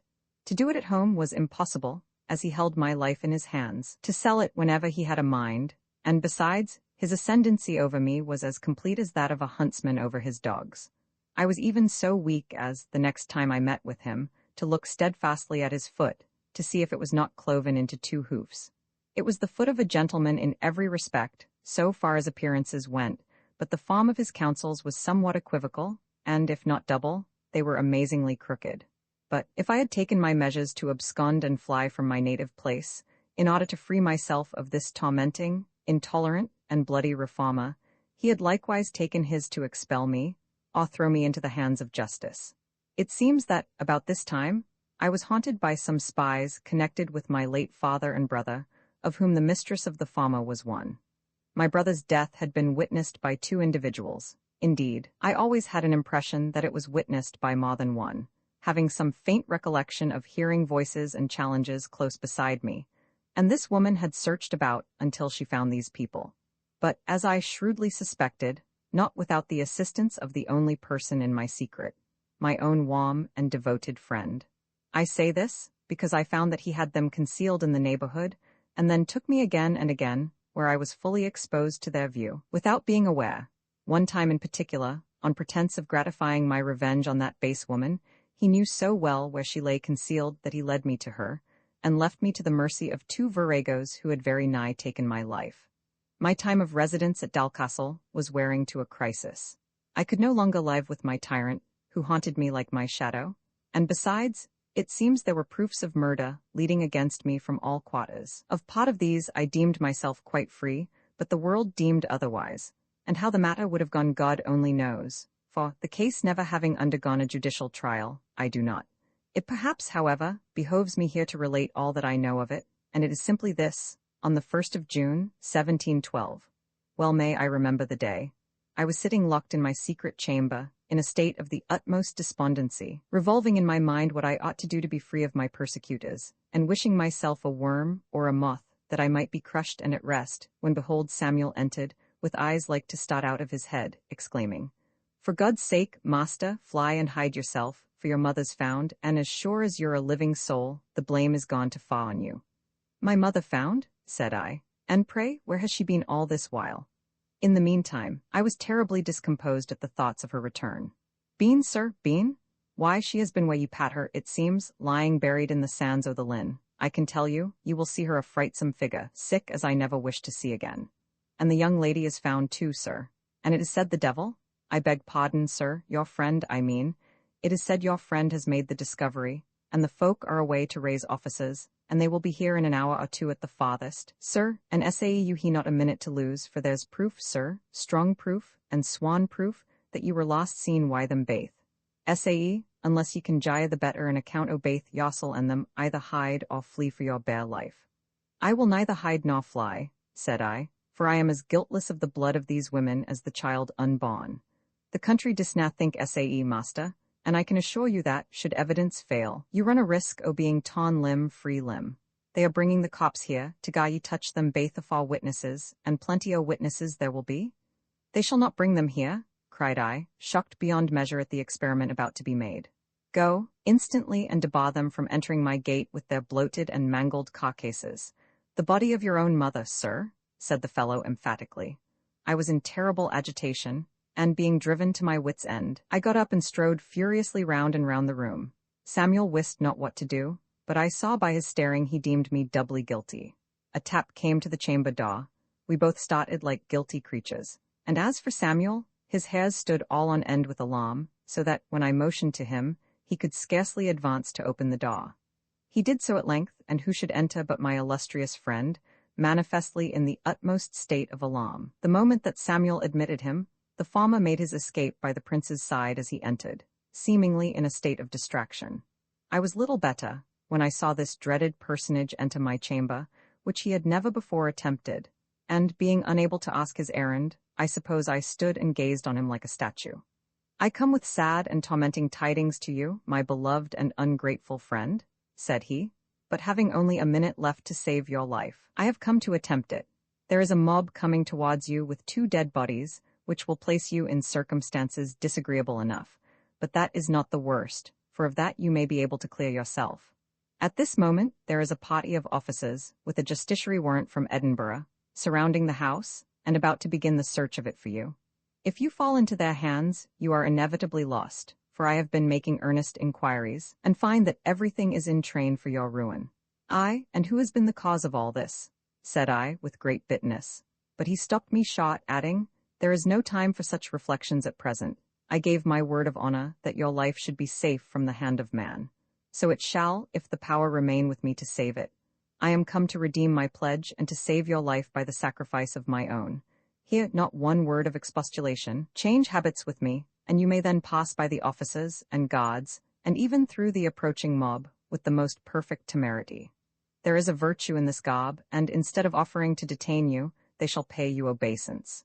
Make haste and leave this place for the present, flying where you best may, and if I escape from these dangers that surround me, I will endeavor to find you out and bring you what intelligence I am able. I put on his green frock coat, buff belt, and a sort of a turban that he always wore on his head, somewhat resembling a bishop's mitre. He drew his hand thrice across my face, and I withdrew as he continued to urge me. My hall door and postern gate were both strongly guarded, and there were sundry armed people within, searching the closets, but all of them made way for me, and lifted their caps as I passed by them. Only one superior officer accosted me, asking if I had seen the culprit. I knew not what answer to make, but chanced to say, with great truth and propriety, "He is safe enough." The man beckoned with a smile as much as to say, "Thank you, sir, that is quite sufficient," and I walked deliberately away. I had not well left the gate till, hearing a great noise coming from the deep glen towards the east, I turned that way, deeming myself quite secure in this my new disguise, to see what it was, and if matters were as had been described to me. There I met a great mob, sure enough, coming with 2 dead bodies stretched on boards, and decently covered with white sheets. I would fain have examined their appearance, had I not perceived the apparent fury in the looks of the men, and judged from that how much more safe it was for me not to intermeddle in the affray. I cannot tell how it was, but I felt a strange and unwonted delight in viewing this scene, and a certain pride of heart in being supposed the perpetrator of the unnatural crimes laid to my charge.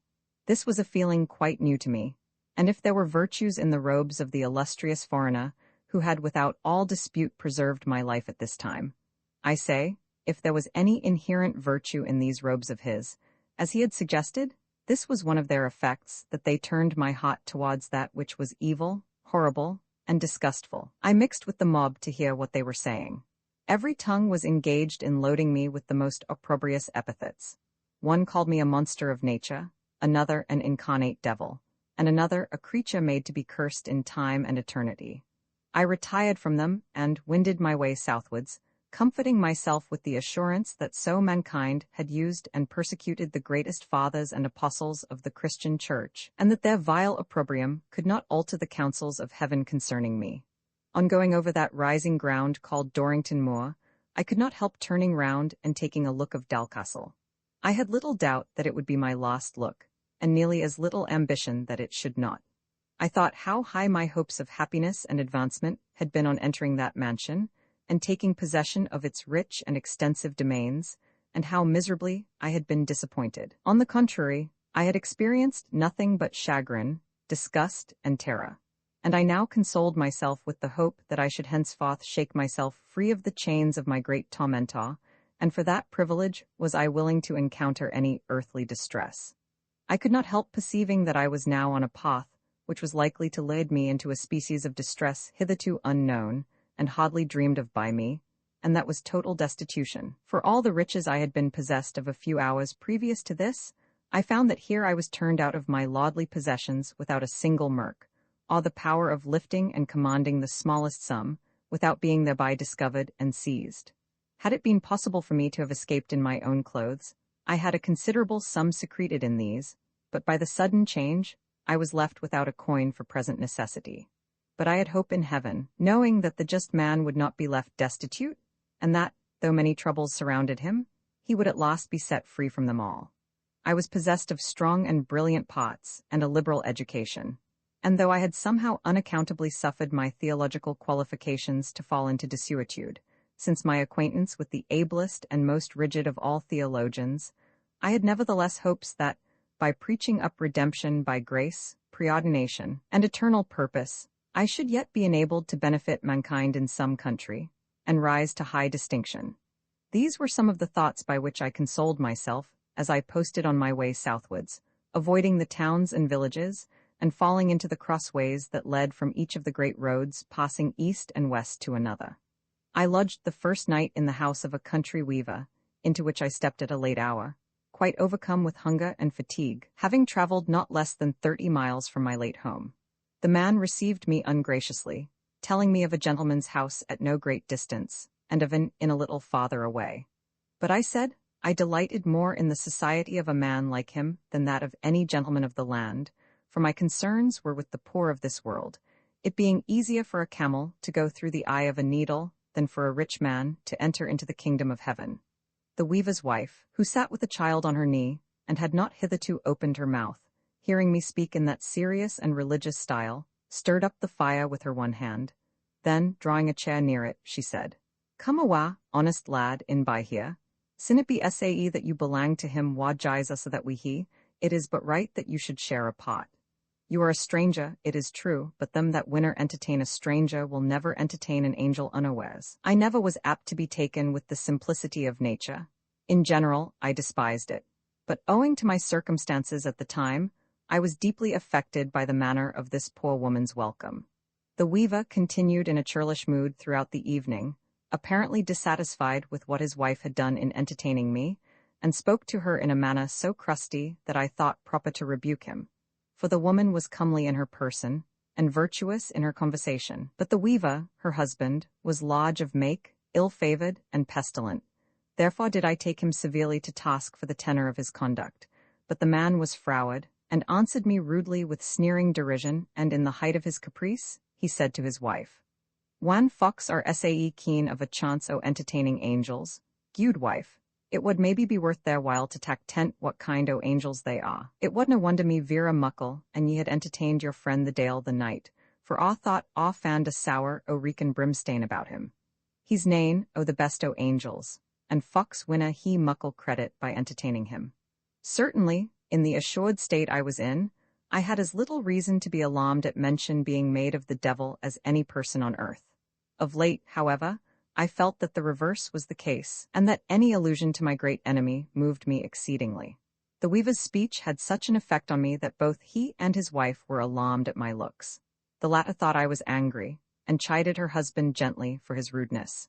But the weaver himself rather seemed to be confirmed in his opinion that I was the devil, for he looked round like a startled roebuck, and immediately betook him to the family Bible. I know not whether it was on purpose to prove my identity or not, but I think he was going to desire me either to read a certain portion of Scripture that he had sought out, or to make family worship, had not the conversation at that instant taken another turn. For the weaver, not knowing how to address me, abruptly asked my name, as he was about to put the Bible into my hands. Never having considered myself in the light of a malefactor, but rather as a champion in the cause of truth, and finding myself perfectly safe under my disguise, I had never once thought of the utility of changing my name, and when the man asked me, I hesitated. But being compelled to say something, I said my name was Cowan. The man stared at me, and then at his wife, with a look that spoke a knowledge of something alarming or mysterious. "Ha, Cowan?" said he. "That's most extraordinary, not Colwyn, I hope." "No, Cowan is my surname," said I. "But why not Colwyn, there being so little difference in the sound?" "I was feared ye might be that warach that the Dale has ta'en the possession o', and egged him on to kill baith his father and his mother, his only brother and his sweetheart," said he. "And to say the truth, I'm no that sure about you yet, for I see you're gone wy arms on ye." "Not I, honest man," said I. "I carry no arms. A man conscious of his innocence and uprightness of heart needs not to carry arms in his defence now." Aye, maester," said he. "And pray what div ye ca' this bit windlestree that's appearing here?" With that, he pointed to something on the inside of the breast of my frock coat. I looked at it, and there certainly was the gilded haft of a poniard, the same weapon I had seen and handled before, and which I knew my illustrious companion carried about with him. But till that moment I knew not that I was in possession of it. I drew it out. A more dangerous or insidious-looking weapon could not be conceived. The weaver and his wife were both frightened, the latter in particular, and she being my friend, and I dependent on their hospitality for that night, I said, "I declare I knew not that I carried this small rapier, which has been in my coat by chance, and not by any design of mine.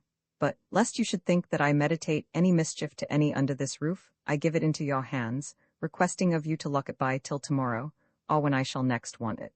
The woman seemed rather glad to get hold of it, and taking it from me, she went into a kind of pantry out of my sight and locked the weapon up, and then the discourse went on. "There cannot be such a thing in reality," said I, "as the story you were mentioning just now, of a man whose name resembles mine." "It's likely that you ken a wee better about the story than I do, maester," said he. "Suppose you do leave the L out of your name. And yet I think sic a warach and a murderer, what he ta'en a name why some grit a difference in the sound.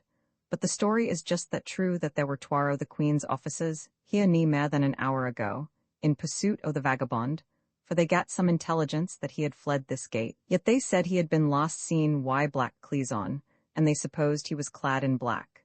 His ain servant is wy them, for the purpose o' kennin the scoundrel, and they are galloping through the country like madmen. I hope in God they'll get him, and rack his neck for him. I could not say amen to the weaver's prayer, and therefore tried to compose myself as well as I could, and made some religious comment on the causes of the nation's depravity. But suspecting that my potent friend had betrayed my flight and disguise, to save his life, I was very uneasy, and gave myself up for lost. I said prayers in the family, with the tenor of which the wife was delighted, but the weaver still dissatisfied. And after a supper of the most homely fare, he tried to start an argument with me, proving that everything for which I had interceded in my prayer was irrelevant to man's present state. But I, being weary and distressed in mind, shunned the contest and requested a couch whereon to repose. I was conducted into the other end of the house, among looms, treadles, perns, and confusion without end, and there, in a sort of box, was I shut up for my night's repose, for the weaver, as he left me, cautiously turned the key of my apartment, and left me to shift for myself among the looms, determined that I should escape from the house with nothing. After he and his wife and children were crowded into their den, I heard the two mates contending furiously about me in suppressed voices, the one maintaining the probability that I was the murderer, and the other proving the impossibility of it. The husband, however, said as much as let me understand that he had locked me up on purpose to bring the military, or officers of justice, to seize me. I was in the utmost perplexity, yet for all that, and the imminent danger I was in, I fell asleep, and a more troubled and tormenting sleep never enchained a mortal frame. I had such dreams that they will not bear repetition, and early in the morning I awaked, feverish, and parched with thirst. I went to call mine host, that he might let me out to the open air, but before doing so, I thought it necessary to put on some clothes. In attempting to do this, a circumstance arrested my attention, for which I could in no wise account, which to this day I cannot unriddle, nor shall I ever be able to comprehend it while I live. The frock and turban, which had furnished my disguise on the preceding day, were both removed, and my own black coat and cocked hat laid down in their place. At first I thought I was in a dream, and felt the weaver's beam, web, and treadle strings with my hands, to convince myself that I was awake. I was certainly awake, and there was the door locked firm and fast as it was the evening before. I carried my own black coat to the small window and examined it. It was my own in verity, and the sums of money, that I had concealed in case of any emergency, remained untouched. I trembled with astonishment, and on my return from the small window went doiting in amongst the weaver's looms, till I entangled myself, and could not get out again without working great derray amongst the coarse linen threads that stood in warp from one end of the apartment unto the other. I had no knife whereby to cut the cords of this wicked man, and therefore was obliged to call out lustily for assistance. The weaver came half naked, unlocked the door, and setting in his head and long neck, accosted me thus: "What now, Mr. Satan?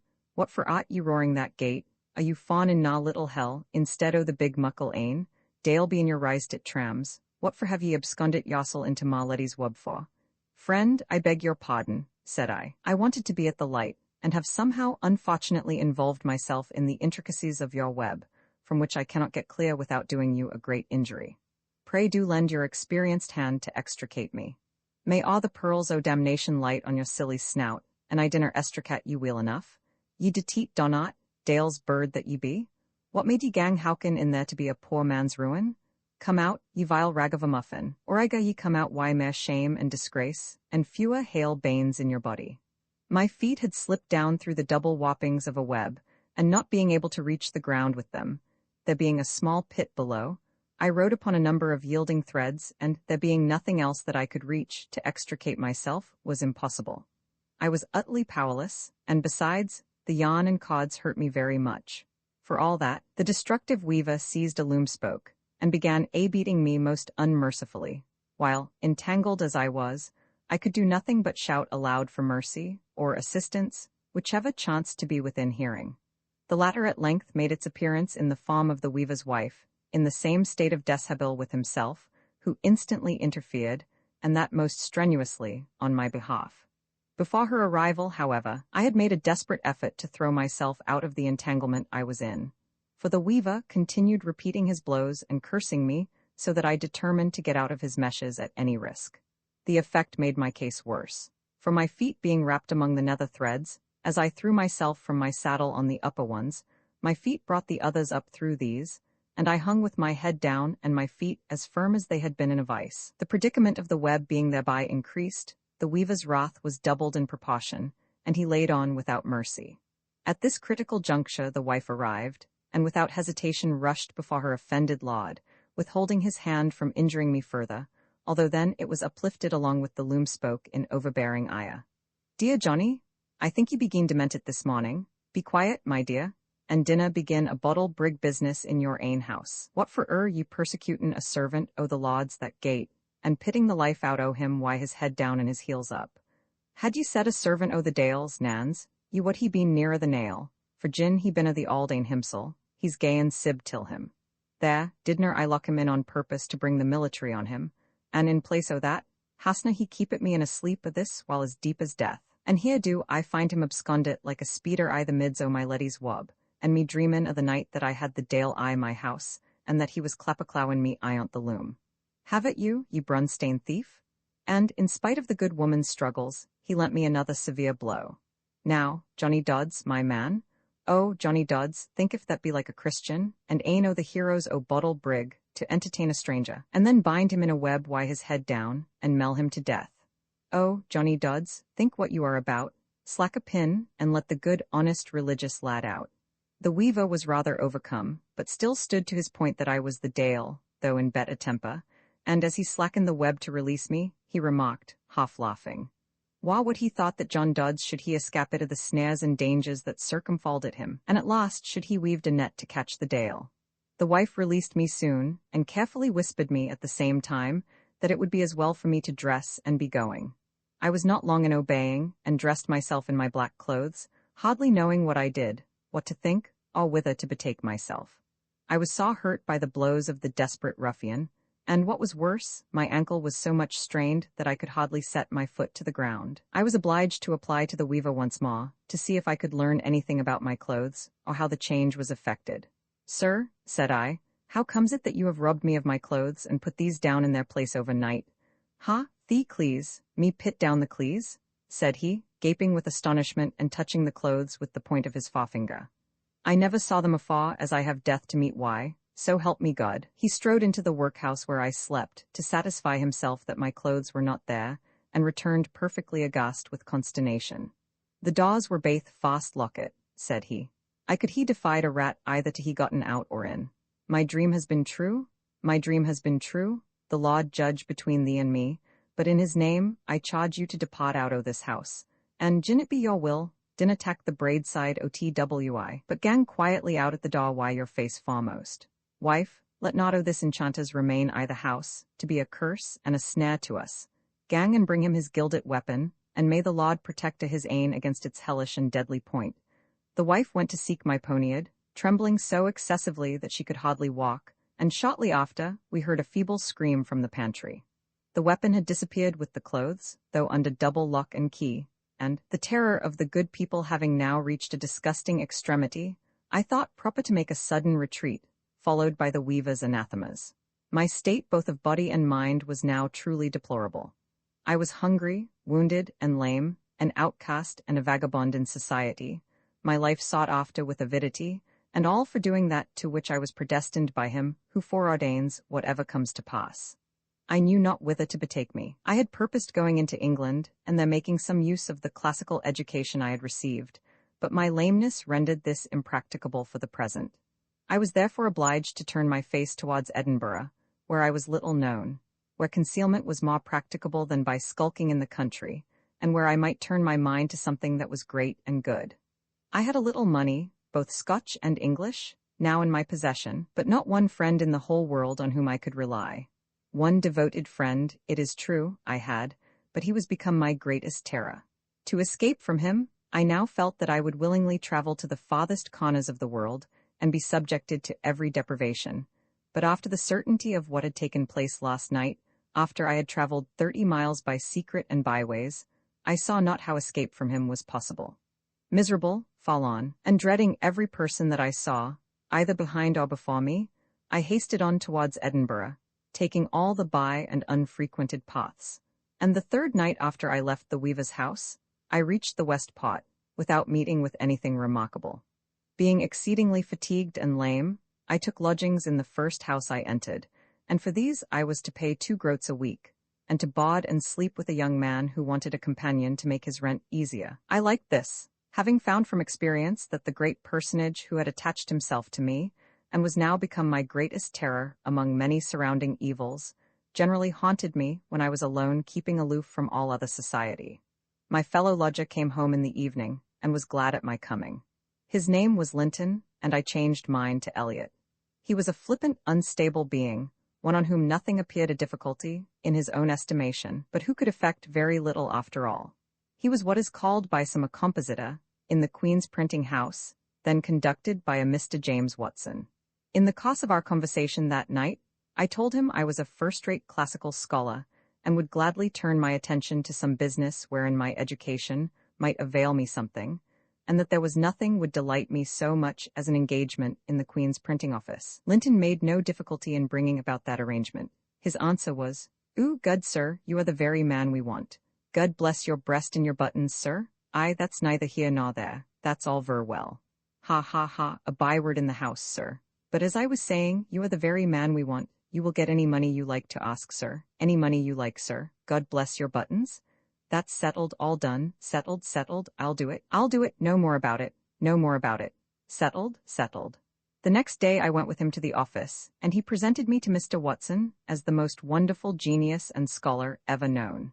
His recommendation had little sway with Mr. Watson, who only smiled at Linton's extravagances, as one does at the prattle of an infant. I sauntered about the printing office for the space of 2 or 3 hours, during which time Watson bustled about with green spectacles on his nose, and took no heed of me. But, seeing that I still lingered, he addressed me at length, in a civil gentlemanly way, and inquired concerning my views. I satisfied him with all my answers, in particular those to his questions about the Latin and Greek languages, but when he came to ask testimonials of my character and acquirements, and found that I could produce none, he viewed me with a jealous eye, and said he dreaded I was some ne'er-do-weel, run from my parents or guardians, and he did not choose to employ any such. I said my parents were both dead, and that, being thereby deprived of the means of following out my education, it behoved me to apply to some business in which my education might be of some use to me. He said he would take me into the office, and pay me according to the business I performed and the manner in which I deported myself, but he could take no man into Her Majesty's printing office upon a regular engagement who could not produce the most respectable references with regard to morals. I could not but despise the man in my heart who laid such a stress upon morals, leaving grace out of the question, and viewed it as a deplorable instance of human depravity and self-conceit, but for all that, I was obliged to accept of his terms, for I had an inward thirst and longing to distinguish myself in the great cause of religion, and I thought, if once I could print my own works, how I would astonish mankind, and confound their self-wisdom and their esteemed morality, blow up the idea of any dependence on good works, and morality, forsooth? And I weened that I might thus get me a name even higher than if I had been made a general of the Tsar Peter's troops against the infidels. I attended the office some hours every day, but got not much encouragement, though I was eager to learn everything, and could soon have set types considerably well. It was here that I first conceived the idea of writing this journal, and having it printed, and applied to Mr. Watson to print it for me, telling him it was a religious parable such as the Pilgrim's Progress. He advised me to print it close, and make it a pamphlet, and then, if it did not sell, it would not cost me much, but that religious pamphlets, especially if they had a shade of allegory in them, were the very rage of the day. I put my work to the press, and wrote early and late, and encouraging my companion to work at odd hours and on Sundays, before the press work of the second sheet was begun, we had the work all in types corrected, and a clean copy thrown off for further revisal. The first sheet was wrought off, and I never shall forget how my heart exulted, when at the printing house this day, I saw what numbers of my works were to go abroad among mankind, and I determined with myself that I would not put the bawdy name of Eliot, which I had assumed, to the work. Thus far have my history and confessions been carried. I must now furnish my Christian readers with a key to the process, management, and winding up of the whole matter. which I propose, by the assistance of God, to limit to a very few pages. Chester, July 27, 1712. My hopes and prospects are a wreck. My precious journal is lost, consigned to the flames. My enemy hath found me out, and there is no hope of peace or rest for me on this side the grave. In the beginning of last week, my fellow lodger came home, running in a great panic, and told me a story of the devil having appeared twice in the printing house, assisting the workmen at the printing of my book, and that some of them had been frightened out of their wits. That the story was told to Mr. Watson, who till that time had never paid any attention to the treatise, but who, out of curiosity, began and read a part of it, and thereupon flew into a great rage, called my work a medley of lies and blasphemy, and ordered the whole to be consigned to the flames, blaming his foreman, and all connected with the press, for letting a work go so far that was enough to bring down the vengeance of heaven on the concern. If ever I shed tears through perfect bitterness of spirit, it was at that time, but I hope it was more for the ignorance and folly of my countrymen than the overthrow of my own hopes. But my attention was suddenly aroused to other matters, by Linton mentioning that it was said by some in the office the devil had inquired for me. Surely you are not such a fool, said I, as to believe that the devil really was in the printing office. God bless you, sir. Saw him myself, gave him a nod, and good day. Rather a gentlemanly personage, green Circassian hunting coat and turban like a foreigner, has the power of vanishing in one moment though, rather a suspicious circumstance that. Otherwise, his appearance not much against him.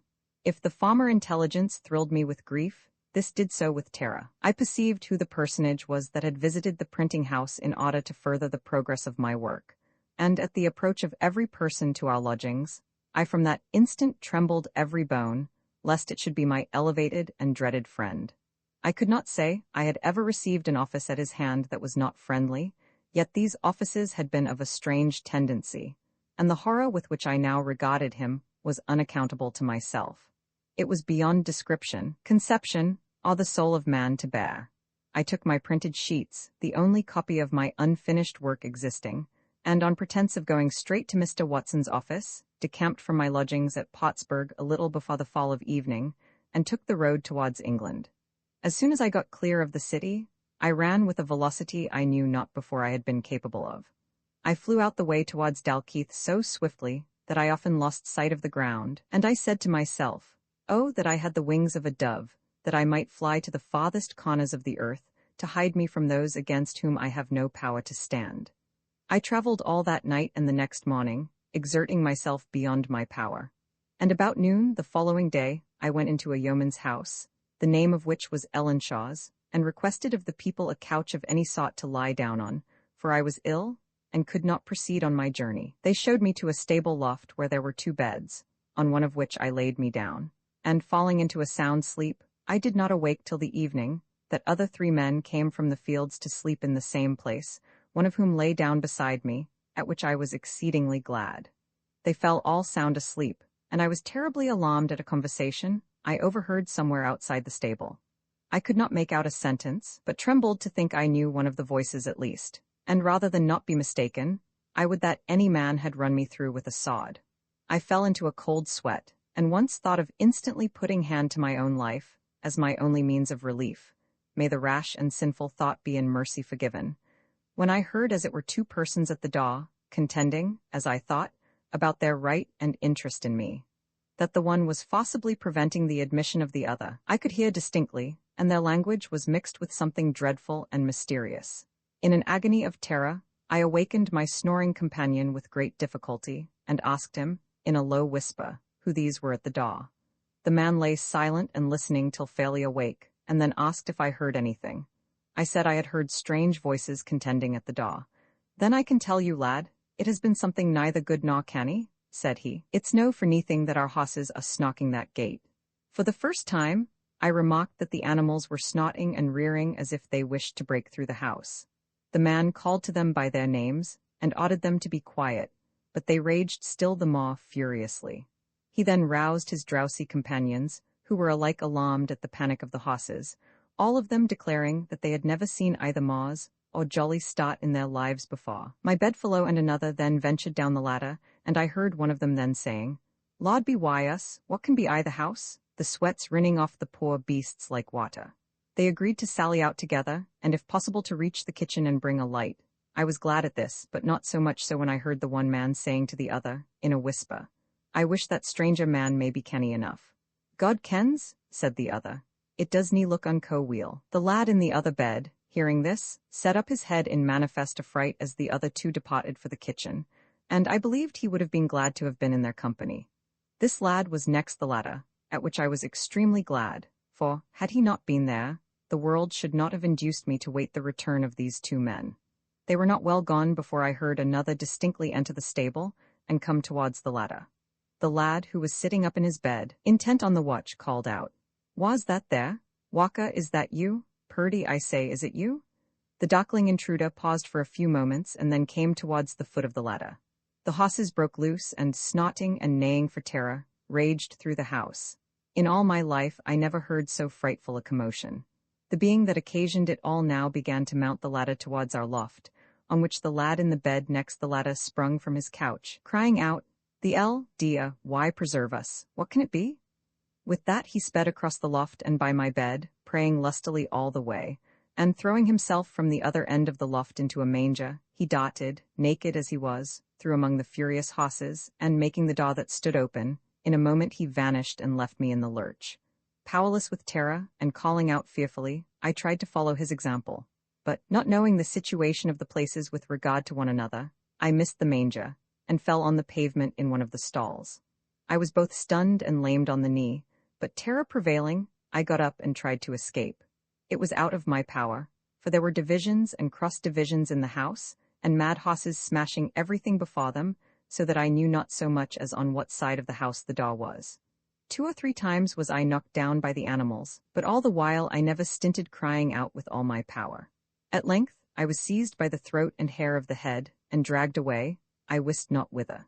My voice was now laid, and all my powers, both mental and bodily, totally overcome, and I remember no more till I found myself lying naked on the kitchen table of the farmhouse, and something like a horse's rug thrown over me. The only hint that I got from the people of the house on coming to myself was that my absence would be good company, and that they had got me in a woeful state, one which they did not choose to describe, or hear described.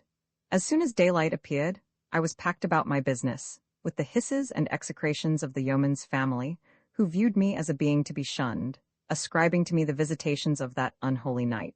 Again was I on my way southwards, as lonely, hopeless, and degraded a being as was to be found on life's weary round.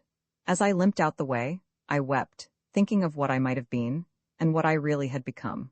Of my high and flourishing hopes when I set out as the avenger of God on the sinful children of men, of all that I had dared for the exaltation and progress of the truth, and it was with great difficulty that my faith remained unshaken, yet was I preserved from that sin, and comforted myself with the certainty that the believer's progress through life is one of warfare and suffering. My case was indeed a pitiable one. I was lame, hungry, fatigued, and my resources on the very eve of being exhausted. Yet these were but secondary miseries, and hardly worthy of a thought compared with those I suffered inwardly. I not only looked around me with terror at everyone that approached, but I was become a terror to myself, or rather, my body and soul were become terrors to each other, and had it been possible, I felt as if they would have gone to war. I dared not look at my face in a glass, for I shuddered at my own image and likeness. I dreaded the dawning, and trembled at the approach of night, nor was there one thing in nature that afforded me the least delight. In this deplorable state of body and mind was I jogging on towards the Tweed, by the side of the small river called Ellen, when, just at the narrowest part of the glen, whom should I meet full in the face, but the very being in all the universe of God, I would the most gladly have shunned. I had no power to fly from him, neither durst I, for the spirit within me accused him of falsehood and renounced his fellowship. I stood before him like a condemned criminal, staring him in the face, ready to be winded, twisted, and tormented as he pleased. He regarded me with a sad and solemn look. How changed was now that majestic countenance to one of haggard despair, changed in all save the extraordinary likeness to my late brother, a resemblance which misfortune and despair tended only to heighten. There were no kind greetings passed between us at meeting, like those which pass between the men of the world. He looked on me with eyes that froze the currents of my blood, but spoke not till I assumed as much courage as to articulate. "You here, I hope you have brought me tidings of comfort. Tidings of despair, said he, but such tidings as the timid and the ungrateful deserve and have reason to expect. You are an outlaw and a vagabond in your country, and a high reward is offered for your apprehension. The enraged populace have burnt your house, and all that is within it, and the farmers on the land bless themselves at being rid of you. So fare it with everyone who puts his hand to the great work of man's restoration to freedom, and draweth back, contemning the light that is within him. Your enormities caused me to leave you to yourself for a season, and you see what the issue has been. You have given some evil ones power over you, who long to devour you, both soul and body, and it has required all my power and influence to save you. Had it not been for my hand, you had been torn in pieces last night, but for once I prevailed. We must leave this land forthwith, for here there is neither peace, safety, nor comfort for us. Do you now and here pledge yourself to one who has so often saved your life, and has put his own at stake to do so? Do you pledge yourself that you will henceforth be guided by my counsel, and follow me whithersoever I choose to lead? I have always been swayed by your counsel, said I, and for your sake, principally, am I sorry that all our measures have proved abortive. But I hope still to be useful in my native isle, therefore let me plead that your highness will abandon a poor despised and outcast wretch to his fate, and betake you to your realms, where your presence cannot but be greatly wanted. Would that I could do so, said he woefully, but to talk of that is to talk of an impossibility. I am wedded to you so closely that I feel as if I were the same person. Our essences are one, our bodies and spirits being united, so that I am drawn towards you as by magnetism, and wherever you are, there must my presence be with you. Perceiving how this assurance affected me, he began to chide me most bitterly for my ingratitude, and then he assumed such looks that it was impossible for me longer to bear them. Therefore I staggered out of the way, begging and beseeching of him to give me up to my fate, and hardly knowing what I said. For it struck me that, with all his assumed appearance of misery and wretchedness, there were traits of exultation in his hideous countenance, manifesting a secret and inward joy at my utter despair. It was long before I durst look over my shoulder, but when I did so, I perceived this ruined and debased potentate coming slowly on the same path, and I prayed that the Lord would hide me in the bowels of the earth or depths of the sea. When I crossed the Tweed, I perceived him still a little behind me, and, my despair being then at its height, I cursed the time I first met with such a tormentor, though on a little recollection it occurred that it was at that blessed time when I was solemnly dedicated to the Lord, and assured of my final election and confirmation by an eternal decree never to be annulled. This being my sole and only comfort, I recalled my curse upon the time, and repented me of my rashness. After crossing the Tweed, I saw no more of my persecutor that day, and had hopes that he had left me for a season. But, alas, what hope was there of my relief after the declaration I had so lately heard? I took up my lodgings that night in a small miserable inn in the village of Ancram, of which the people seemed alike poor and ignorant. Before going to bed, I asked if it was customary with them to have family worship of evenings. The man answered that they were so hard set with the world they often could not get time, but if I would be so kind as to officiate, they would be much obliged to me. I accepted the invitation, being afraid to go to rest lest the commotions of the foregoing night might be renewed, and continued the worship as long as in decency I could. The poor people thanked me, hoped my prayers would be heard both on their account and my own, seemed much taken with my abilities, and wondered how a man of my powerful eloquence chanced to be wandering about in a condition so forlorn. I said I was a poor student of theology, on my way to Oxford. They stared at one another with expressions of wonder, disappointment, and fear. I afterwards came to learn that the term theology was by them quite misunderstood, and that they had some crude conceptions that nothing was taught at Oxford but the black arts, which ridiculous idea prevailed over all the south of Scotland. For the present, I could not understand what the people meant, and less so when the man asked me, with deep concern, if I was serious in my intentions of going to Oxford. He hoped not, and that I would be better guided. I said my education wanted finishing, but he remarked that the Oxford arts were a bad finish for a religious man's education. Finally, I requested him to sleep with me, or in my room all the night, as I wanted some serious and religious conversation with him, and likewise to convince him that the study of the fine arts, though not absolutely necessary, were not incompatible with the character of a Christian divine. He shook his head, and wondered how I could call them fine arts, hoped I did not mean to convince him by any ocular demonstration, and at length reluctantly condescended to sleep with me, and let the lass and wife sleep together for one night. I believe he would have declined it had it not been some hints from his wife, stating that it was a good arrangement, by which I understood there were only 2 beds in the house, and that when I was preferred to the lass's bed, she had one to shift for. The landlord and I accordingly retired to our homely bed, and conversed for some time about indifferent matters, till he fell sound asleep. Not so with me. I had that within which would not suffer me to close my eyes, and, about the dead of night, I again heard the same noises and contention begin outside the house as I had heard the night before, and again I heard it was about a sovereign and peculiar right in me. At one time the noise was on the top of the house, straight above our bed, as if the one party were breaking through the roof, and the other forcibly preventing it. At another it was at the door, and at a third time at the window, but still mine host lay sound by my side, and did not waken. I was seized with terrors indefinable, and prayed fervently, but did not attempt rousing my sleeping companion until I saw if no better could be done. The women, however, were alarmed, and rushing into our apartment, exclaimed that all the devils in hell were besieging the house. Then, indeed, the landlord awoke, and it was time for him, for the tumult had increased to such a degree that it shook the house to its foundations, being louder and more furious than I could have conceived the heat of battle to be when the volleys of artillery are mixed with groans, shouts, and blasphemous cursing. It thundered and lightened, and there were screams, groans, laughter, and execrations, all intermingled. I lay trembling and bathed in a cold perspiration, but was soon obliged to bestir myself, the inmates attacking me one after the other. "Oh, Tam Douglas, Tam Douglas! Hasty and rise out fryont that incarnal devil," cried the wife. "Ye're an iont the auld ane himsel, for our loss Tibby saw his cloven cloots last night." "Laud forbid!" roared Tam Douglas, and darted over the bed like a flying fish. Then, hearing the unearthly tumult with which he was surrounded, he turned to the side of the bed, and addressed me thus, with long and fearful intervals. "If ye be the Dale, rise up, and depart in peace out o' this house. Afore the bedstree take kindling about ye, and then it'll maybe be the waw for ye. Get up, and gang awa out amang your cronies like a good lad. There's naebody here wishes you ony ill. D'ye hear me?" "Friend," said I, "no Christian would turn out a fellow creature on such a night as this, and in the midst of such a commotion of the villagers." "Na, if ye be a mortal man," said he, "which I rather think, from the use you made of the holy book. Nay, no your practical jokes on strangers and honest fox. These are some o' your Oxford tricks, and I'll thank you to be ower why them. Gracious heaven, they are bricking through the house out of the four corners at the same time."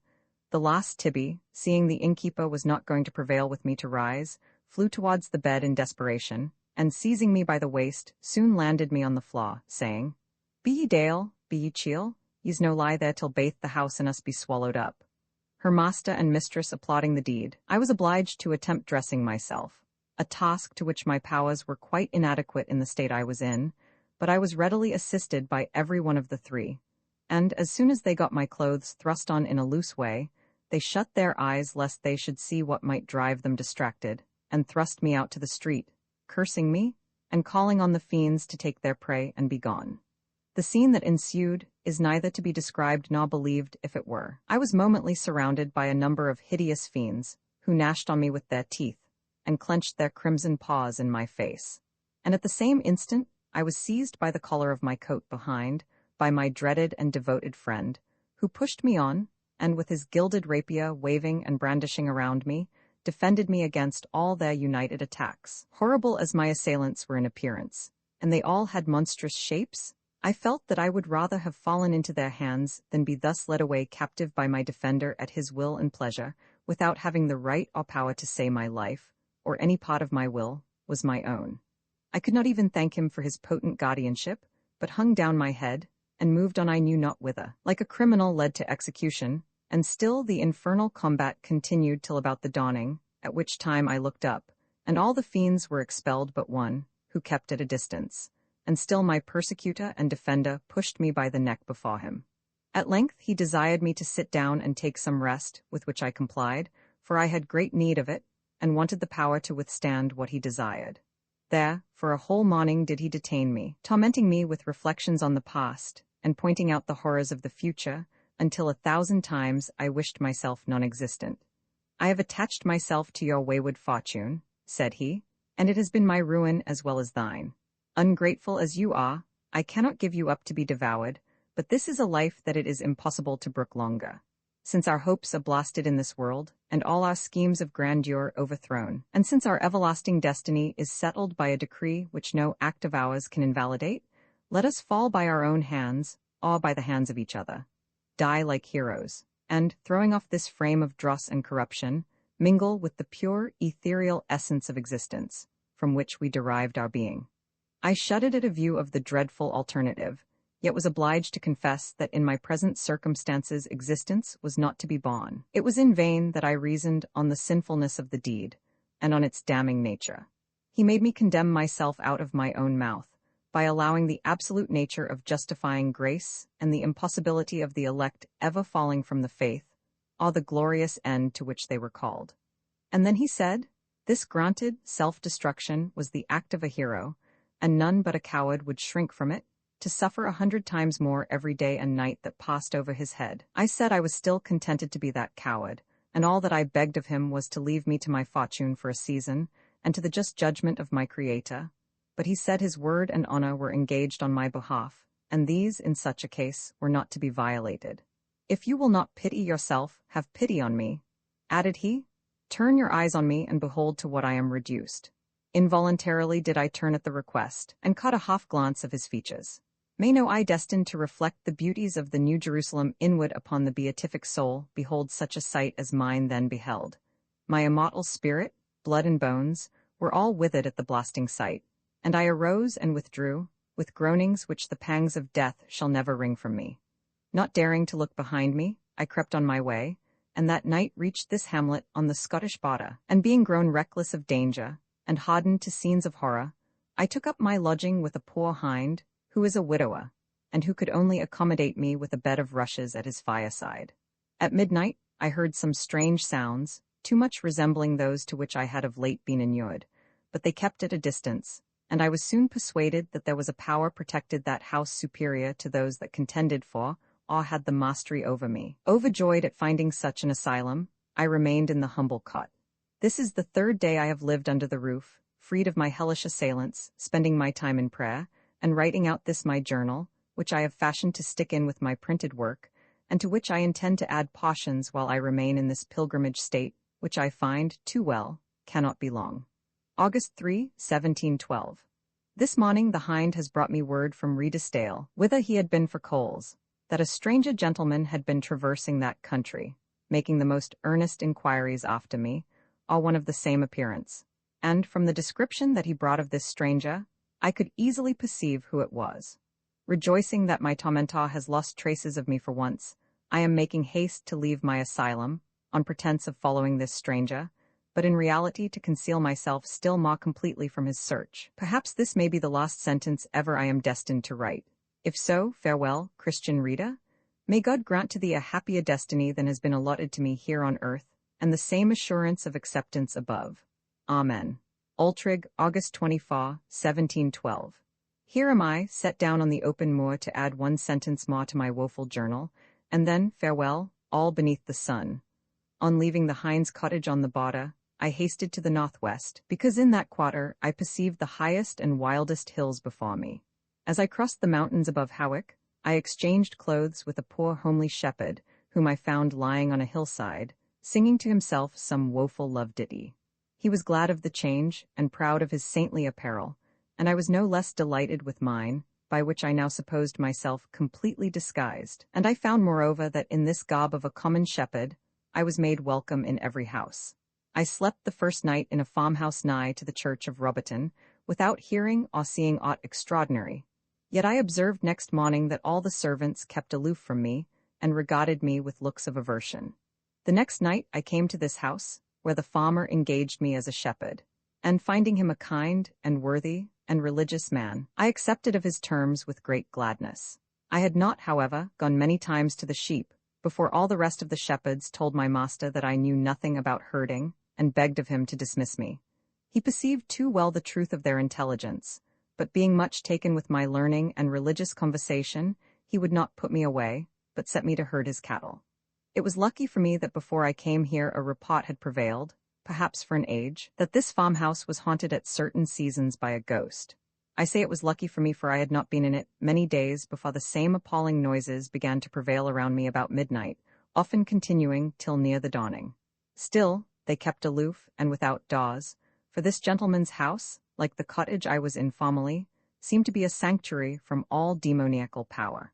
He appears to be a good man and a just, and mocks at the idea of supernatural agency, and he either does not hear these persecuting spirits or will not acknowledge it, though of late he appears much perturbed.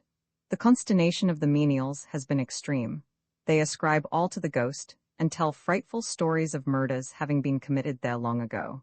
Of late, however, they are beginning to suspect that it is I that am haunted, and, as I have never given them any satisfactory account of myself, they are whispering that I am a murderer, and haunted by the spirits of those I have slain. August 30. This day I have been informed that I am to be banished the dwelling house by night, and to sleep in an outhouse by myself, to try if the family can get any rest when freed of my presence. I have peremptorily refused acquiescence, on which my master's brother struck me, and kicked me with his foot. My body being quite exhausted by suffering, I am grown weak and feeble both in mind and bodily frame, and actually unable to resent any insult or injury. I am the child of earthly misery and despair, if ever there was one existent. My master is still my friend, but there are so many masters here, and every one of them alike harsh to me, that I wish myself in my grave every hour of the day. If I am driven from the family sanctuary by night, I know I shall be torn in pieces before morning, and then who will deign or dare to gather up my mangled limbs and give me honored burial? My last hour is arrived. I see my tormentor once more approaching me in this wild. Oh, that the earth would swallow me up, or the hill fall and cover me. Farewell forever? September 7, 1712. My devoted and princely, but sanguine friend has been with me again and again. My time is expired, and I find a relief beyond measure, for he has fully convinced me that no act of mine can mar the eternal counsel, or in the smallest degree alter or extenuate one event which was decreed before the foundations of the world were laid. He said he had watched over me with the greatest anxiety, but, perceiving my rooted aversion towards him, he had forbore troubling me with his presence. But now, seeing that I was certainly to be driven from my sanctuary that night, and that there would be a number of infernals watching to make a prey of my body, he came to caution me not to despair, for that he would protect me at all risks, if the power remained with him. He then repeated an ejaculatory prayer, which I was to pronounce, if in great extremity. I objected to the words as equivocal, and susceptible of being rendered in a meaning perfectly dreadful, but he reasoned against this, and all reasoning with him is to no purpose. He said he did not ask me to repeat the words unless greatly straitened, and that I saw his strength and power giving way, and when perhaps nothing else could save me. The dreaded hour of night arrived, and, as he said, I was expelled from the family residence and ordered to a byre, or cow-house, that stood parallel with the dwelling house behind, where, on a divot loft, my humble bedstead stood, and the cattle grunted and puffed below me.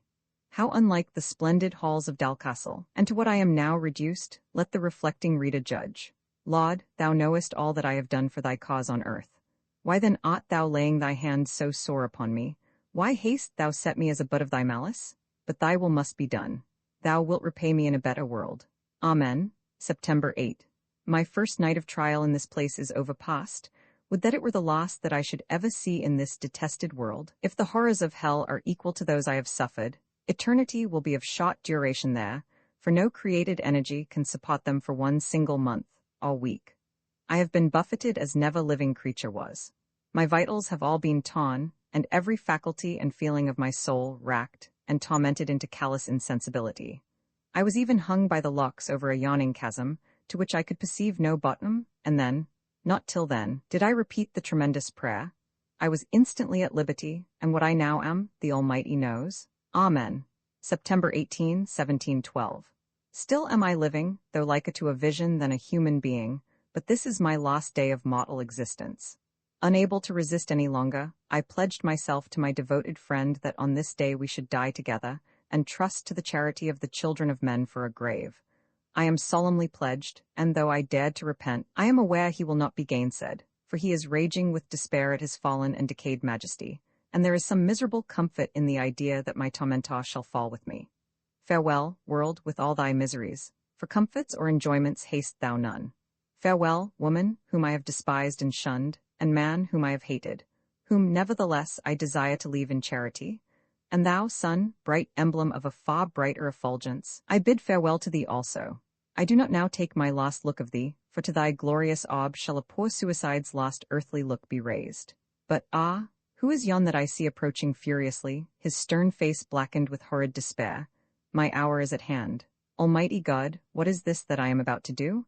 The hour of repentance is past, and now my fate is inevitable. Amen, forever. I will now seal up my little book and conceal it, and cursed be he who trieth to alter or amend. The editor's narrative, it appears from tradition, as well as some parish registers still extant, that the lands of Dalcastle, or Dalchastel, as it is often spelled, were possessed by a family of the name of Colwyn, about 150 years ago, and for at least a century previous to that period. That family was supposed to have been a branch of the ancient family of Colquhoun, and it is certain that from it spring the Cowans that spread towards the border.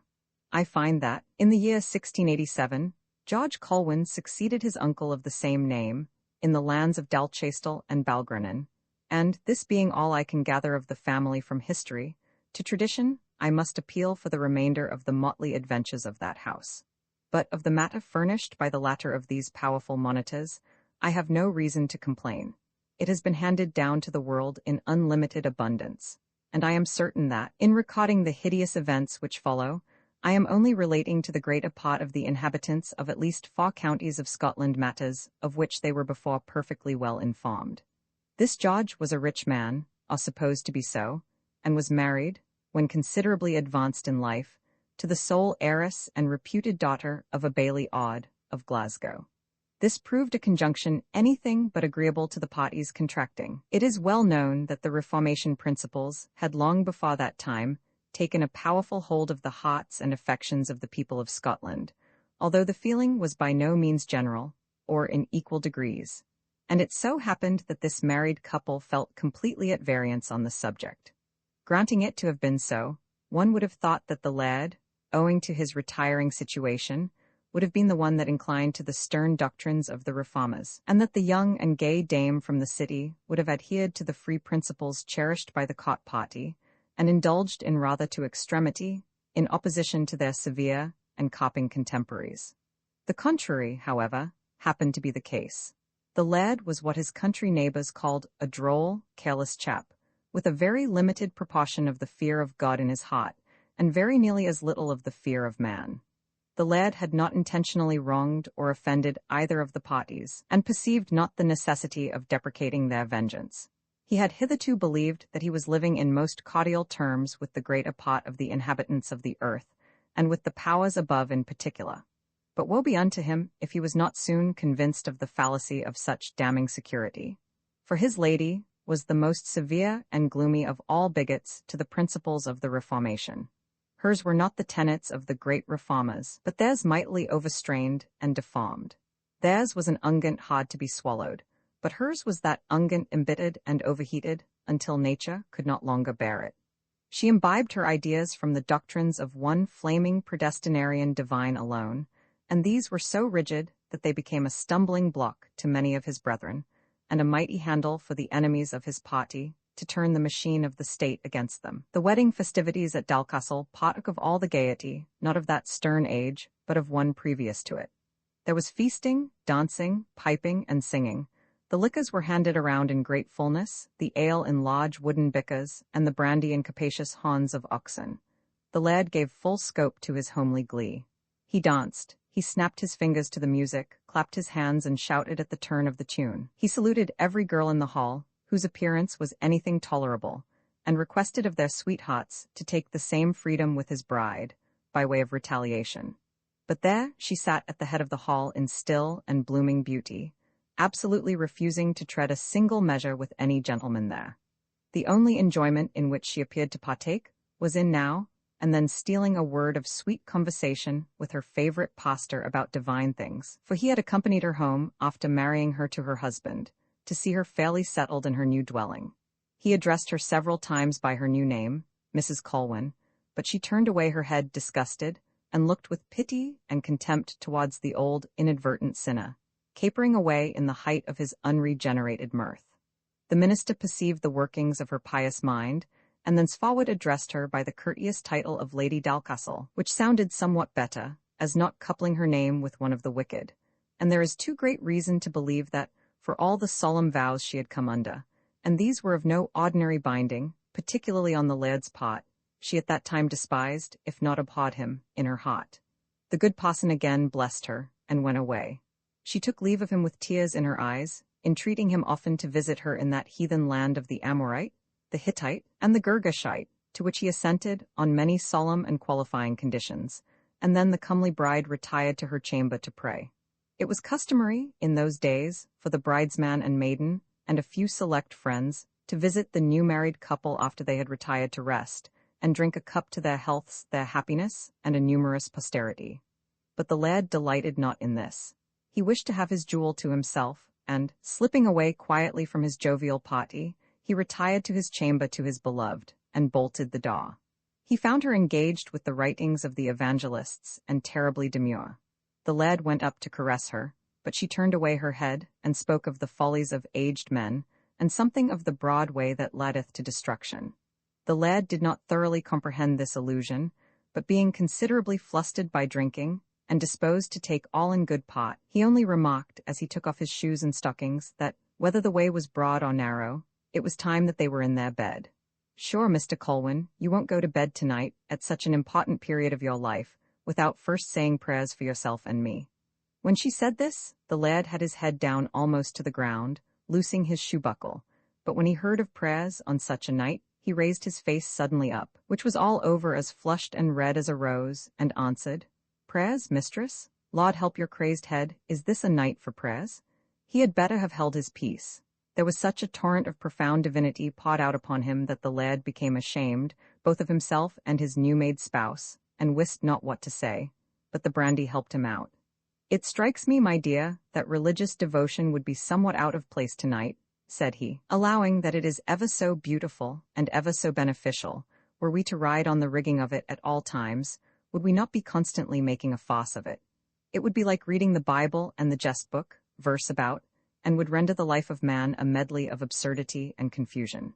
But, against the cant of the bigot or the hypocrite, no reasoning can aught avail.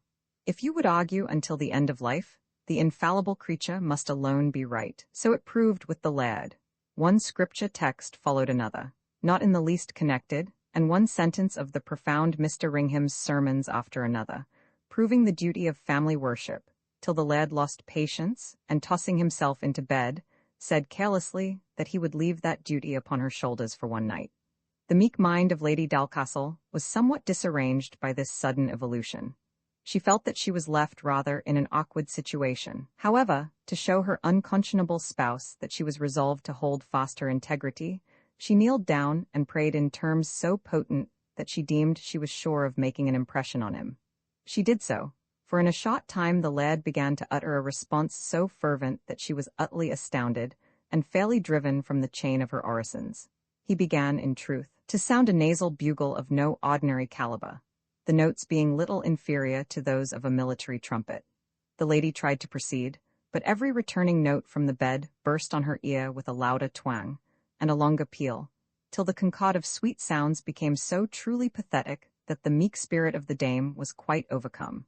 And after shedding a flood of tears, she arose from her knees, and retired to the chimney-corner with her Bible in her lap, there to spend the hours in holy meditation till such time as the inebriated trumpeter should awaken to a sense of propriety.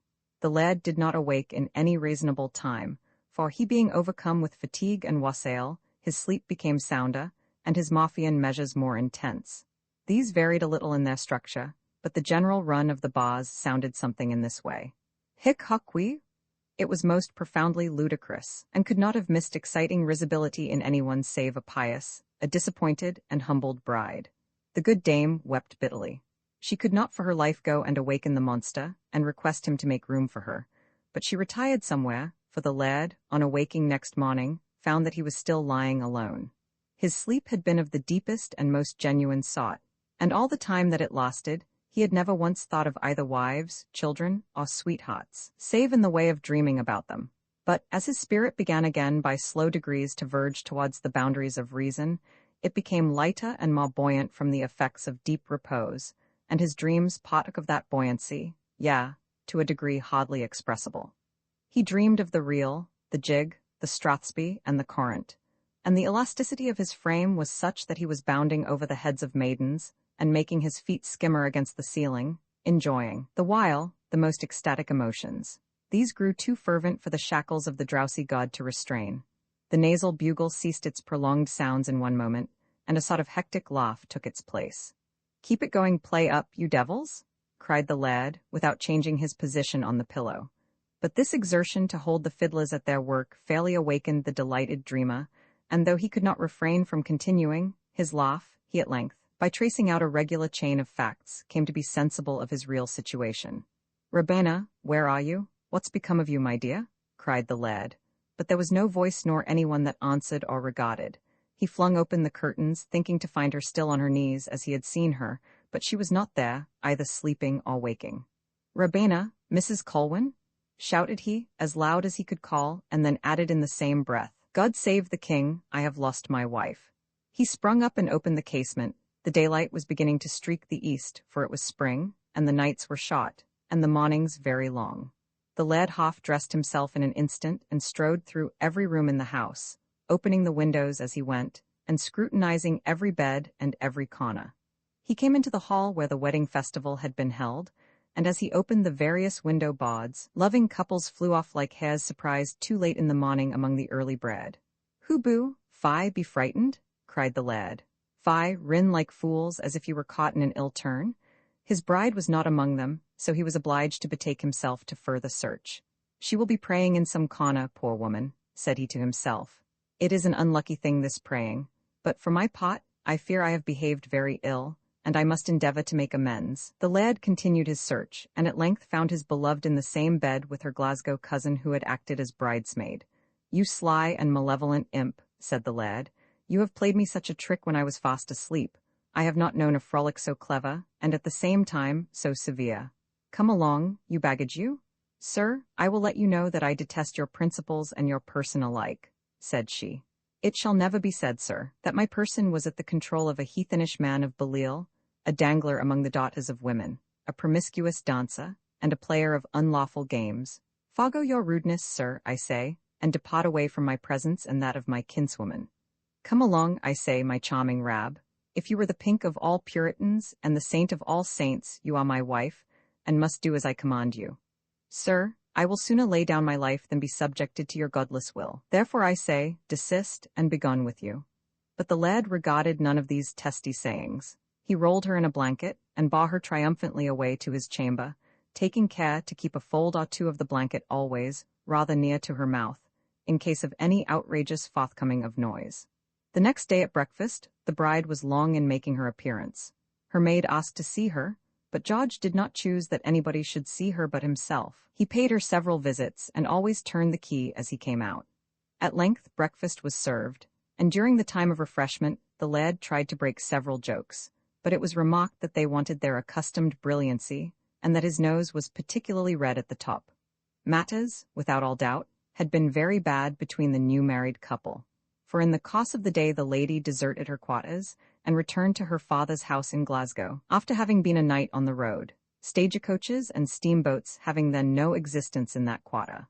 Though Bailey Odd had acquiesced in his wife's asseveration regarding the likeness of their only daughter to her father, he never loved or admired her greatly. Therefore this behavior nothing astounded him. He questioned her strictly as to the grievous offense committed against her, and could discover nothing that warranted a procedure so fraught with disagreeable consequences. So, after mature deliberation, the Bailey addressed her as follows. I, Raby? An SAE I find that Dalcastle has actually refused to say prayers with you when you audited him, and has guided you in a rude, indelicate manner, outstepping the respect due to my daughter, as my daughter. But why regard to what is due to his own wife? Of that he's a better judge nor me. However, since he has behaved in that manner to my daughter, I shall be revenged on him for aince, for I shall return the obligation to ain nearer to him, that is, I shall take pennyworths of his wife, and let him lick at that. What do you mean, sir? Said the astonished damsel. I mean to be revenged on that villain Dalcastle, said he, for what he has done to my daughter. Come hither, Mrs. Colwyn, you shall pay for this. So saying, the Bailey began to inflict corporal punishment on the runaway wife. His strokes were not indeed very deadly, but he made a mighty flourish in the infliction, pretending to be in a great rage only at the Laird of Dalcastle. "Villain that he is!" exclaimed he, "I shall teach him to behave in such a manner to a child of mine, be she as she may. Since I cannot get it himself, I shall lound to her that is nearest to him in life. Take you that, and that, Mrs. Colwyn, for your husband's impertinence."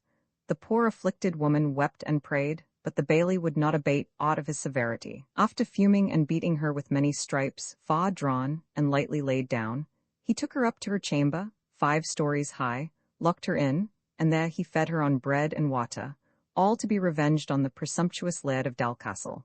But ever and anon, as the bailey came down the stair from carrying his daughter's meal, he said to himself, "I shall make the sight of the Laird the blithest she ever saw in her life."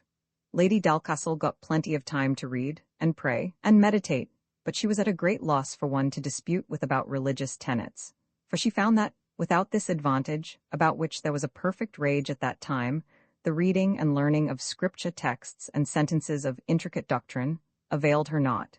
So she was often driven to sit at her casement and look out for the approach of the heathenish Laird of Dalcastle. That hero, after a considerable lapse of time, at length made his appearance. Matters were not hard to adjust, for his lady found that there was no refuge for her in her father's house, and so, after some sighs and tears, she accompanied her husband home. For all that had passed, things went on no better. She would convert the Laird in spite of his teeth.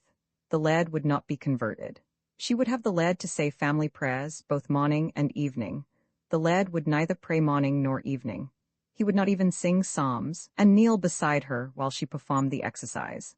Neither would he converse at all times, and in all places, about the sacred mysteries of religion, although his lady took occasion to contradict flatly every assertion that he made, in order that she might spiritualize him by drawing him into argument.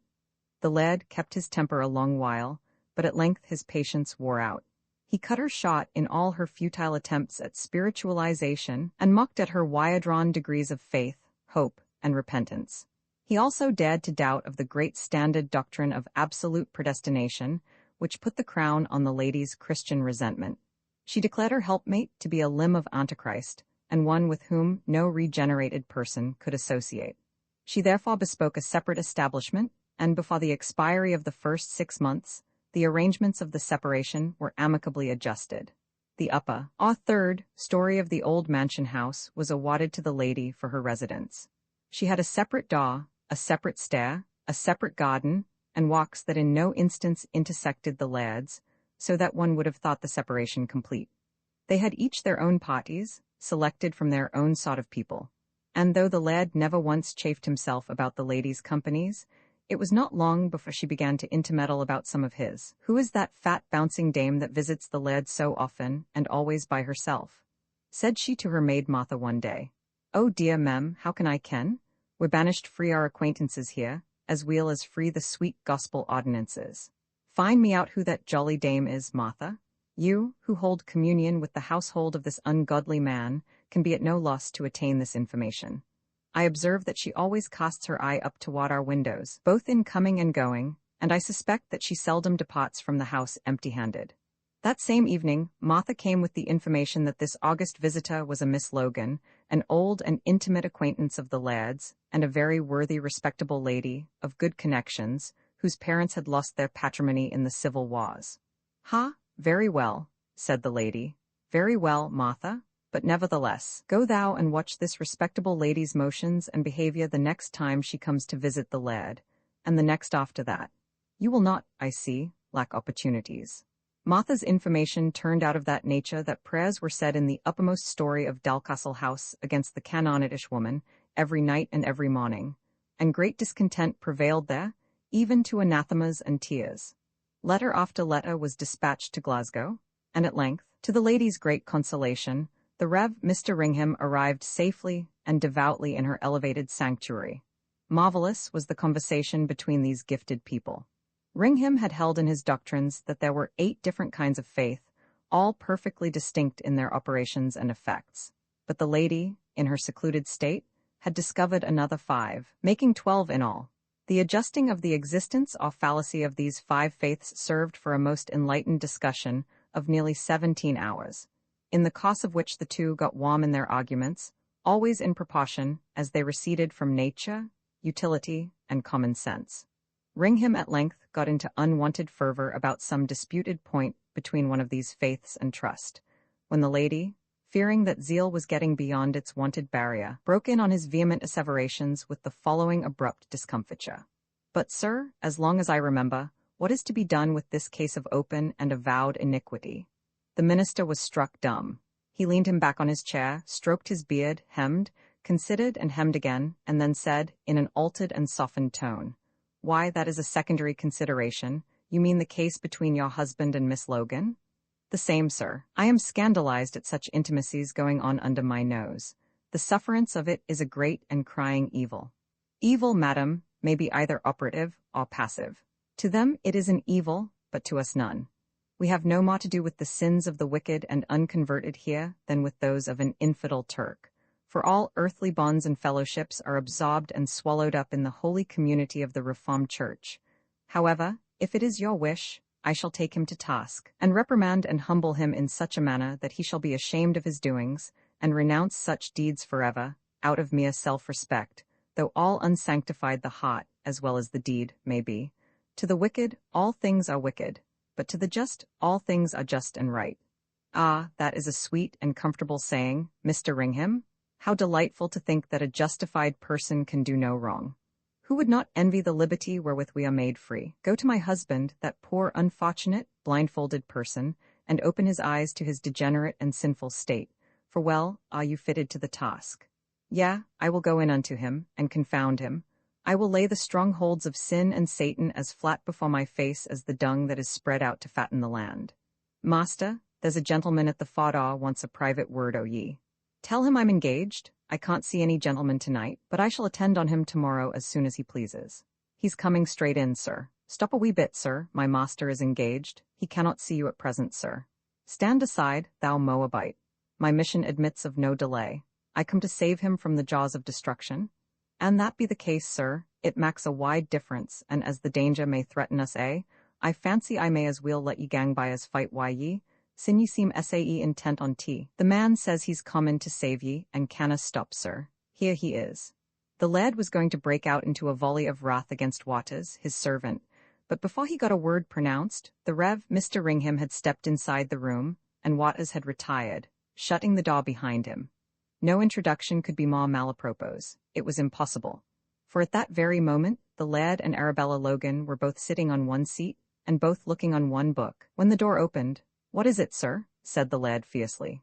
"A message of the greatest importance, sir," said the divine, striding unceremoniously up to the chimney, turning his back to the fire and his face to the culprits. "I think you should know me, sir," continued he, looking displeasedly at the lad with his face half turned round. "I think I should," returned the lad.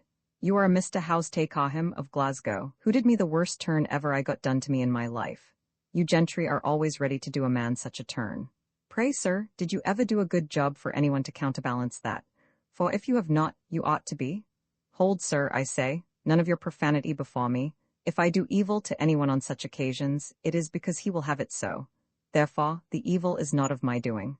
I ask you, sir, before God and this witness, I ask you, have you kept solemnly and inviolate the vows which I laid upon you that day? Answer me. Has the partner whom you bound me to kept hers inviolate? Answer me that, sir. None can better do so than you, Mr. Howstay Caillou. So then, you confess your backslidings and avow the profligacy of your life. And this person here is, I suppose, the partner of your iniquity, she whose beauty hath caused you to err. Stand up, both of you, till I rebuke you, and show you what you are in the eyes of God and man. In the first place, stand you still there, till I tell you what you are in the eyes of God and man. You are, sir, a presumptuous, self-conceited pedagogue, a stirrer-up of strife and commotion in church, in state, in families, and communities. You are one, sir, whose righteousness consists in splitting the doctrines of Calvin into thousands of undistinguishable films, and in setting up a system of justifying grace against all breaches of all laws, moral or divine. In short, sir, you are a mildew, a cankerworm in the bosom of the Reformed Church, generating a disease of which she will never be purged, but by the shedding of blood. Go thou in peace, and do these abominations no more, but humble thyself, lest a worse reproof come upon thee. Ringham heard all this without flinching. He now and then twisted his mouth in disdain, treasuring up, meantime, his vengeance against the two aggressors, for he felt that he had them on the hip, and resolved to pour out his vengeance and indignation upon them. Sorry am I that the shackles of modern decorum restrain me from penning that famous rebuke, fragments of which have been attributed to every divine of old notoriety throughout Scotland. But I have it by heart, and a glorious morsel it is to put into the hands of certain incendiaries. The metaphors are so strong and so appalling that Miss Logan could only stand them a very short time. She was obliged to withdraw in confusion. The lad stood his ground with much ado, though his face was often crimsoned over with the hues of shame and anger. Several times he was on the point of turning the officious sycophant to the door, but good manners, and an inherent respect that he entertained for the clergy, as the immediate servants of the Supreme Being, restrained him. Ringham, perceiving these symptoms of resentment, took them for marks of shame and contrition, and pushed his reproaches farther than ever divine ventured to do in a similar case. When he had finished, to prevent further discussion, he walked slowly and majestically out of the apartment, making his robes to swing behind him in a most magisterial manner, he being, without doubt, elated with his high conquest.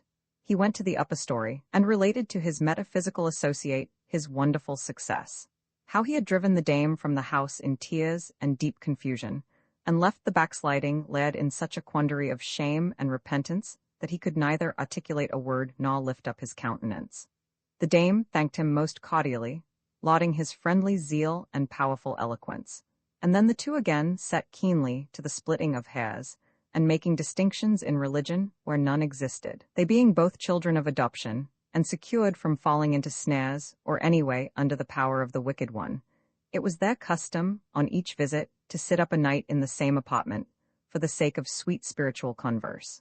But that time, in the course of the night, they differed so materially on a small point somewhere between justification and final election, that the minister, in the heat of his zeal, sprung from his seat, paced the floor, and maintained his point with such ardor that Martha was alarmed, and, thinking they were going to fight, and that the minister would be a hard match for her mistress, she put on some clothes, and twice left her bed and stood listening at the back of the door, ready to burst in should need require it.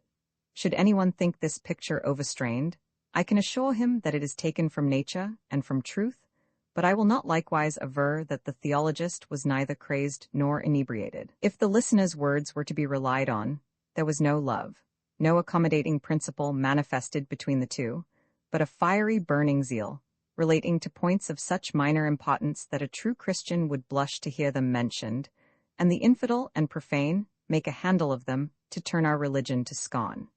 Great was the dame's exultation at the triumph of her beloved pastor over her sinful neighbors in the lower parts of the house, and she boasted of it to Martha in high-sounding terms. But it was of short duration, for in 5 weeks after that, Arabella Logan came to reside with the lad as his housekeeper, sitting at his table and carrying the keys as mistress substitute of the mansion. The lady's grief and indignation were now raised to a higher pitch than ever, and she set every agent to work, with whom she had any power, to effect a separation between these two suspected ones. Remonstrance was of no avail. George laughed at them who tried such a course, and retained his housekeeper, while the lady gave herself up to utter despair. For though she would not consort with her husband herself, she could not endure that any other should do so. But to countervail this grievous offense, our saintly and afflicted dame, in due time, was safely delivered of a fine boy whom the lad acknowledged as his son and heir, and had him christened by his own name, and nursed in his own premises. He gave the nurse permission to take the boy to his mother's presence if ever she should desire to see him, but strange as it may appear, she never once desired to see him from the day that he was born.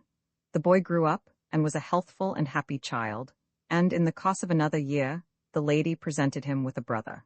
A brother he certainly was, in the eye of the law, and it is more than probable that he was his brother in reality. But the lad thought otherwise, and though he knew and acknowledged that he was obliged to support and provide for him, he refused to acknowledge him in other respects.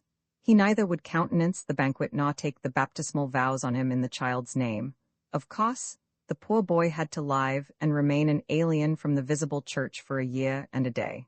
At which time, Mr. Ringham, out of pity and kindness, took the lady herself as sponsor for the boy, and baptized him by the name of Robert Ringham, that being the noted divine's own name.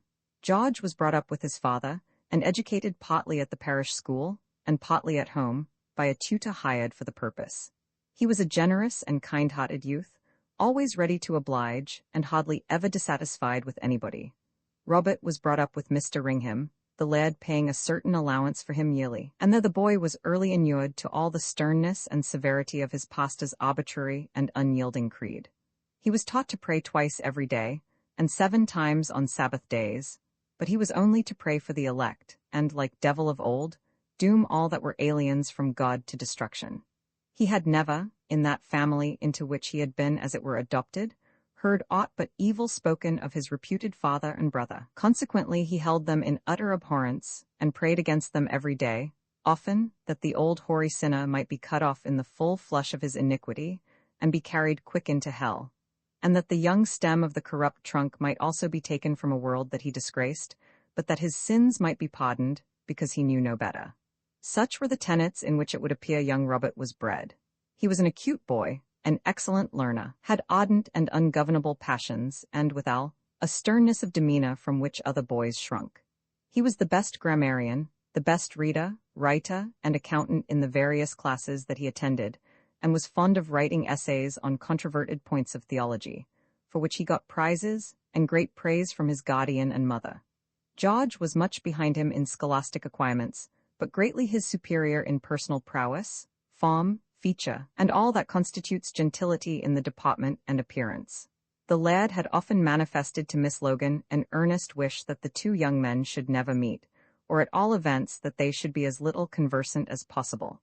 And Miss Logan, who was as much attached to George as if he had been her own son, took every precaution, while he was a boy, that he should never meet with his brother.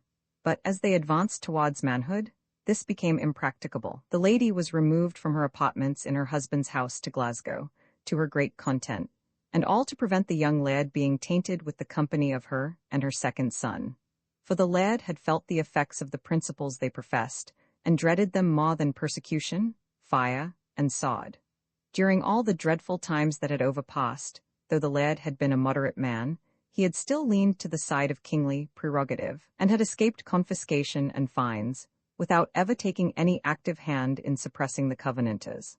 But, after experiencing a specimen of their tenets and manner in his wife, from a secret favor of them and their doctrines, he grew alarmed at the prevalence of such stern and factious principles, now that there was no check or restraint upon them.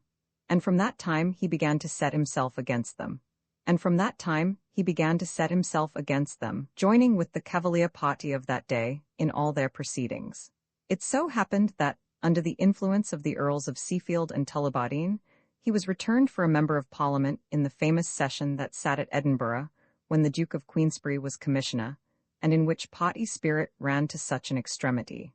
The young lad went with his father to the court, and remained in town all the time that the session lasted, and, as all interested people of both factions flocked to the town at that period, so the important Mr. Ringham was there among the rest, during the greater part of the time, blowing the coal of revolutionary principles with all his might, in every society to which he could obtain admission. He was a great favorite with some of the West Country gentlemen of that faction, by reason of his unbending impudence. No opposition could for a moment cause him either to blush, or retract one item that he had advanced. Therefore the Duke of Argyll and his friends made such use of him as sportsmen often do of terriers, to start the game, and make a great yelping noise to let them know whither the chase is proceeding. They often did this out of sport, in order to tease their opponent, for of all pesterers that ever fastened on man, he was the most insufferable. Knowing that his coat protected him from manual chastisement, he spared no acrimony, and delighted in the chagrin and anger of those with whom he contended. But he was sometimes likewise of real use to the heads of the Presbyterian faction, and therefore was admitted to their tables, and of course conceived himself a very great man. His ward accompanied him, and very shortly after their arrival in Edinburgh, Robert, for the first time, met with the young lad his brother, in a match at tennis. The prowess and agility of the young squire drew forth the loudest plaudits of approval from his associates, and his own exertion alone carried the game every time on the one side, and that so far as all eye longed to count 3 for their one. The hero's name soon ran round the circle, and when his brother Robert, who was an onlooker, learned who it was that was gaining so much applause, He came and stood close beside him all the time that the game lasted, always now and then putting in a cutting remark by way of mockery. George could not help perceiving him, not only on account of his impertinent remarks, but he, moreover, stood so near him that he several times impeded him in his rapid evolutions, and of course got himself shoved aside in no very ceremonious way. Instead of making him keep his distance, these rude shocks and pushes, accompanied sometimes with hasty curses, only made him cling the closer to this king of the game. He seemed determined to maintain his right to his place as an onlooker, as well as any of those engaged in the game, and if they had tried him at an argument, he would have carried his point. Or perhaps he wished to quarrel with this spark of his jealousy and aversion, and draw the attention of the gay crowd to himself by these means. For like his guardian, he knew no other pleasure but what consisted in opposition. George took him for some impertinent student of divinity, rather set upon a joke than anything else. He perceived a lad with black clothes and a methodistical face, whose countenance and eye he disliked exceedingly, several times in his way, and that was all the notice he took of him the first time they two met.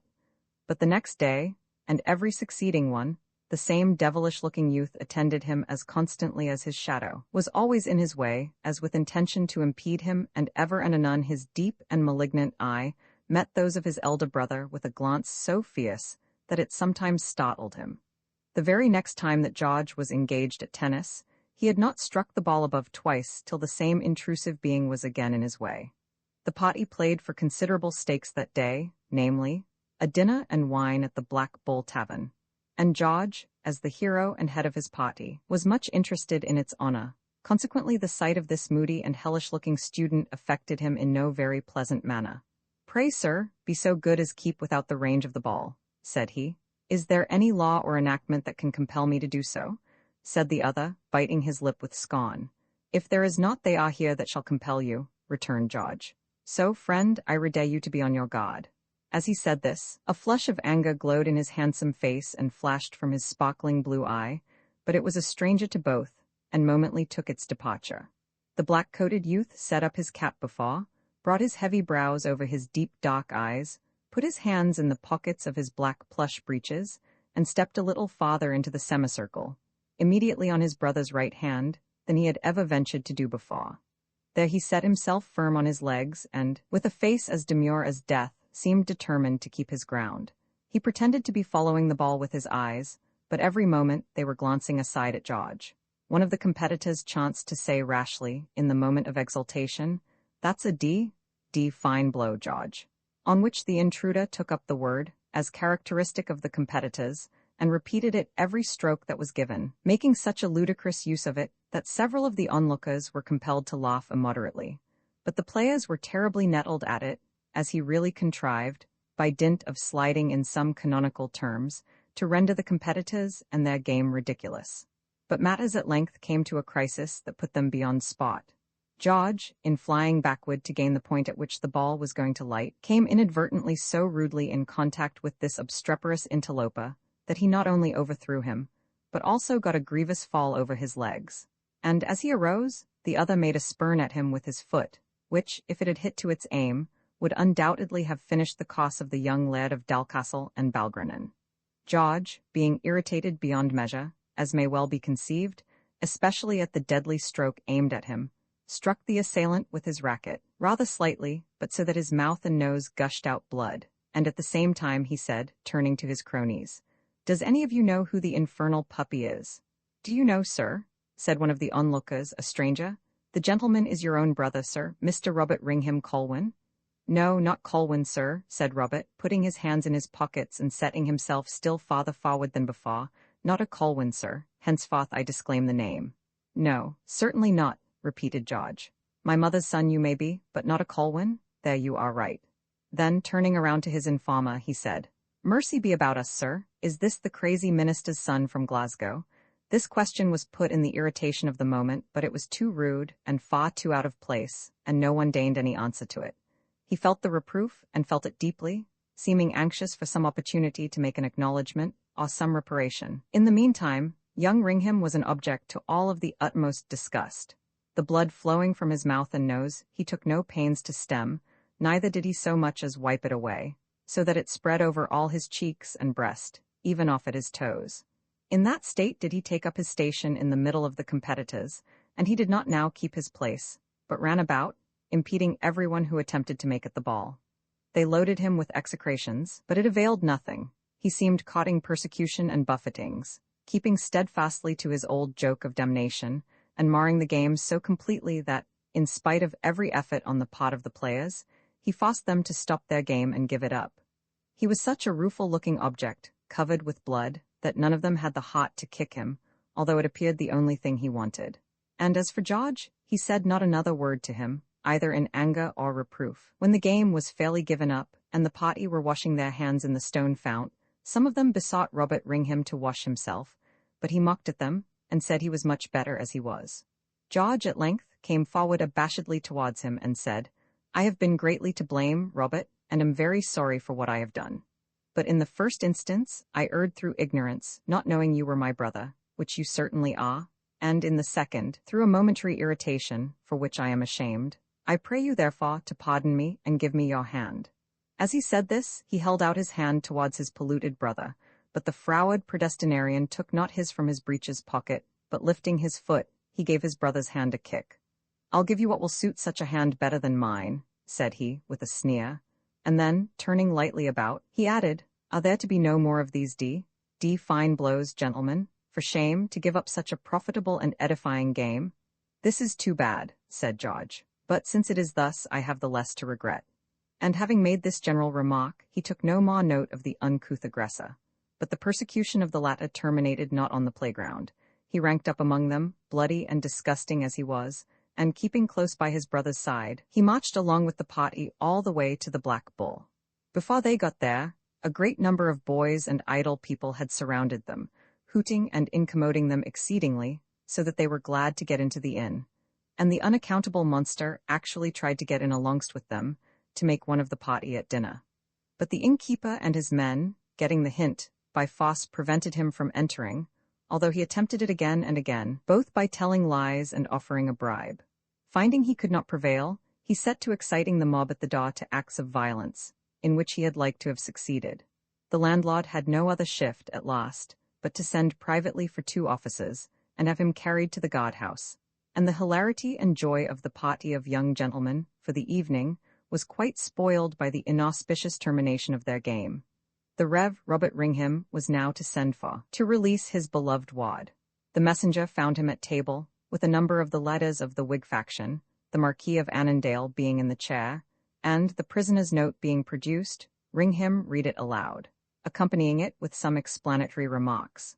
The circumstances of the case being thus magnified and distorted, it excited the utmost abhorrence, both of the deed and the perpetrators, among the assembled faction. They declaimed against the act as an unnatural attempt on the character, and even the life, of an unfortunate brother, who had been expelled from his father's house. And as party spirit was the order of the day, an attempt was made to lay the burden of it to that account. In short, the young culprit got some of the best blood of the land to enter as his securities, and was set at liberty. But when Ringham perceived the plight that he was in, he took him, as he was, and presented him to his honorable patrons. This raised the indignation against the young lad and his associates 1,000-fold, which actually roused the party to temporary madness. They were, perhaps, a little excited by the wine and spirits they had swallowed, else a casual quarrel between 2 young men, at tennis, could not have driven them to such extremes. But certain it is that, from one at first arising to address the party on the atrocity of the offense, both in a moral and political point of view, on a sudden there were 6 on their feet at the same time, expatiating on it, and in a very short time thereafter, everyone in the room was up talking with the utmost vociferation, all on the same subject, and all taking the same side in the debate. In the midst of this confusion, someone or other issued from the house, which was at the back of the cannon gate, calling out, a plot, treason, treason, down with the bloody incendiaries at the Black Bull." The concourse of people that were assembled in Edinburgh at that time was prodigious, and as they were all actuated by political motives, they wanted only a ready-blown coal to set the mountain on fire.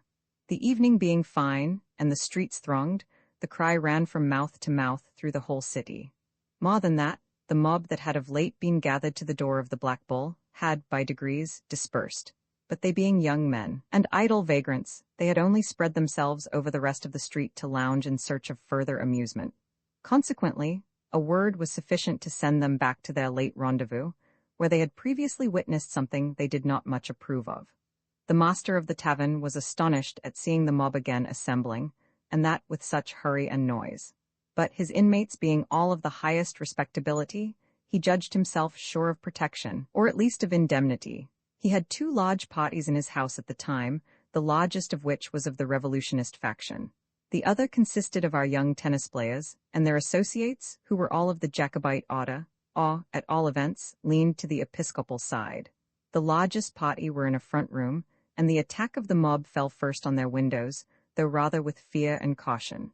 Jingle went one pane, then a loud hurrah, and that again was followed by a number of voices, endeavoring to restrain the indignation from venting itself in destroying the windows, and to turn it on the inmates. The Whigs, calling the landlord, inquired what the assault meant. He cunningly answered that he suspected it was some of the youths of the Cavalier, or High Church party, exciting the mob against them. The party consisted mostly of young gentlemen, by that time in a key to engage in any row, and at all events, to suffer nothing from the other party, against whom their passions were mightily inflamed. The landlord, therefore, had no sooner given them the spirit-rousing intelligence than everyone, as by instinct, swore his own natural oath, and grasped his own natural weapon. A few of those of the highest rank were armed with swords, which they boldly drew. Those of the subordinate orders immediately flew to such weapons as the room, kitchen, and scullery afforded, such as tongs, pokers, spits, racks, and shovels, and breathing vengeance on the prelatic party, the children of Antichrist and the heirs of D.N.T.N., the barterers of the liberties of their country and betrayers of the most sacred trust. Thus elevated, and thus armed in the cause of right, justice, and liberty, our heroes rushed to the street, and attacked the mob with such violence that they broke the mass in a moment, and dispersed their thousands like chaff before the wind. The other party of young Jacobites, who sat in a room farther from the front, and were those against whom the fury of the mob was meant to have been directed, knew nothing of this second uproar, till the noise of the sally made by the Whigs assailed their ears. Being then informed that the mob had attacked the house, on account of the treatment they themselves had given to a young gentleman of the adverse faction, and that another jovial party had issued from the house in their defense, and was now engaged in an unequal combat, the sparks likewise flew to the field to back their defenders with all their prowess, without troubling their heads about who they were. A mob is like a spring tide in an eastern storm, that retires only to return with more overwhelming fury. The crowd was taken by surprise when such a strong and well-armed party issued from the house with so great fury, laying all prostrate that came in their way. Those who were next to the door, and were of course the first whom the imminent danger assailed, rushed backwards among the crowd with their whole force. The Black Bull, standing in a small square halfway between the High Street and the Cowgate, and the entrance to it being by 2 closes, into these the pressure outwards was simultaneous, and thousands were moved to an involuntary flight, they knew not why. But the High Street of Edinburgh, which they soon reached, is a dangerous place in which to make an open attack upon a mob, and it appears that the entrances to the tavern had been somewhere near to the cross, on the south side of the street. For the crowd fled with great expedition, both to the east and west, and the conquerors, separating themselves as chance directed, pursued impetuously, wounding and maiming as they flew.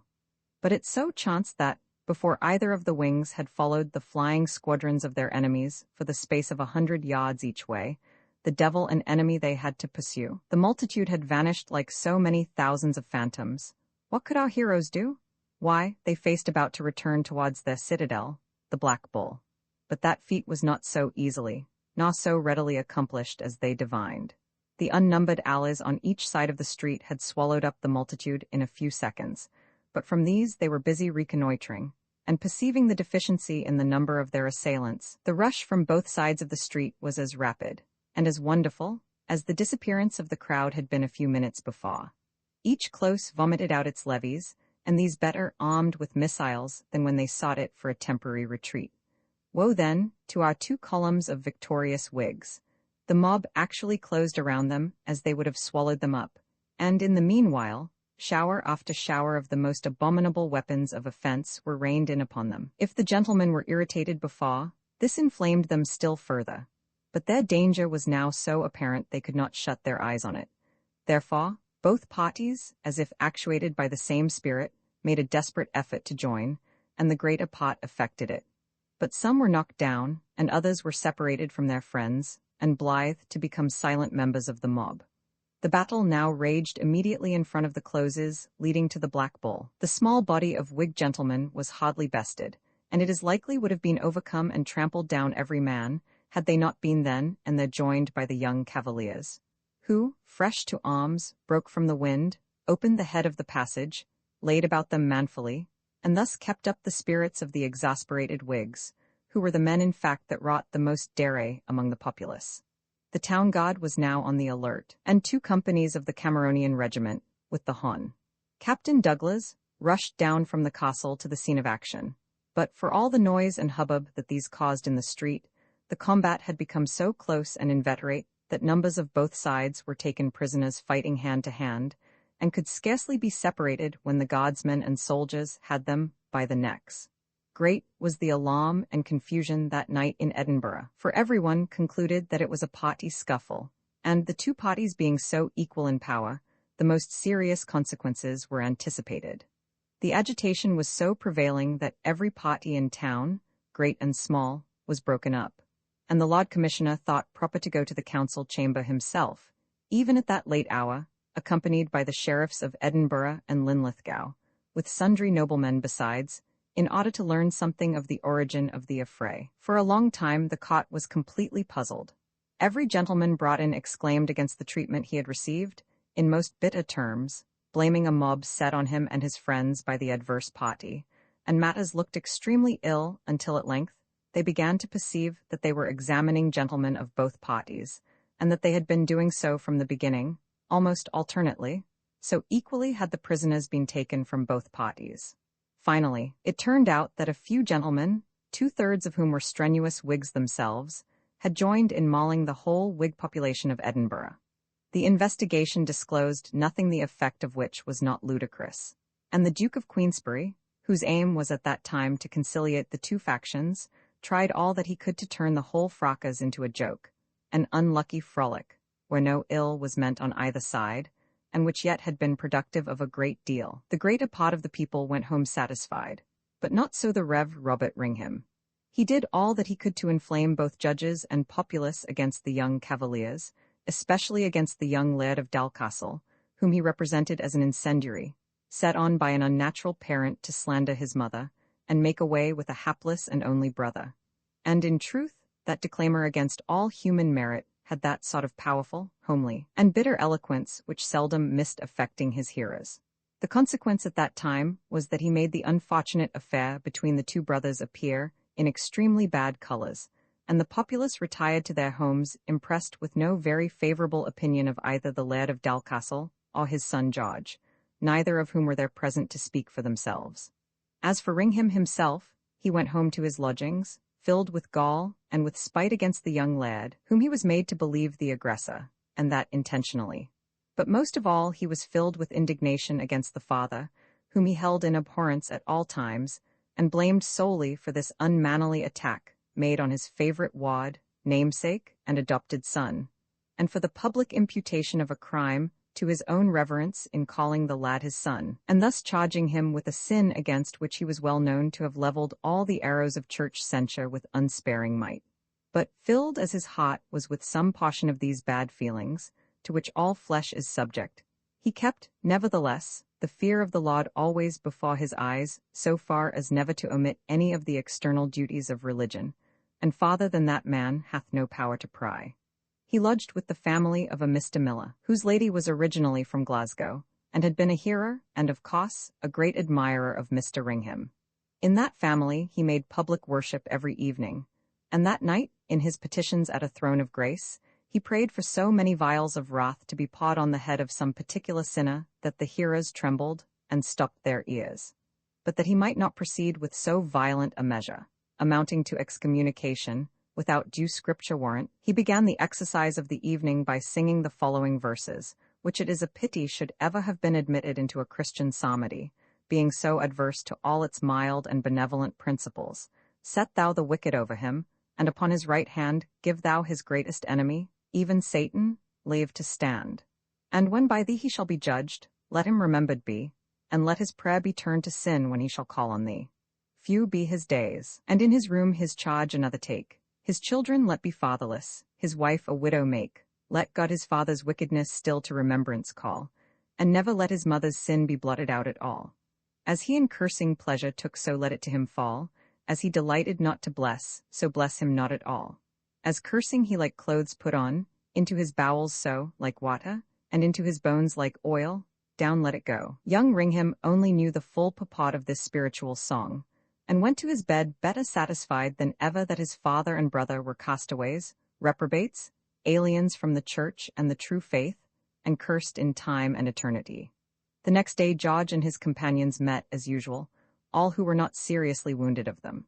But as they strolled about the city, the rancorous eye and the finger of scorn was pointed against them. None of them was at first aware of the reason, but it threw a damp over their spirits and enjoyments, which they could not master.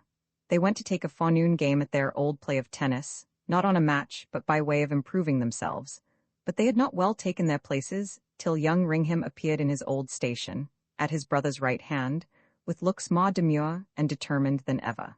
His lips were primmed so close that his mouth was hardly discernible, and his dark, deep eye flashed gleams of holy indignation on the godless set, but particularly on his brother. His presence acted as a mildew on all social intercourse or enjoyment. The game was marred, and ended ere ever it was well begun. There were whisperings apart, the party separated, and, in order to shake off the blighting influence of this dogged persecutor, they entered sundry houses of their acquaintances, with an understanding that they were to meet on the links for a game at cricket. They did so, and stripping off part of their clothes, they began that violent and spirited game. They had not played 5 minutes till Ringham was stalking in the midst of them, and totally impeding the play. A cry arose from all corners of, "Oh, this will never do, kick him out of the playground, knock down the scoundrel, or bind him, and let him lie in peace." "By no means," cried George. "It is evident he wants nothing else. Pray do not humour him so much as to touch him with either foot or finger." Then, turning to a friend, he said in a whisper, "Speak to him, Gordon. He surely will not refuse to let us have the ground to ourselves, if you request it of him." Gordon went up to him, and requested of him, civilly but ardently, to retire to a certain distance, else none of them could or would be answerable, however sore he might be hurt. He turned disdainfully on his heel, uttered a kind of pulpit hem, and then added, "I will take my chance of that. Hurt me, any of you, at your peril." The young gentleman smiled, through spite and disdain of the dogged animal. Gordon followed him up and tried to remonstrate with him, but he let him know that it was his pleasure to be there at that time, and unless he could demonstrate to him what superior right he and his party had to that ground in preference to him, and to the exclusion of all others, he was determined to assert his right, and the rights of his fellow citizens, by keeping possession of whatsoever part of that common field he chose. "You are no gentleman, sir," said Gordon. "Are you one, sir?" said the other. "Yes, sir, I will let you know that I am, by G.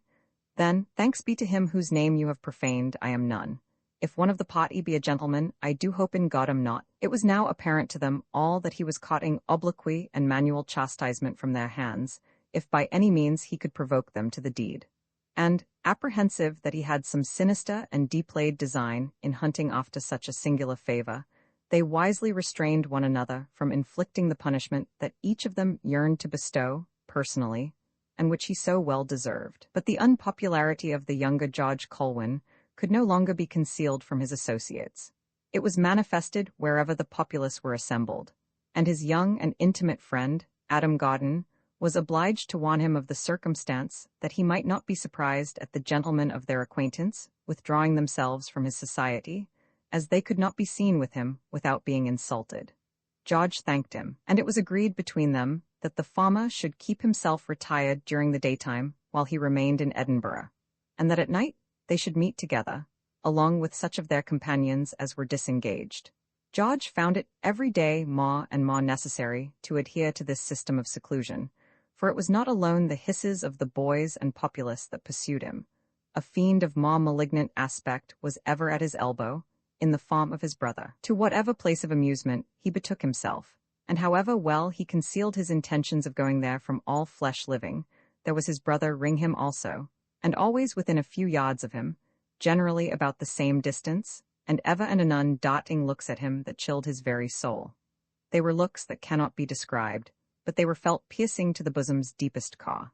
They affected even the onlookers in a very particular manner, for all whose eyes caught a glimpse of these hideous glances followed them to the object towards which they were darted. The gentlemanly and mild demeanor of that object generally calmed their startled apprehensions, for no one ever yet noted the glances of the young man's eye, in the black coat, at the face of his brother, who did not at first manifest strong symptoms of alarm. George became utterly confounded, not only at the import of this persecution, but how in the world it came to pass that this unaccountable being knew all his motions, and every intention of his heart, as it were intuitively. On consulting his own previous feelings and resolutions, he found that the circumstances of his going to such and such a place were often the most casual incidents in nature.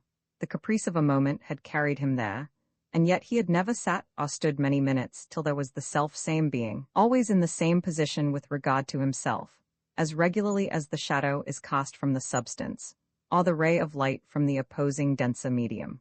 For instance, he remembered one day of setting out with the intention of going to attend divine worship in the high church, and when, within a short space of its door, he was overtaken by young Kilpatrick of Closeburn, who was bound to the Greyfriars to see his sweetheart, as he said.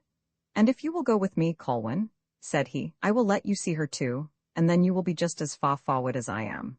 George assented at once and went, and after taking his seat, he leaned his head forwards on the pew to repeat over to himself a short ejaculatory prayer, as had always been his custom on entering the house of God. When he had done, he lifted his eye naturally towards that point on his right hand where the fierce apparition of his brother had been wont to meet his view.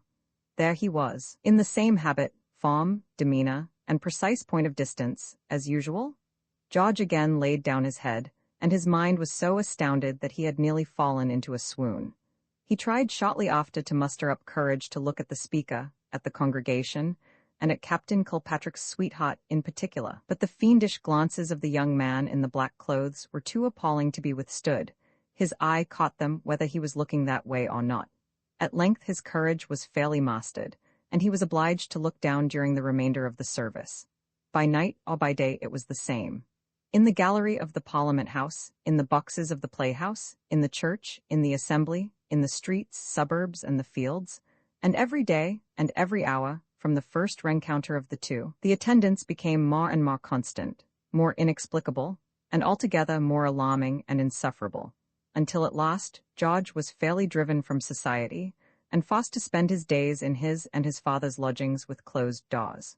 Even there, he was constantly harassed with the idea that, the next time he lifted his eyes, he would to a certainty see that face, the most repulsive to all his feelings of aught the earth contained. The attendance of that brother was now become like the attendance of a demon on some devoted being that had sold himself to destruction, his approaches as undiscerned, and his looks as fraught with hideous malignity.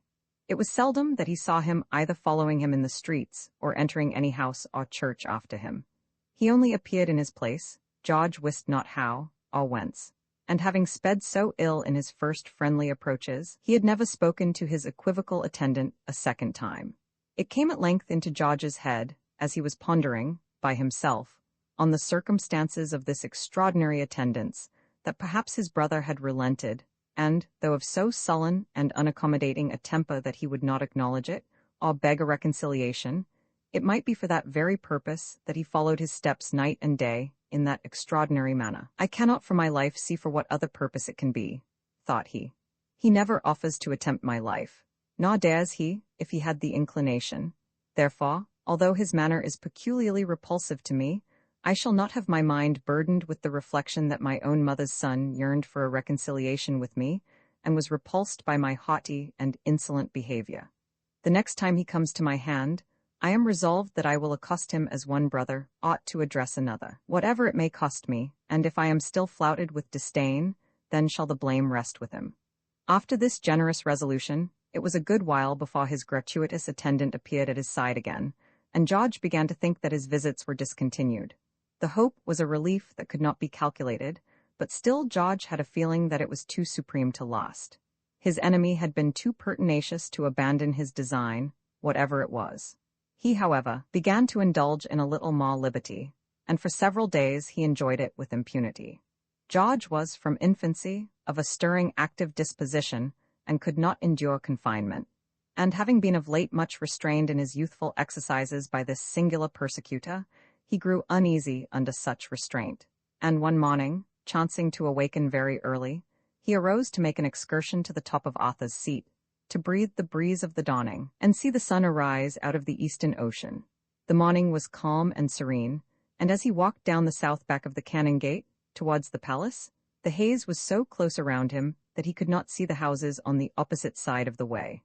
As he passed the Lord Commissioner's house, the guards were in attendance, who cautioned him not to go by the palace, as all the gates would be shut and guarded for an hour to come, on which he went by the back of St. Antony's Gardens, and found his way into that little romantic glade adjoining to the saint's chapel and well. He was still involved in a blue haze, like a dense smoke, but yet in the midst of it, the respiration was the most refreshing and delicious. The grass and the flowers were loaden with dew, and on taking off his hat to wipe his forehead, he perceived that the black glossy fur of which his chaperone was wrought was all covered with a tissue of the most delicate silver, a fairy web, composed of little spheres, so minute that no eye could discern any of them. Yet there they were shining in lovely millions. Afraid of defacing so beautiful and so delicate a garnish, he replaced his hat with the greatest caution, and went on his way light of heart. As he approached the swire at the head of the dell, that little delightful verge from which in one moment the eastern limits and shaws of Lothian arise on the view, as he approached it, I say, and a little space from the height, he beheld, to his astonishment, a bright halo in the cloud of haze, that rose in a semicircle over his head like a pale rainbow. He was struck motionless at the view of the lovely vision, for it so chanced that he had never seen the same appearance before, though common at early morn. But he soon perceived the cause of the phenomenon, and that it proceeded from the rays of the sun, from a pure, unclouded morning sky striking upon this dense vapor which refracted them. But the better all the works of nature are understood, the more they will be ever admired. That was a scene that would have entranced the man of science with delight, but which the uninitiated and sotted man would have regarded less than the mole rearing up his hill in silence and in darkness. George did admire this halo of glory, which still grew wider and less defined as he approached the surface of the cloud. But to his utter amazement and supreme delight, he found, on reaching the top of Arthur's Seat, that this sublunary rainbow, this terrestrial glory, was spread in its most vivid hues beneath his feet. Still, he could not perceive the body of the sun, although the light behind him was dazzling. But the cloud of haze lying dense in that deep dell that separates the hill from the rocks of Salisbury, and the dull shadow of the hill mingling with that cloud, was the lovely rainbow formed, spreading itself on a horizontal plane, and having a slight and brilliant shade of all the colors of the heavenly bow, but all of them paler and less defined. But this terrestrial phenomenon of the early morn cannot be better delineated than by the name given of it by the shepherd boys, the little wee ghost of the rainbow. Such was the description of the morning, and the wild shades of the hill, that George gave to his father and Mr. Adam Gordon that same day on which he had witnessed them, and it is necessary that the reader should comprehend something of their nature to understand what follows. He seated himself on the pinnacle of the rocky precipice, a little within the top of the hill to the westward, and, with a light and buoyant heart, viewed the beauties of the morning, and inhaled its salubrious breeze. Here, thought he, I can converse with nature without disturbance, and without being intruded on by any appalling or obnoxious visitor. The idea of his brother's dark and malevolent looks coming at that moment across his mind, he turned his eyes instinctively to the right, to the point where that unwelcome guest was wont to make his appearance. Gracious heaven! What an apparition was there presented to his view? He saw, delineated in the cloud, the shoulders, arms, and features of a human being of the most dreadful aspect. The face was the face of his brother, but dilated to 20 times the natural size. Its dark eyes gleamed on him through the mist, while every furrow of its hideous brow frowned deep as the ravines on the brow of the hill.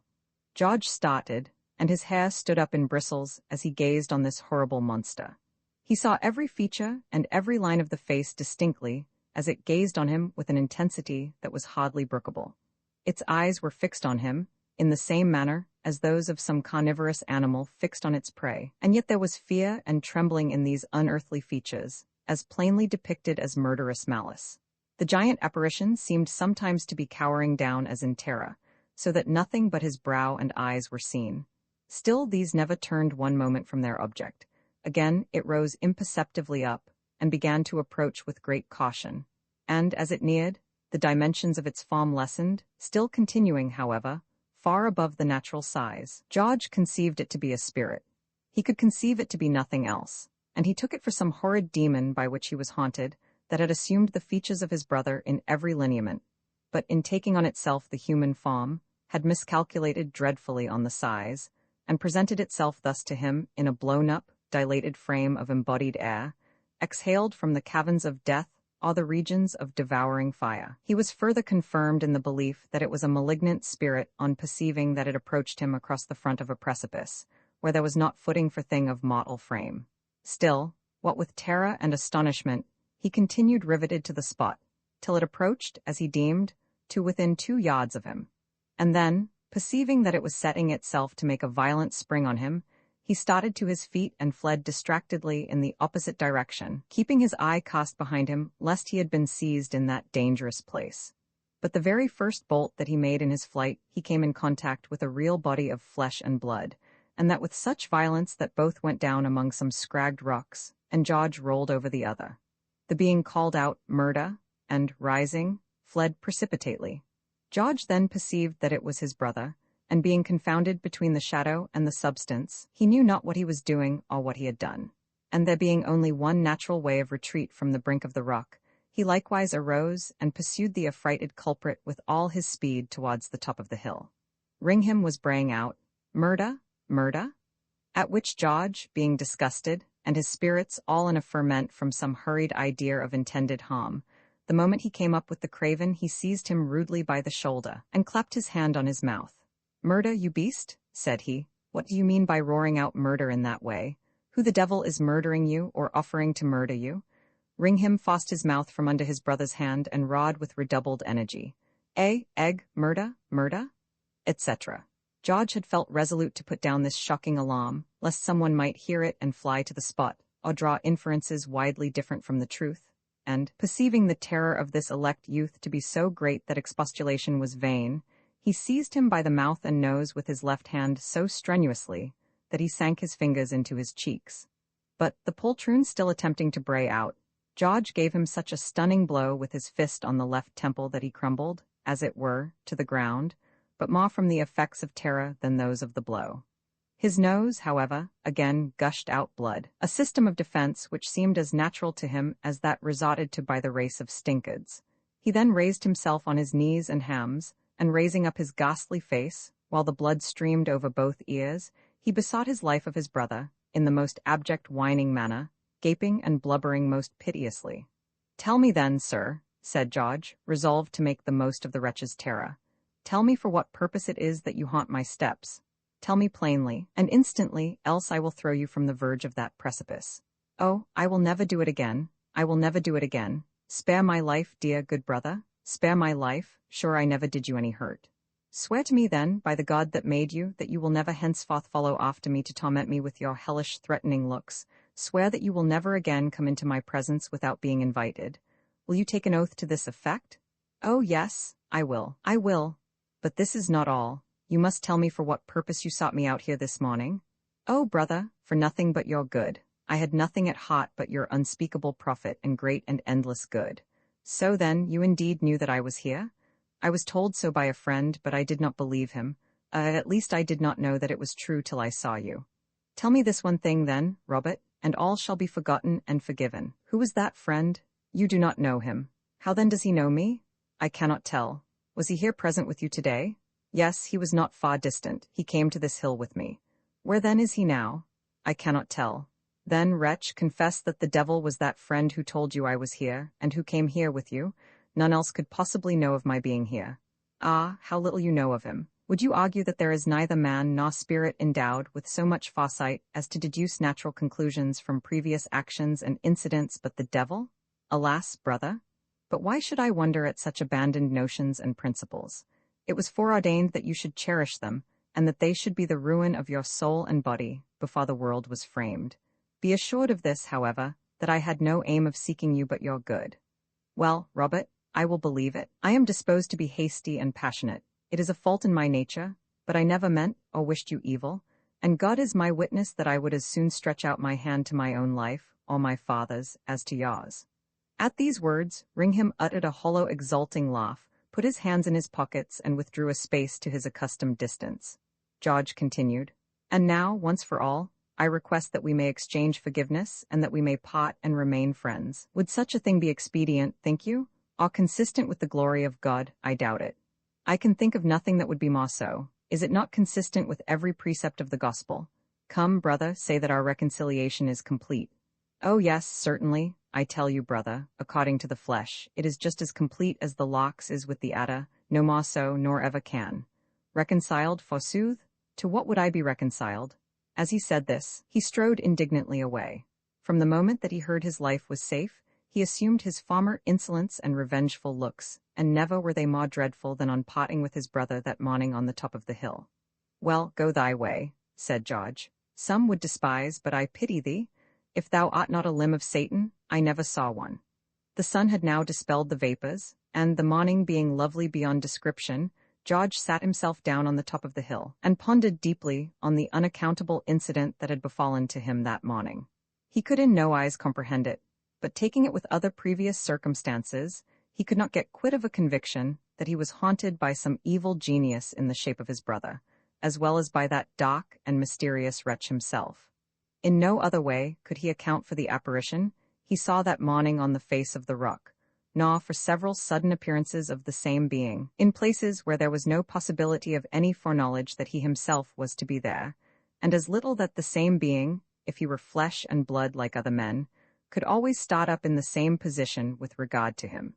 He determined, therefore, on reaching home, to relate all that had happened, from beginning to end, to his father, asking his counsel and his assistance, although he knew full well that his father was not the fittest man in the world to solve such a problem. He was now involved in party politics, over head and ears, and moreover, he could never hear the names of either of the Ringhams mentioned without getting into a quandary of disgust and anger, and all that he would deign to say of them was, to call them by all the opprobrious names he could invent.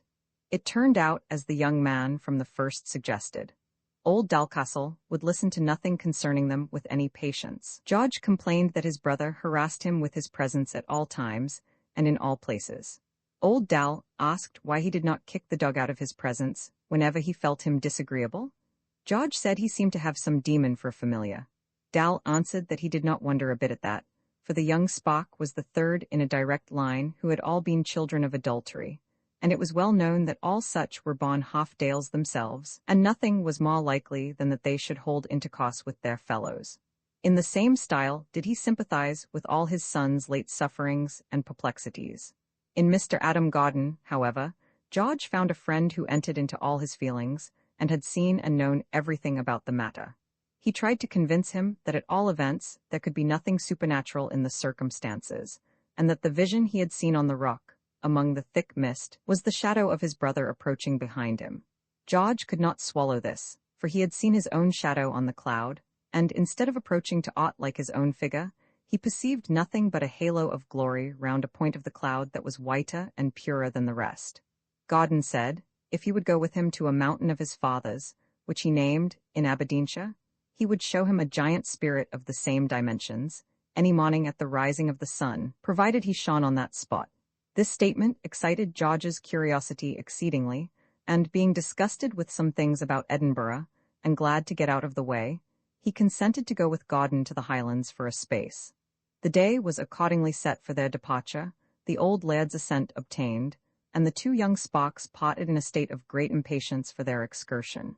One of them found out another engagement, however, the instant after this last was determined on. Young Ringham went off the hill that morning, and home to his upright guardian again, without washing the blood from his face and neck, and there he told a most woeful story indeed. How he had gone out to take a morning's walk on the hill, where he had encountered with his reprobate brother among the mist, who had knocked him down and very near murdered him, threatening dreadfully, and with horrid oaths, to throw him from the top of the cliff. The wrath of the great divine was kindled beyond measure. He cursed the aggressor in the name of the Most High, and bound himself, by an oath, to cause that wicked one's transgressions return upon his own head sevenfold. But before he engaged further in the business of vengeance, he kneeled with his adopted son, and committed the whole cause unto the Lord, whom he addressed as one coming breathing burning coals of juniper, and casting his lightnings before him, to destroy and root out all who had moved hand or tongue against the children of the promise. Thus did he arise confirmed, and go forth to certain conquest. We cannot enter into the detail of the events that now occurred without forestalling a part of the narrative of one who knew all the circumstances, was deeply interested in them, and whose relation is of higher value than anything that can be retailed out of the stores of tradition and old registers.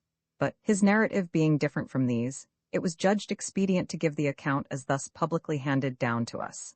Suffice it that before evening, George was apprehended and lodged in jail on a criminal charge of an assault and battery, to the shedding of blood, with the intent of committing fratricide.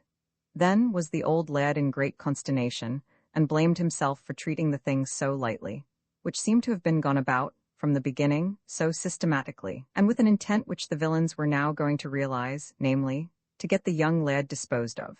And then his brother, in spite of the old gentleman's teeth, would be lad himself. Old Dal now set his whole interest to work among the noblemen and lawyers of his party. His son's case looked exceedingly ill, owing to the former assault before witnesses, and the unbecoming expressions made use of by him on that occasion, as well as from the present assault, which George did not deny, and for which no moving cause or motive could be made to appear. On his first declaration before the sheriff, matters looked no better, but then the sheriff was a Whig. It is well known how differently the people of the present day, in Scotland, view the cases of their own party men and those of opposite political principles. But this day is nothing to that in such matters, although, God knows, they are still sometimes barefaced enough. It appeared, from all the witnesses in the first case, that the complainant was the first aggressor, that he refused to stand out of the way, though apprised of his danger. And when his brother came against him inadvertently, he had aimed a blow at him with his foot, which, if it had taken effect, would have killed him. But as to the story of the apparition in fair daylight, the flying from the face of it, the running foul of his brother pursuing him and knocking him down, why the judge smiled at the relation, saying, "It was a very extraordinary story." He remanded George to prison, leaving the matter to the High Court of Justiciary. When the case came before that court, matters took a different turn. The constant and sullen attendance of the one brother upon the other excited suspicions, and these were in some manner confirmed when the guards at Queensberry House departed that the prisoner went by them on his way to the hill that morning, about 20 minutes before the complainant, and when the latter passed, he asked if such a young man had passed before him, describing the prisoner's appearance to them, and that, on being answered in the affirmative, he mended his pace and fell a-running. The Lord Justice, on hearing this, asked the prisoner if he had any suspicions that his brother had a design on his life. He answered that all along, from the time of their first unfortunate meeting, his brother had dogged his steps so constantly, and so unaccountably, that he was convinced it was with some intent out of the ordinary course of events, and that if, as his lordship supposed, it was indeed his shadow that he had seen approaching him through the mist, then, from the cowering and cautious manner that it advanced, there was no little doubt that his brother's design had been to push him headlong from the cliff that morning. A conversation then took place between the judge and the Lord Advocate, and in the meantime, a bustle was seen in the hall, on which the doors were ordered to be guarded, and behold, the precious Mr. R. Ringham was taken into custody, trying to make his escape out of court. Finally, it turned out that George was honorably acquitted, and young Ringham bound over to keep the peace, with heavy penalties and securities. That was a day of high exultation to George and his youthful associates, all of whom abhorred Ringham, and the evening being spent in great glee, it was agreed between Mr. Adam Gordon and George that their visit to the Highlands, though thus long delayed, was not to be abandoned, and though they had, through the machinations of an incendiary, lost the season of delight, they would still find plenty of sport in deer shooting. Accordingly, the day was set a second time for their departure, and on the day preceding that, all the party were invited by George to dine with him once more at the sign of the Black Bull of Norway. Everyone promised to attend, anticipating nothing but festivity and joy. Alas, what short-sighted, improvident creatures we are, all of us, and how often does the evening cup of joy lead to sorrow in the morning? The day arrived, the party of young noblemen and gentlemen met, and were as happy and jovial as men could be. George was never seen so brilliant or so full of spirits, and exulting to see so many gallant young chiefs and gentlemen about him, who all gloried in the same principles of loyalty. Perhaps this word should have been written disloyalty. He made speeches, gave toasts, and sung songs, all leaning slyly to the same side, until a very late hour. By that time he had pushed the bottle so long and so freely that its fumes had taken possession of every brain to such a degree that they held Dame Reason rather at the staff's end, overbearing all her counsels and expostulations, and it was imprudently proposed by a wild, inebriated Spock, and carried by a majority of voices, that the whole party should adjourn to a bagnio for the remainder of the night. They did so, and it appears from what follows that the house to which they retired must have been somewhere on the opposite side of the street to the Black Bull Inn, a little farther to the eastward. They had not been an hour in that house till some altercation chanced to arise between George Colwyn and a Mr. Drummond, the younger son of a nobleman of distinction. It was perfectly casual, and no one thenceforward to this day could ever tell what it was about, if it was not about the misunderstanding of some word or term that the one had uttered. However it was, some high words passed between them. These were followed by threats, and, in less than 2 minutes from the commencement of the quarrel, Drummond left the house in apparent displeasure, hinting to the other that they too should settle that in a more convenient place. The company looked at one another, for all was over before any of them knew such a thing was begun. "What the devil is the matter?" cried one. "What ails Drummond?" cried another. "Who has he quarrelled with?" asked a third. "Don't know. Can't tell on my life. He has quarrelled with his wine, I suppose, and is going to send it a challenge."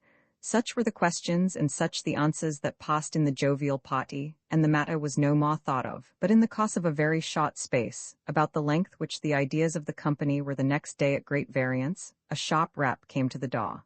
It was opened by a female, but there being a chain inside, she only saw one side of the person at the door. He appeared to be a young gentleman, in appearance like him who had lately left the house, and asked, in a low, whispering voice, if young Dalcastle was still in the house. The woman did not know. "If he is," added he, "pray tell him to speak with me for a few minutes." The woman delivered the message before all the party, among whom there were then sundry courteous ladies of notable distinction, and George, on receiving it, instantly rose from the side of one of them and said, in the hearing of them all, "I will bet 100 merks that is Drummond." "Don't go to quarrel with him, George," said one. "Bring him in with you," said another. George stepped out. The door was again bolted, the chain drawn across, and the inadvertent party, left within, thought no more of the circumstance till the morning, that the report had spread over the city that a young gentleman had been slain, on a little washing green at the side of the North Loch, and at the very bottom of the close where this thoughtless party had been assembled. Several of them, on first hearing the report, hasted to the dead room in the guard-house, where the corpse had been deposited, and soon discovered the body to be that of their friend and late entertainer, George Colwyn.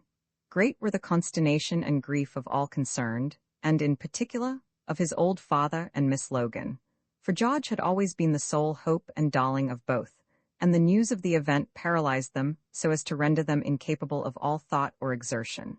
The spirit of the old lad was broken by the blow, and he descended at once from a jolly, good-natured, and active man to a mere driveller, weeping over the body of his son, kissing his wound, his lips, and his cold brow alternately, denouncing vengeance on his murderers, and lamenting that he himself had not met the cruel doom, so that the hope of his race might have been preserved.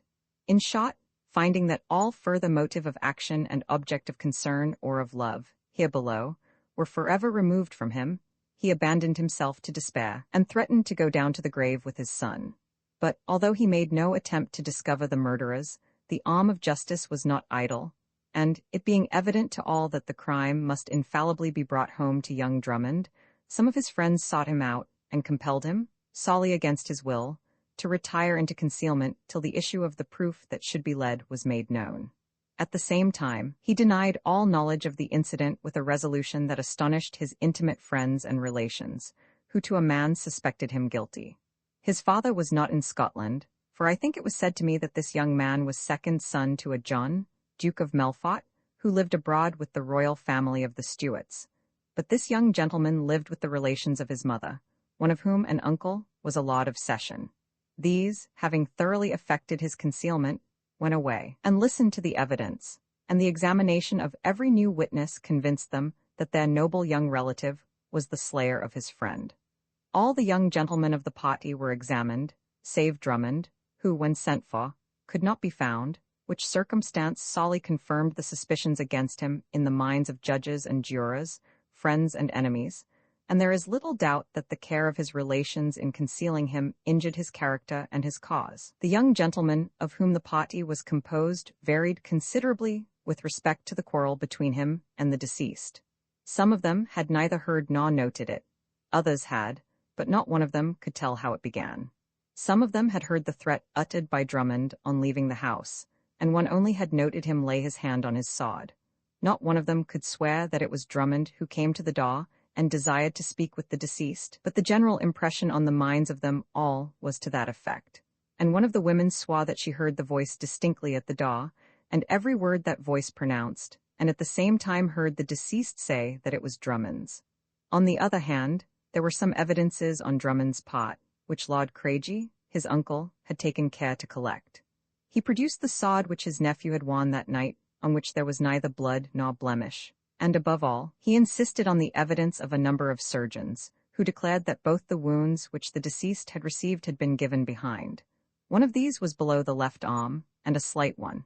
The other was quite through the body, and both evidently inflicted with the same weapon, a two-edged sword of the same dimensions as that worn by Drummond. Upon the whole, there was a division in the court, but a majority decided it. Drummond was pronounced guilty of the murder, outlawed for not appearing, and a high reward offered for his apprehension. It was with the greatest difficulty that he escaped on board of a small trading vessel, which landed him in Holland, and from thence, flying into Germany, he entered into the service of the Emperor Charles VI. Many regretted that he was not taken, and made to suffer the penalty due for such a crime, and the melancholy incident became a pulpit theme over a great part of Scotland, being held up as a proper warning to youth to beware of such haunts of vice and depravity, the nurses of all that is precipitate, immoral, and base among mankind.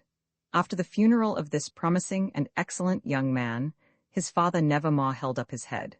Miss Logan, with all her art, could not get him to attend to any worldly thing, or to make any settlement whatsoever of his affairs, save making her over a present of what disposable funds he had about him. As to his estates, when they were mentioned to him, he wished them all in the bottom of the sea, and himself along with them. But whenever she mentioned the circumstance of Thomas Drummond having been the murderer of his son, he shook his head, and once made the remark that it was all a mistake, a gross and fatal error, but that God, who had permitted such a flagrant deed, would bring it to light in his own time and way. In a few weeks he followed his son to the grave, and the notorious Robert Ringham took possession of his estates as the lawful son of the late laird, born in wedlock, and under his father's roof. The investiture was celebrated by prayer, singing of psalms, and religious disputation. The late guardian and adopted father, and the mother of the new laird, presided on the grand occasion, making a conspicuous figure in all the work of the day. And, though the youth himself indulged rather more freely in the bottle than he had ever been seen to do before, it was agreed by all present that there had never been a festivity so sanctified within the great hall of Dalcastle. Then, after due thanks returned, they parted rejoicing in spirit, which thanks, by the by, consisted wholly in telling the Almighty what he was, and informing, with very particular precision, what they were who addressed him. For Ringham's whole system of popular declamation consisted, it seems, in this, to denounce all men and women to destruction, and then hold out hopes to his adherents that they were the chosen few, included in the promises, and who could never fall away. It would appear that this pharisaical doctrine is a very delicious one, and the most grateful of all others to the worst characters. But the ways of heaven are altogether inscrutable, and soar as far above and beyond the works and the comprehensions of man as the sun, flaming in majesty, is above the tiny boy's evening rocket. It is the controller of nature alone that can bring light out of darkness and order out of confusion. Who is he that causeth the mole, from his secret path of darkness, to throw up the gem, the gold, and the precious ore? The same that from the mouths of babes and sucklings can extract the perfection of praise, and who can make the most abject of his creatures instrumental in bringing the most hidden truths to light. Miss Logan had never lost the thought of her late master's prediction that heaven would bring to light the truth concerning the untimely death of his son. She perceived that some strange conviction, too horrible for expression, preyed on his mind from the moment that the fatal news reached him to the last of his existence. And in his last ravings, he uttered some incoherent words about justification by faith alone and absolute and eternal predestination having been the ruin of his house. These, to be sure, were the words of superannuation, and of the last and severest kind of it. But for all that, they sunk deep into Miss Logan's soul, and at last she began to think with herself. Is it possible the Ringhems, and the sophisticating wretch who is in conjunction with them, the mother of my late beautiful and amiable young master, can have effected his destruction? If so, I will spend my days, and my little patrimony, in endeavors to rake up and expose the unnatural deed. In all her outgoings and incomings, Mrs. Logan, as she was now styled, never lost sight of this one object. Every new disappointment only whetted her desire to fish up some particulars concerning it, for she thought so long and so ardently upon it, that by degrees it became settled in her mind as a sealed truth. And as woman is always most jealous of her own sex in such matters, her suspicions were fixed on her greatest enemy, Mrs. Colwyn, now the Lady Dowager of Dalcastle.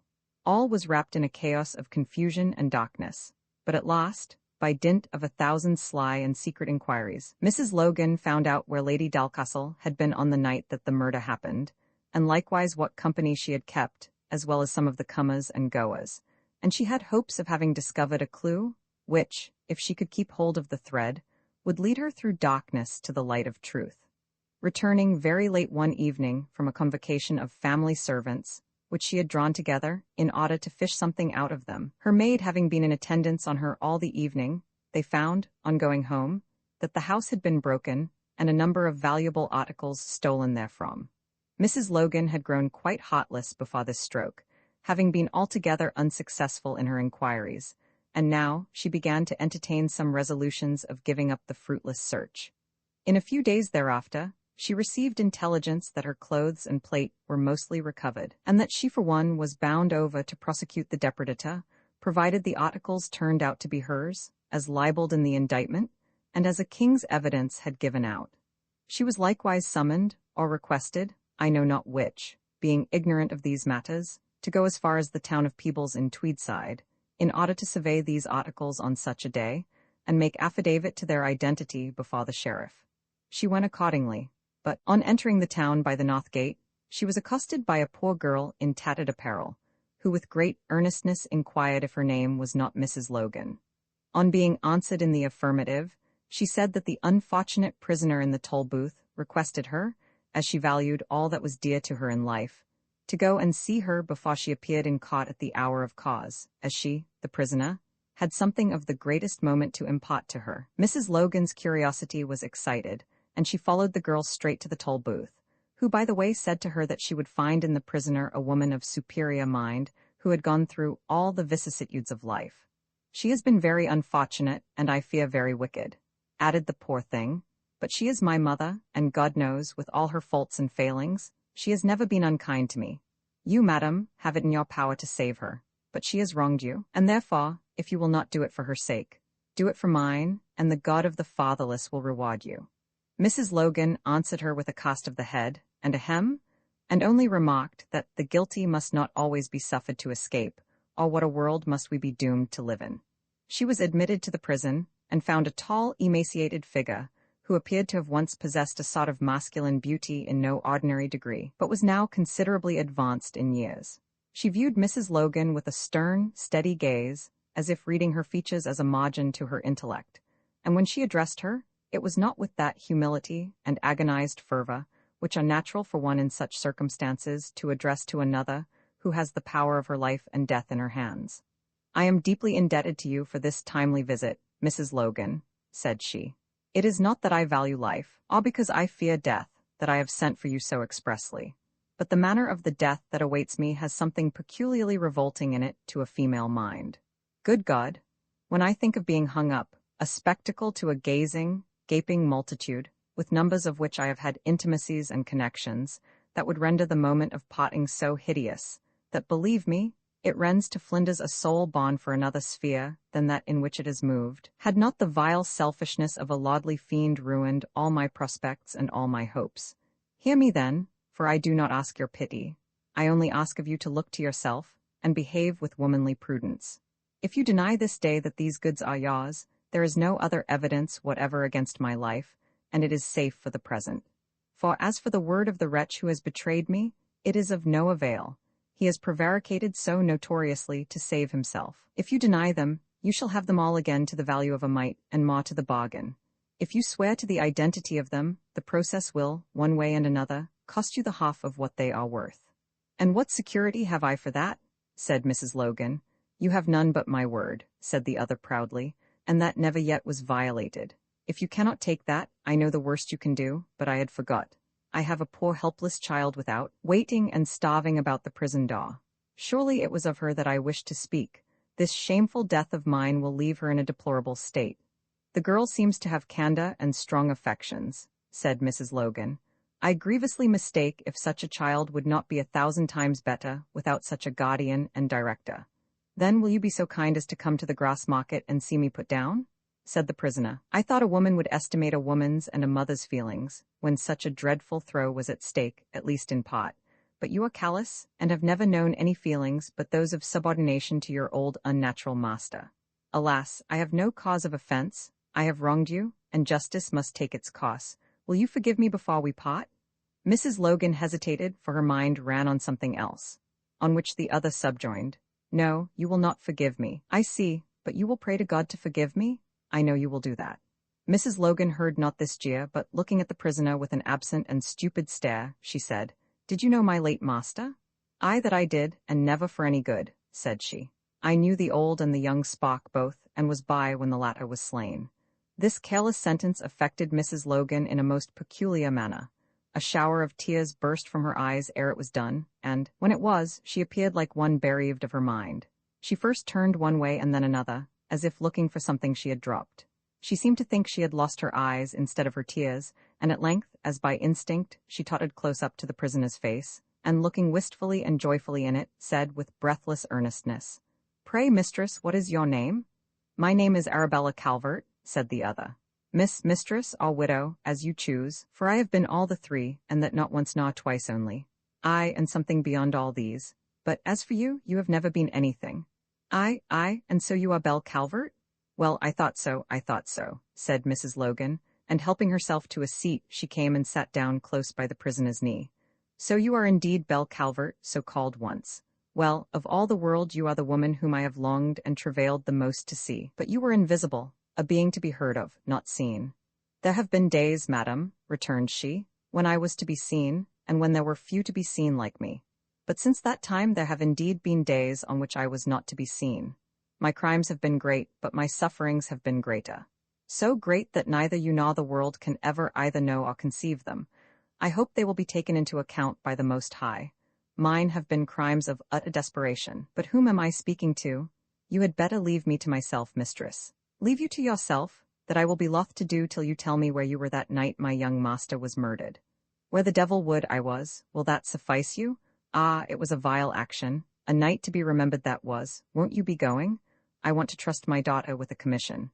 No, Mrs. Calvert, you and I part not till you have divulged that mystery to me. You must accompany me to the other world then, for you shall not have it in this. If you refuse to answer me, I can have you before a tribunal, where you shall be sifted to the soul.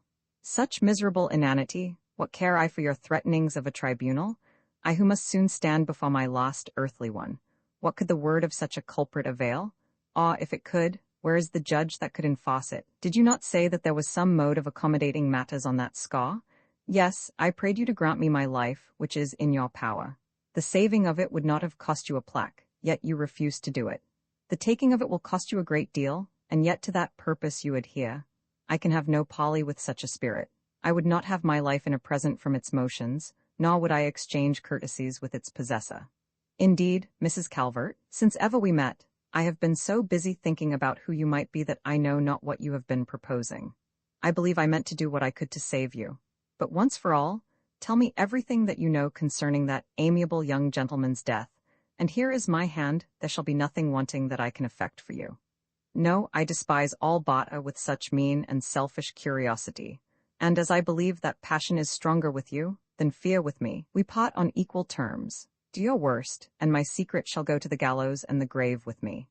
Mrs. Logan was now greatly confounded, and after proffering in vain to concede everything she could ask in exchange, for the particulars relating to the murder, she became the suppliant in her turn. But the unaccountable culprit, exulting in her advantage, laughed her to scorn, and finally, in a paroxysm of pride and impatience, called in the jailer and had her expelled, ordering him in her hearing not to grant her admittance a second time, on any pretense. Mrs. Logan was now hard put to it, and again driven almost to despair.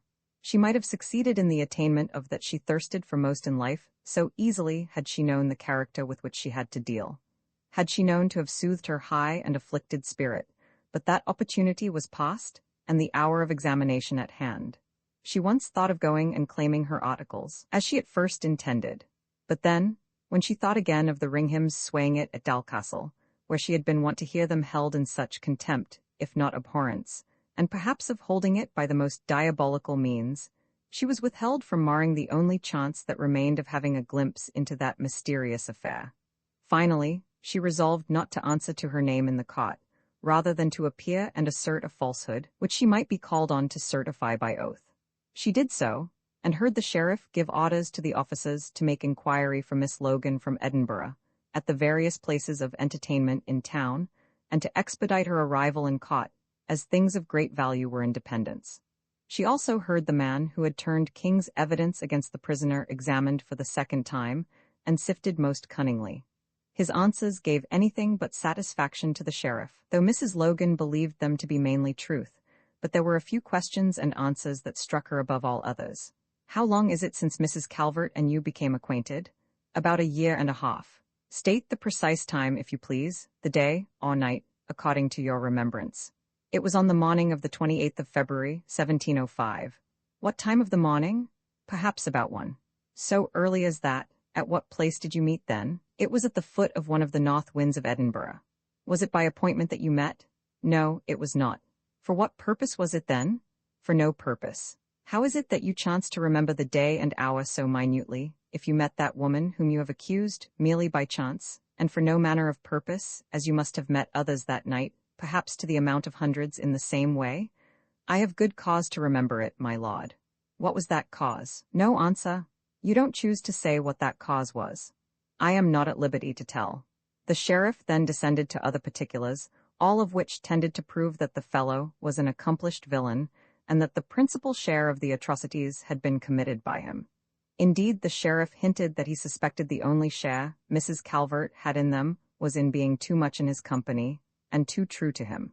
The case was remitted to the court of justiciary, but Mrs. Logan had heard enough to convince her that the culprits first met at the very spot, and the very hour, on which George Colwyn was slain, and she had no doubt that they were incendiaries set on by his mother, to forward her own and her darling son's way to opulence. Mrs. Logan was wrong, as will appear in the sequel, but her antipathy to Mrs. Colwyn made her watch the event with all care. She never quitted Peebles as long as Belle Calvert remained there, and, when she was removed to Edinburgh, the other followed. When the trial came on, Mrs. Logan and her maid were again summoned as witnesses before the jury, and compelled by the prosecutor for the Crown to appear. The maid was first called, and when she came into the witness box, the anxious and hopeless looks of the prisoner were manifest to all. But the girl, whose name, she said, was Bessie Gillies, answered in so flippant and fearless a way that the auditors were much amused. After a number of routine questions, the deputy advocate asked her if she was at home on the morning of the 5th of September last, when her mistress's house was robbed. Was I at hame, say ye? Na, faith ye, lad. And I had been at hame, there had been mair to dee. I would he raised sic a yellock. Where were you that morning? Where was I, say you? I was in the house where my mistress was, sitting dozing and half sleeping in the kitchen. I thought she would be setting out every minute, for 2 hours. And when you went home, what did you find? What found we? Be my south, we found a broken lock and tomb kists. Relate some of the particulars, if you please. Sir, the thieves didna stand upon particulars. They were wholesale dealers in our best wares. I mean, what passed between your mistress and you on the occasion? What passed, say ye? Oh, there wasna muckle. I was in a great passion, but she was dung doitrified a wee. When she gied to put the key i' the daw, up it flew to the fur wa.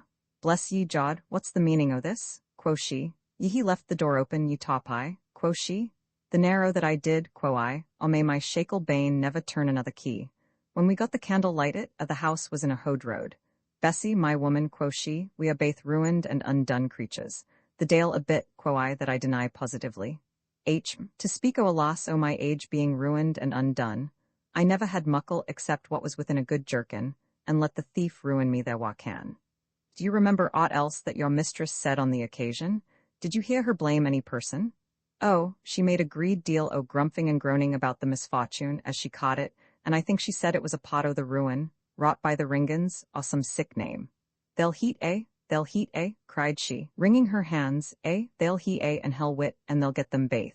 Aweel, that's I some satisfaction, quo I. Whom did she mean by the Ringans, do you know? I fancy they are some creatures that she has dreamed about, for I think there canna be as ill folks living as she caws them. Did you never hear say that the prisoner at the bar there, Mrs. Calvert, or Belle Calvert, was the robber of her house, or that she was one of the Ringans? Never. Somebody told her lately that ane Belle Calvert robbed her house, but she disna believe it. Neither do I. What reasons have you for doubting it? Because it was nee woman's fingers that broke up the bolts and the locks that were torn open that night. Very pertinent, Bessie. Come then within the bar, and look at these articles on the table. Did you ever see these silver spoons before? I he seen some very like them, and Weaver has seen silla spoons has done the same. Can you swear you never saw them before? Nah, I wouldna swear to ony silla spoons that ever wa made, unless I had put a private mark on them wy my ain hand, and that's what I never did to ain. See, they are all marked with a C. SAE are the spoons in Argyll, and the half o' them in Edinburgh, I think. A C is a very common letter, and so are the names that begin with. Lay them by, and gie the poor woman her spoons again. They are marked wy her ain name, and I he little doubt they are hers, and that she has seen better days. Ah, God bless her heart, sighed the prisoner, and that blessing was echoed in the breathings of many a feeling breast. Did you ever see this gown before, think you? I he seen ane very like it. Could you not swear that gown was your mistress's once? No, unless I saw her heat on, and ken that she had paid fought. I am very scrupulous about an oath. Like is an ill mock. SAE ill indeed that I would hardly swear to anything. But you say that gown is very like one your mistress used to wear. I never said sic a thing. It is like one I he seen her he out, airing on the hay rape I the back green. It is very like ane I he seen Mrs. Butler in the grass market wearing too. I rather think it is the same. Bless you, sir, I wouldna swear to my ain forefinger, if it had been as lang out o' my sight and broughten and laid on that table. Perhaps you are not aware, girl, that this scrupulousness of yours is likely to thwart the purposes of justice, and bereave your mistress of property to the amount of 1,000 merks. From the judge, I canna help that, my lord, that's her lookout. For my part, I am resolved to keep a clear conscience till I be married, at any rate. Look over these things and see if there is any one article among them which you can fix on as the property of your mistress. No ane o' them, sir, no ane o' them. An oath is an awfu' thing, especially when it is for life or death. Gie the poor woman her things again, and let my mistress pick up the next she finds. That's my advice. When Mrs. Logan came into the box, the prisoner groaned and laid down her head. But how she was astonished when she heard her deliver herself something to the following purport, that, whatever penalties she was doomed to abide, she was determined she would not bear witness against a woman's life, from a certain conviction that it could not be a woman who broke her house. I have no doubt that I may find some of my own things there, added she, but if they were found in her possession, she has been made a tool, or the dupe, of an infernal set, who shall be nameless here. I believe she did not rob me, and for that reason I will have no hand in her condemnation. The judge, this is the most singular perversion I have ever witnessed. Mrs. Logan, I entertain strong suspicions that the prisoner, or her agents, have made some agreement with you on this matter to prevent the cause of justice. So far from that, my lord, I went into the jail at Peebles to this woman, whom I had never seen before, and proffered to withdraw my part in the prosecution, as well as my evidence, provided she would tell me a few simple facts. But she spurned at my offer, and had me turned insolently out of the prison, with orders to the jailer never to admit me again on any pretense.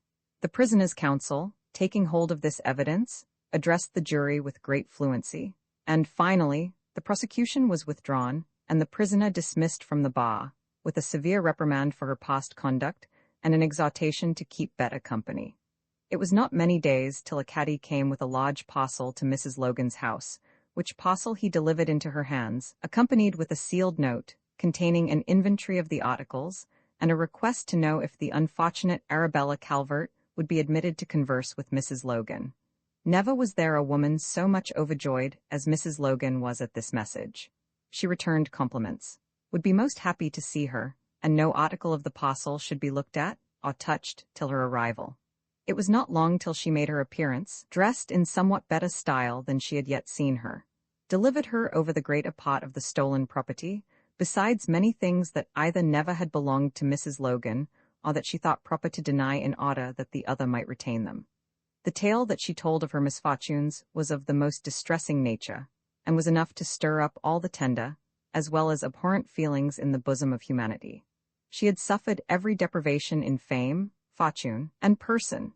She had been imprisoned, she had been scourged and branded as an impostor, and all on account of her resolute and unmoving fidelity and truth to several of the very worst of men, every one of whom had abandoned her to utter destitution and shame. But this story we cannot enter on at present, as it would perhaps mar the thread of our story, as much as it did the anxious anticipations of Mrs. Logan, who sat pining and longing for the relation that follows.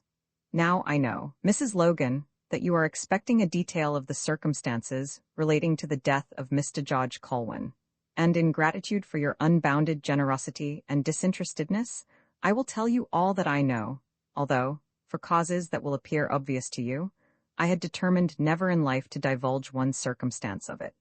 I can tell you, however, that you will be disappointed, for it was not the gentleman who was accused, found guilty, and would have suffered the utmost penalty of the law had he not made his escape. It was not he, I say, who slew your young master, nor had he any hand in it. I never thought he had. But pray, how do you come to know this? You shall hear. I had been abandoned in York by an artful and consummate fiend, and found guilty of being aught and part concerned in the most heinous atrocities, and in his place, suffered what I yet shudder to think of. I was banished the county, begged my way with my poor outcast child up to Edinburgh, and was there obliged, for the second time in my life, to betake myself to the most degrading of all means to support two wretched lives. I hired a dress, and betook me, shivering, to the High Street, too well aware that my form and appearance would soon draw me suit as Eno at that throng and intemperate time of the Parliament.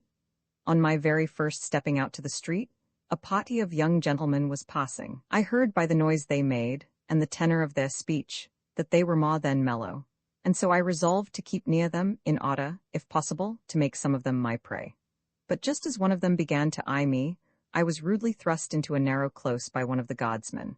I had heard to what house the party was bound, for the men were talking exceedingly loud, and making no secret of it. So I hasted down the close, and round below to the one where their rendezvous was to be, but I was too late, they were all housed and the door bolted. I resolved to wait, thinking they could not all stay long, but I was perishing with famine, and was like to fall down. The moon shone as bright as day, and I perceived by a sign at the bottom of the close that there was a small tavern of a certain description up 2 stairs there. I went up and called, telling the mistress of the house my plan. She approved of it mainly, and offered me her best apartment, provided I could get one of these noble mates to accompany me. She abused Lucky Suds, as she called her, at the inn where the party was, envying her huge profits, no doubt, and giving me afterwards something to drink for which I really felt exceedingly grateful in my need. I stepped downstairs in order to be on the alert. The moment that I reached the ground, the door of Lucky Suds' house opened and shut, and down came the Honourable Thomas Drummond, with hasty and impassioned strides, his sword rattling at his heel. I accosted him in a soft and soothing tone. He was taken with my address, for he instantly stood still and gazed intently at me, then at the place, and then at me again. I beckoned him to follow me, which he did without further ceremony, and we soon found ourselves together in the best room of a house where everything was wretched. He still looked about him, and at me, but all this while he had never spoken a word. At length I asked if he would take any refreshment. "If you please," said he. I asked what he would have, but he only answered, "Whatever you choose, madam." If he was taken with my address, I was much more taken with his, for he was a complete gentleman, and a gentleman will ever act as one. At length he began as follows. "I am utterly at a loss to account for this adventure, madam. It seems to me like enchantment, and I can hardly believe my senses. An English lady, I judge, and one who from her manner and address should belong to the first class of society, in such a place as this, is indeed matter of wonder to me. At the foot of a close in Edinburgh, and at this time of the night? Surely it must have been no common reverse of fortune that reduced you to this." I wept, or pretended to do so, on which he added, "Pray, madam, take heart. Tell me what has befallen you, and if I can do anything for you, in restoring you to your country, all your friends, you shall command my interest. I had great need of a friend then, and I thought now was the time to secure one. So I began and told him the moving tale I have told you, but I soon perceived that I had kept by the naked truth too unvarnishedly, and thereby quite overshot my mark. When he learned that he was sitting in a wretched corner of an irregular house, with a felon, who had so lately been scourged and banished as a swindler and impostor, his modest nature took the alarm, and he was shocked instead of being moved with pity. His eye fixed on some of the casual stripes on my arm, and from that moment he became restless and impatient to be gone. I tried some gentle arts to retain him, but in vain, so, after paying both the landlady and me for pleasures he had neither tasted nor asked, he took his leave. I showed him downstairs, and, just as he turned the corner of the next land, a man came rushing violently by him, exchanged looks with him, and came running up to me. He appeared in great agitation, and was quite out of breath, and taking my hand in his, we ran upstairs together without speaking, and were instantly in the apartment I had left, where a stoup of wine still stood untasted. "Ah, this is fortunate," said my new spark, and helped himself. In the meanwhile, as our apartment was a corner one, and looked both east and north, I ran to the eastern casement to look after Drummond. Now, note me well. I saw him going eastward in his tartans and bonnet, and the gilded hilt of his claymore glittering in the moon. And at the very same time, I saw two men, the one in black and the other likewise in tartans, coming towards the steps from the opposite bank, by the foot of the loch. And I saw Drummond and they eyeing each other as they passed. I kept view of him till he vanished towards Leith Wynd, and by that time, the two strangers had come close up under our window. This is what I wish you to pay particular attention to. I had only lost sight of Drummond, who had given me his name and address, for the short space of time that we took in running up one pair of short stairs, and during that space he had halted a moment, for, when I got my eye on him again, he had not crossed the mouth of the next entry, nor proceeded above 10 or 12 paces, and at the same time, I saw the two men coming down the bank on the opposite side of the loch, at about 300 paces distance. Both he and they were distinctly in my view, and never within speech of each other, until he vanished into one of the wynds leading towards the bottom of the high street, at which precise time the two strangers came below my window, so that it was quite clear he neither could be one of them nor have any communication with them. Yet, mark me again, for of all things I have ever seen, this was the most singular. When I looked down at the two strangers, one of them was extremely like Drummond. So like was he that there was not one item in dress, form, feature, nor voice, by which I could distinguish the one from the other. I was certain it was not he, because I had seen the one going and the other approaching at the same time, and my impression at the moment was that I looked upon some spirit, or demon, in his likeness. I felt a chillness creep all round my heart, my knees tottered, and withdrawing my head from the open casement that lay in the dark shade, I said to the man who was with me, "Good God, what is this?" "What is it, my dear?" said he, as much alarmed as I was. "As I live, there stands an apparition," said I. He was not so much afraid when he heard me say so, and, peeping cautiously out, he looked and listened a while, and then, drawing back, he said in a whisper, "They are both living men, and one of them is he I passed at the corner." "That he is not," said I, emphatically. "To that I will make oath." He smiled and shook his head, and then added, "I never then saw a man before, whom I could not know again, particularly if he was the very last I had seen. But what matters it whether it be or not? As it is no concern of ours, let us sit down and enjoy ourselves." "But it does matter a very great deal with me, sir," said I. "Bless me, my head is giddy, my breath quite gone, and I feel as if I were surrounded with fiends." "Who are you, sir?" "You shall know that ere we two part, my love," said he. "I cannot conceive why the return of this young gentleman to the spot he so lately left should discompose you. I suppose he got a glance of you as he passed, and has returned to look after you, and that is the whole secret of the matter. If you will be so civil as to walk out and join him then, it will oblige me hugely," said I, for I never in my life experienced such boding apprehensions of evil company. "I cannot conceive how you should come up here without asking my permission. Will it please you to be gone, sir?" I was within an ace of prevailing. He took out his purse. I need not say more. I was bribed to let him remain. Ah, had I kept my frail resolution of dismissing him at that moment, what a world of shame and misery had been evited. But that, though uppermost still in my mind, has nothing ado here. When I peeped over again, the two men were disputing in a whisper, the one of them in violent agitation and terror, and the other upbraiding him, and urging him on to some desperate act. At length I heard the young man in the Highland garb say indignantly, "Hush, recreant. It is God's work which you are commissioned to execute, and it must be done. But if you positively decline it, I will do it myself, and do you beware of the consequences." "Oh, I will," cried the other in black clothes in a wretched beseeching tone. "You shall instruct me in this as in all things else." I thought all this while I was closely concealed from them, and wondered not a little when he in Tottens gave me a sly nod, as much as to say, "What do you think of this? Ah, take note of what you see," or something to that effect, from which I perceived that, whatever he was about, he did not wish it to be kept a secret. For all that, I was impressed with a terror and anxiety that I could not overcome, but it only made me mock every event with the more intense curiosity. The Highlander, whom I still could not help regarding as the evil genius of Thomas Drummond, performed every action as with the quickness of thought.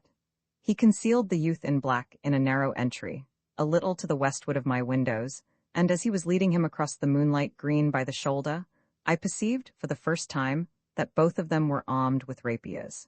He pushed him without resistance into the dark shaded close, made another signal to me, and hasted up the close to Lucky Sud's door. The city and the morning were so still that I heard every word that was uttered, on putting my head out a little. He knocked at the door sharply, and after waiting a considerable space, the bolt was drawn, and the door, as I conceived, edged up as far as the massy chain would let it. "Is young Dalcastle still in the house?" said he sharply. I did not hear the answer, but I heard him say, shortly after, "If he is, pray tell him to speak with me for a few minutes." He then withdrew from the door, and came slowly down the close in a lingering manner, looking oft behind him.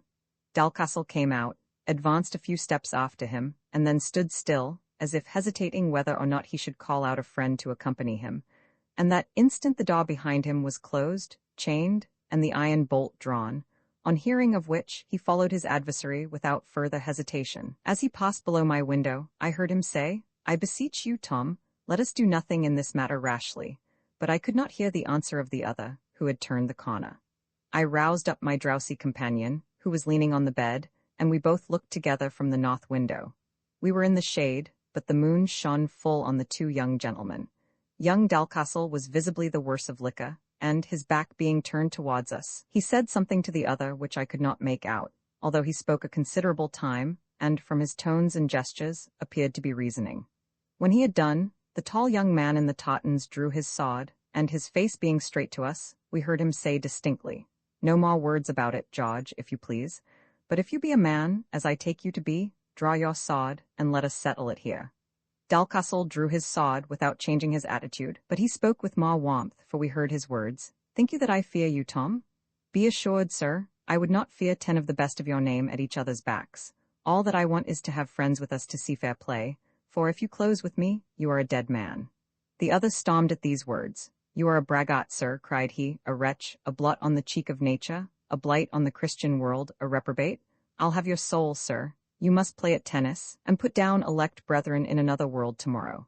As he said this, he brandished his rapier, exciting Dalcastle to offense. He gained his point. The latter, who had previously drawn, advanced upon his vaporing and licentious antagonist, and a fierce combat ensued. My companion was delighted beyond measure, and I could not keep him from exclaiming, loud enough to have been heard, "That's grand, that's excellent." For me, my heart quaked like an aspen. Young Dalcastle either had a decided advantage over his adversary, or else the other thought proper to let him have it. For he shifted, and swore, and flitted from Dalcastle's thrusts like a shadow, uttering oft-times a sarcastic laugh that seemed to provoke the other beyond all bearing. At one time, he would spring away to a great distance, then advance again on young Dalcastle with the swiftness of lightning. But that young hero always stood his ground and repelled the attack. He never gave way, although they fought nearly twice round the bleaching green, which you know is not a very small one.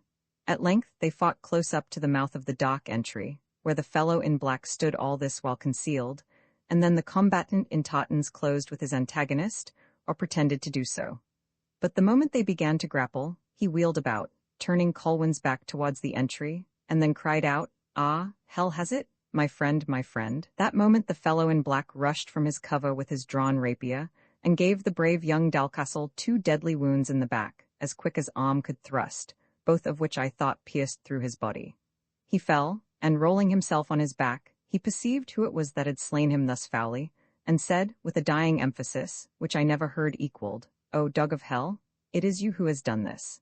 He articulated some more, which I could not hear for other sounds. For the moment that the man in black inflicted the deadly wound, my companion called out, "That's unfair, you rip. That's damnable, to strike a brave fellow behind. One at a time, you cowards," etc., to all which the unnatural fiend in the tartans answered with a loud exulting laugh. And then, taking the poor paralyzed murderer by the bow of the arm, he hurried him in the dark entry once more, where I lost sight of them forever. Before this time, Mrs. Logan had risen up, and, when the narrator had finished, she was standing with her arms stretched upwards at their full length, and her visage turned down, on which were portrayed the lines of the most absolute horror. "The dark suspicions of my late benefactor have been just, and his last prediction is fulfilled," cried she. "The murderer of the accomplished George Colwyn has been his own brother, set on, there is little doubt, by her who bare them both, and her directing angel, the self-justified bigot. Aye, and yonder they sit, enjoying the luxuries so dearly purchased with perfect impunity. If the Almighty do not hurl them down, blasted with shame and confusion, there is no hope of retribution in this life. And by his might, I will be the agent to accomplish it. Why did the man not pursue the foul murderers? Why did he not raise the alarm and call the watch? He, the wretch, he durst not move from the shelter he had obtained. No, not for the soul of him. He was pursued for his life at the moment when he first flew into my arms. But I did not know it, no, I did not then know him. May the curse of heaven and the blight of hell settle on the detestable wretch. He pursue for the sake of justice? No, his efforts have all been for evil, but never for good. But I raised the alarm, miserable and degraded as I was, I pursued and raised the watch myself. Have you not heard the name of Belle Calvert coupled with that hideous and mysterious affair? Yes, I have. In secret often I have heard it. But how came it that you could never be found? How came it that you never appeared in defense of the Honorable Thomas Drummond, you, the only person who could have justified him? I could not, for I then fell under the power and guidance of a wretch who durst not for the soul of him be brought forward in the affair. And what was worse, his evidence would have overborne mine, for he would have sworn that the man who called out and fought Colwyn was the same he met leaving my apartment, and there was an end of it. And moreover, it is well known that this same man, this wretch of whom I speak, never mistook one man for another in his life, which makes the mystery of the likeness between this incendiary and Drummond the more extraordinary. If it was Drummond, after all that you have asserted, then are my surmises still wrong. There is nothing of which I can be more certain than that it was not Drummond. We have nothing on earth but our senses to depend upon. If these deceive us, what are we to do? I own I cannot account for it, nor ever shall be able to account for it as long as I live. Could you know the man in black if you saw him again? I think I could if I saw him walk or run. His gait was very particular. He walked as if he had been flat-soled, and his legs made of steel, without any joints in his feet or ankles. The very same, the very same, the very same. Pray will you take a few days' journey into the country with me to look at such a man? You have preserved my life, and for you I will do anything. I will accompany you with pleasure, and I think I can say that I will know him, for his form left an impression on my heart not soon to be effaced. But of this I am sure, that my unworthy companion will recognize him, and that he will be able to swear to his identity every day as long as he lives. Where is he? Where is he? Oh, Mrs. Calvert, where is he? Where is he? He is the wretch whom you heard giving me up to the death, who, after experiencing every mark of affection that a poor ruined being could confer, and after committing 1,000 atrocities of which she was ignorant, became an infamer to save his diabolical life, and attempted to offer up mine as a sacrifice for all. We will go by ourselves first, and I will tell you if it is necessary to send any farther. The two dames, the very next morning, dressed themselves like country goodwives, and hiring 2 stout ponies furnished with pillions, they took their journey westward. And the second evening after leaving Edinburgh, they arrived at the village about 2 miles below Dalcastle, where they alighted. But Mrs. Logan, being anxious to have Mrs. Calvert's judgment, without either hint or preparation, took care not to mention that they were so near to the end of their journey. In conformity with this plan, she said, after they had sat a while, "Hey-ho, but I am weary.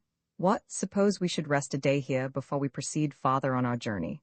Mrs. Calvert was leaning on the casement and looking out when her companion addressed these words to her, and by far too much engaged to return any answer, for her eyes were riveted on 2 young men who approached from the farther end of the village.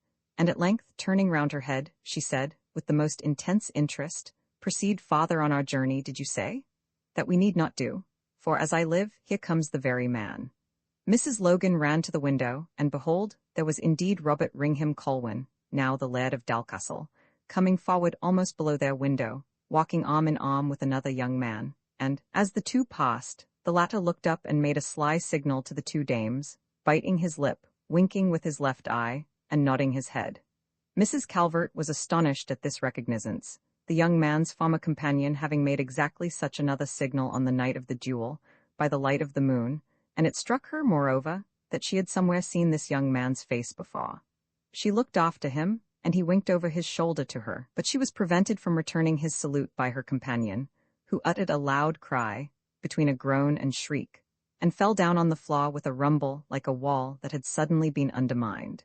She had fainted quite away, and required all her companion's attention during the remainder of the evening, for she had scarcely ever well recovered out of one fit before she fell into another, and in the short intervals she raved like one distracted or in a dream. After falling into a sound sleep by night, she recovered her equanimity, and the two began to converse seriously on what they had seen. Mrs. Calvert averred that the young man who passed next to the window was the very man who stabbed George Colwyn in the back, and she said she was willing to take her oath on it at any time when required, and was certain, if the wretch Ridsley saw him, that he would make oath to the same purport, for that his walk was so peculiar no one of common discernment could mistake it. Mrs. Logan was in great agitation, and said, "It is what I have suspected all along, and what I am sure my late master and benefactor was persuaded of, and the horror of such an idea cut short his days. That wretch, Mrs. Calvert, is the born brother of him he murdered. Sons of the same mother they were, whether or not of the same father, the Lord only knows. But, oh, Mrs. Calvert, that is not the main thing that has discomposed me, and shaken my nerves to pieces at this time. Who do you think the young man was who walked in his company tonight? I cannot for my life recollect, but am convinced I have seen the same fine form and face before. And did not he seem to know us, Mrs. Calvert? You who are able to recollect things as they happened, did he not seem to recollect us, and make signs to that effect? He did, indeed, and apparently with great good humor. Oh, Mrs. Calvert, hold me, else I shall fall into hysterics again. Who is he? Who is he? Tell me who you suppose he is, for I cannot say my own thought. On my life, I cannot remember. Did you note the appearance of the young gentleman you saw slain that night? Do you recollect aught of the appearance of my young master, George Colwyn? Mrs. Calvert sat silent and stared the other mildly in the face. Their looks encountered, and there was an unearthly amazement that gleamed from each, which, meeting together, caught real fire, and returned the flame to their heated imaginations, till the two associates became like two statues, with their hands spread, their eyes fixed, and their chops fallen down upon their bosoms. An old woman who kept the lodging-house, having been called in before when Mrs. Logan was faintish, chanced to enter at this crisis with some cordial, and, seeing the state of her lodgers, she caught the infection, and fell into the same rigid and statue-like appearance. No scene more striking was ever exhibited, and if Mrs. Calvert had not resumed strength of mind to speak and break the spell, it is impossible to say how long it might have continued. "It is he, I believe," said she, uttering the words as it were inwardly. "It can be none other but he, but no, it is impossible. I saw him stabbed through and through the heart. I saw him roll backward on the green in his own blood, utter his last words and groan away his soul. Yet if it is not he, who can it be?" "It is he," cried Mrs. Logan hysterically. "Yes, yes, it is he," cried the landlady in unison. "It is who?" said Mrs. Calvert. "Whom do you mean, mistress?" "Oh, I don't know, I was affrighted." "Hold your peace then till you recover your senses, and tell me, if you can, who that young gentleman is who keeps company with the new Laird of Dalcastle." "Oh, it is he, screamed Mrs. Logan, wringing her hands. "Oh, it is he, cried the landlady, wringing hers. Mrs. Calvert turned the latter gently and civilly out of the apartment, observing that there seemed to be some infection in the air of the room, and she would be wise for herself to keep out of it. The two dames had a restless and hideous night. Sleep came not to their relief, for their conversation was wholly about the dead, who seemed to be alive, and their minds were wandering and groping in a chaos of mystery. "Did you attend to his corpse and know that he positively died and was buried?" said Mrs. Calvert. "Oh, yes, from the moment that his fair but mangled corpse was brought home, I attended it till that when it was screwed in the coffin. I washed the long stripes of blood from his lifeless form, on both sides of the body. I bathed the livid wound that passed through his generous and gentle heart. There was one through the flesh of his left side too, which had bled most outwardly of them all. I bathed them, and bandaged them up with wax and perfumed ointment, but still the blood oozed through all, so that when he was laid in the coffin, he was like one newly murdered. My brave, my generous young master, he was always as a son to me, and no son was ever more kind or more respectful to a mother. But he was butchered, he was cut off from the earth ere he had well reached to manhood, most barbarously and unfairly slain. And how can it be, that we again see him here, walking arm in arm with his murderer? The thing cannot be, Mrs. Logan. It is a fantasy of our disturbed imaginations, therefore let us compose ourselves till we investigate this matter farther. It cannot be in nature, that is quite clear, said Mrs. Logan. Yet how it should be that I should think so. I who knew and nursed him from his infancy, there lies the paradox. As you said once before, we have nothing but our senses to depend on, and if you and I believe that we see a person, why, we do see him. Whose word, or whose reasoning can convince us against our own senses? We will disguise ourselves as poor women selling a few country wares, and we will go up to the hall, and see what is to see, and hear what we can hear. For this is a weighty business in which we are engaged, namely, to turn the vengeance of the law upon an unnatural monster, and we will further learn, if we can, who this is that accompanies him. Mrs. Calvert acquiesced, and the two dames took their way to Dalcastle, with baskets well furnished with trifles. They did not take the common path from the village, but went about, and approached the mansion by a different way. But it seemed as if some overruling power ordered it, that they should miss no chance of attaining the information they wanted. For ere ever they came within half a mile of Dalcastle, they perceived the two youths coming as to meet them, on the same path. The road leading from Dalcastle towards the northeast, as all the country knows, goes along a dark bank of brushwood called the Bogle Heuch. It was by this track that the two women were going, and when they perceived the two gentlemen meeting them, they turned back, and the moment they were out of their sight, they concealed themselves in a thicket close by the road. They did this because Mrs. Logan was terrified for being discovered, and because they wished to reconnoiter without being seen. Mrs. Calvert now charged her, whatever she saw, or whatever she heard, to put on a resolution, and support it, for if she fainted there and was discovered, what was to become of her? The two young men came on, in earnest and vehement conversation, but the subject they were on was a terrible one, and hardly fit to be repeated in the face of a Christian community. Ringham was disputing the boundlessness of the true Christian's freedom, and expressing doubts that, chosen as he knew he was from all eternity, still, it might be possible for him to commit acts that would exclude him from the limits of the covenant. The other argued, with mighty fluency, that the thing was utterly impossible, and altogether inconsistent with eternal predestination. The arguments of the latter prevailed, and the lad was driven to sullen silence. But to the women's utter surprise, as the conquering disputant passed, he made a signal of recognizance through the brambles to them, as formerly, and that he might expose his associate fully, and in his true colors, he led him backwards and forwards by the women more than 20 times, making him to confess both the crimes that he had done and those he had in contemplation. At length he said to him, "Assuredly I saw some strolling vagrant women on this walk, my dear friend. I wish we could find them, for there is little doubt that they are concealed here in your woods." "I wish we could find them," answered Ringham. "We would have fine spot maltreating and abusing them. That we should. Now tell me, Robert, if you found a malevolent woman, the latent enemy of your prosperity, lurking in these woods to betray you, what would you inflict on her?" "I would tear her to pieces with my dogs, and feed them with her flesh. Oh, my dear friend, there is an old strumpet who lived with my unnatural father, whom I hold in such utter detestation that I stand constantly in dread of her, and would sacrifice the half of my estate to shed her blood.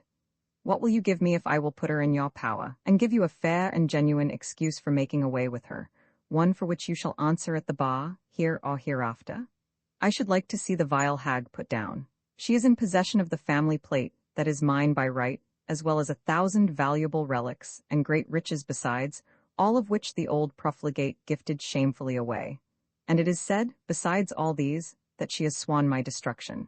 She has, but I see not how she can accomplish that, seeing the deed was done so suddenly, and in the silence of the night. It was said there were some onlookers, but where shall we find that disgraceful Miss Logan? I will show you her by and by, but will you then consent to the other meritorious deed, Come, be a man, and throw away scruples. If you can convince me that the promise is binding, I will. Then step this way, till I give you a piece of information. They walked a little way out of hearing, but went not out of sight. Therefore, though the women were in a terrible quandary, they durst not stir, for they had some hopes that this extraordinary person was on a mission of the same sort with themselves, knew of them, and was going to make use of their testimony. Mrs. Logan was several times on the point of falling into a swoon, so much did the appearance of the young man impress her, until her associate covered her face that she might listen without embarrassment. But this latter dialogue roused different feelings within them, namely, those arising from imminent personal danger. They saw his waggish associate point out the place of their concealment to Ringham, who came towards them, out of curiosity, to see what his friend meant by what he believed to be a joke, manifestly without crediting it in the least degree. When he came running away, the other called after him, "If she is too hard for you, call to me." As he said this, he hasted out of sight in the contrary direction, apparently much delighted with the joke. Ringham came rushing through the thicket impetuously, to the very spot where Mrs. Logan lay squatted. She held the wrapping close about her head, but he tore it off and discovered her. "The curse of God be on thee," said he. "What fiend has brought thee here, and for what purpose art thou come? But, whatever has brought thee, I have thee." And with that, he seized her by the throat. The two women, when they heard what jeopardy they were in from such a wretch, had squatted among the underwood at a small distance from each other, so that he had never observed Mrs. Calvert. But no sooner had he seized her benefactor than, like a wild cat, she sprung out of the thicket and had both hands fixed at his throat, one of them twisted in his stock, in a twinkling. She brought him back over among the brushwood, and the two, fixing on him like two harpies, mastered him with ease. Then indeed was he woefully beset. He deemed for a while that his friend was at his back, and, turning his bloodshot eyes towards the path, he attempted to call, but there was no friend there, and the women cut short his cries by another twist of his stock. "Now, gallant and rightful Laird of Dalcastle," said Mrs. Logan, "what hast thou to say for thyself? Lay thy account to dree the weird thou hast so well earned. Now shalt thou suffer due penance for murdering thy brave and only brother. Thou least, thou hag of the pit, I touched not my brother's life. I saw thee do it with these eyes that now look thee in the face, I when his back was to thee too, and while he was hotly engaged with thy friend," said Mrs. Calvert. "I heard thee confess it again and again this same hour," said Mrs. Logan. "Aye, and so did I," said her companion. "Murder will out, though the Almighty should lend hearing to the ears of the willow, and speech to the 7 tongues of the woodruff. You are liars and witches," said he, foaming with rage, "and creatures fitted from the beginning for eternal destruction. I'll have your bones and your blood sacrificed on your cursed altars. O Gilmartin, Gilmartin, where art thou now? Here is the proper food for blessed vengeance, Hilloa." There was no friend, no Gilmartin there to hear or assist him. He was in the two women's mercy, but they used it with moderation. They mocked, they tormented, and they threatened him. But finally, after putting him in great terror, they bound his hands behind his back, and his feet fast with long straps of garters which they chanced to have in their baskets, to prevent him from pursuing them till they were out of his reach. As they left him, which they did in the middle of the path, Mrs. Calvert said, "We could easily put an end to thy sinful life, but our hands shall be free of thy blood.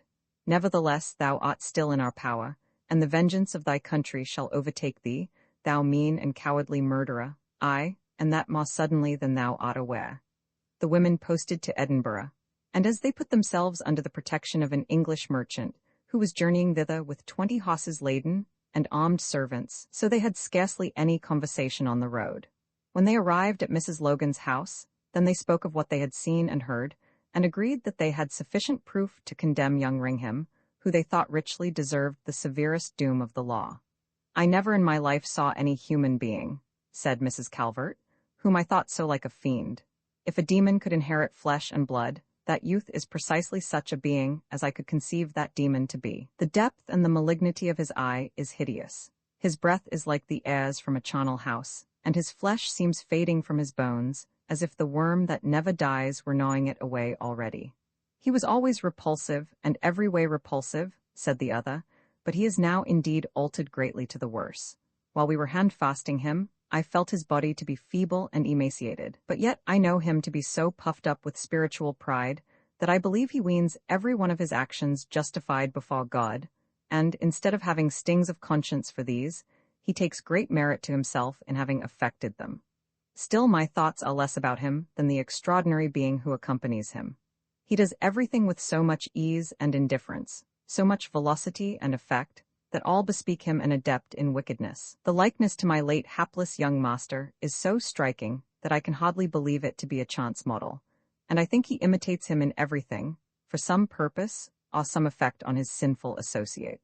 Do you know that he is so like in every lineament, look, and gesture, that against the clearest light of reason, I cannot in my mind separate the one from the other, and have a certain indefinable expression on my mind that they are one and the same being, or that the one was a prototype of the other.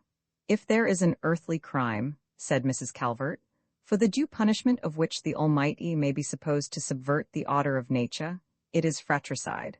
But tell me, dear friend, did you remark to what the subtle and hellish villain was endeavoring to prompt the assassin? No, I could not comprehend it. My senses were altogether so bewildered that I thought they had combined to deceive me, and I gave them no credit. Then hear me.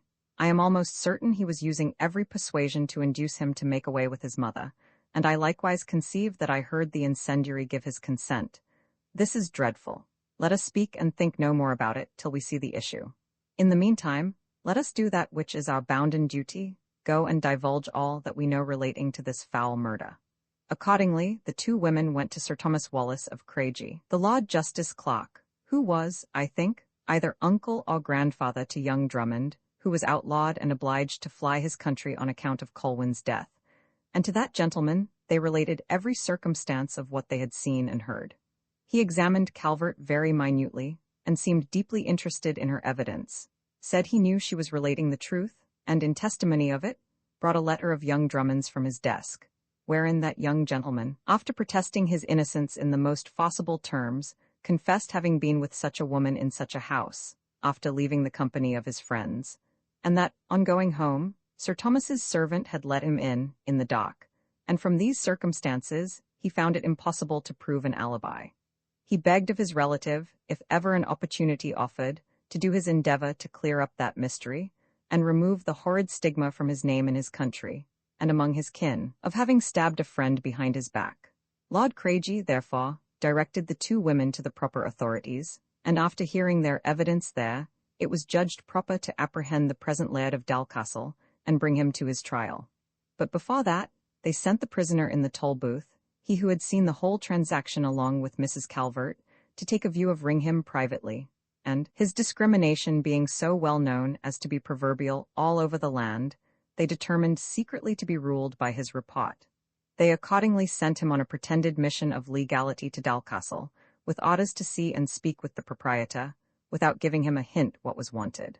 On his return, they examined him, and he told them that he found all things at the place in utter confusion and dismay, that the lady of the place was missing, and could not be found, dead or alive.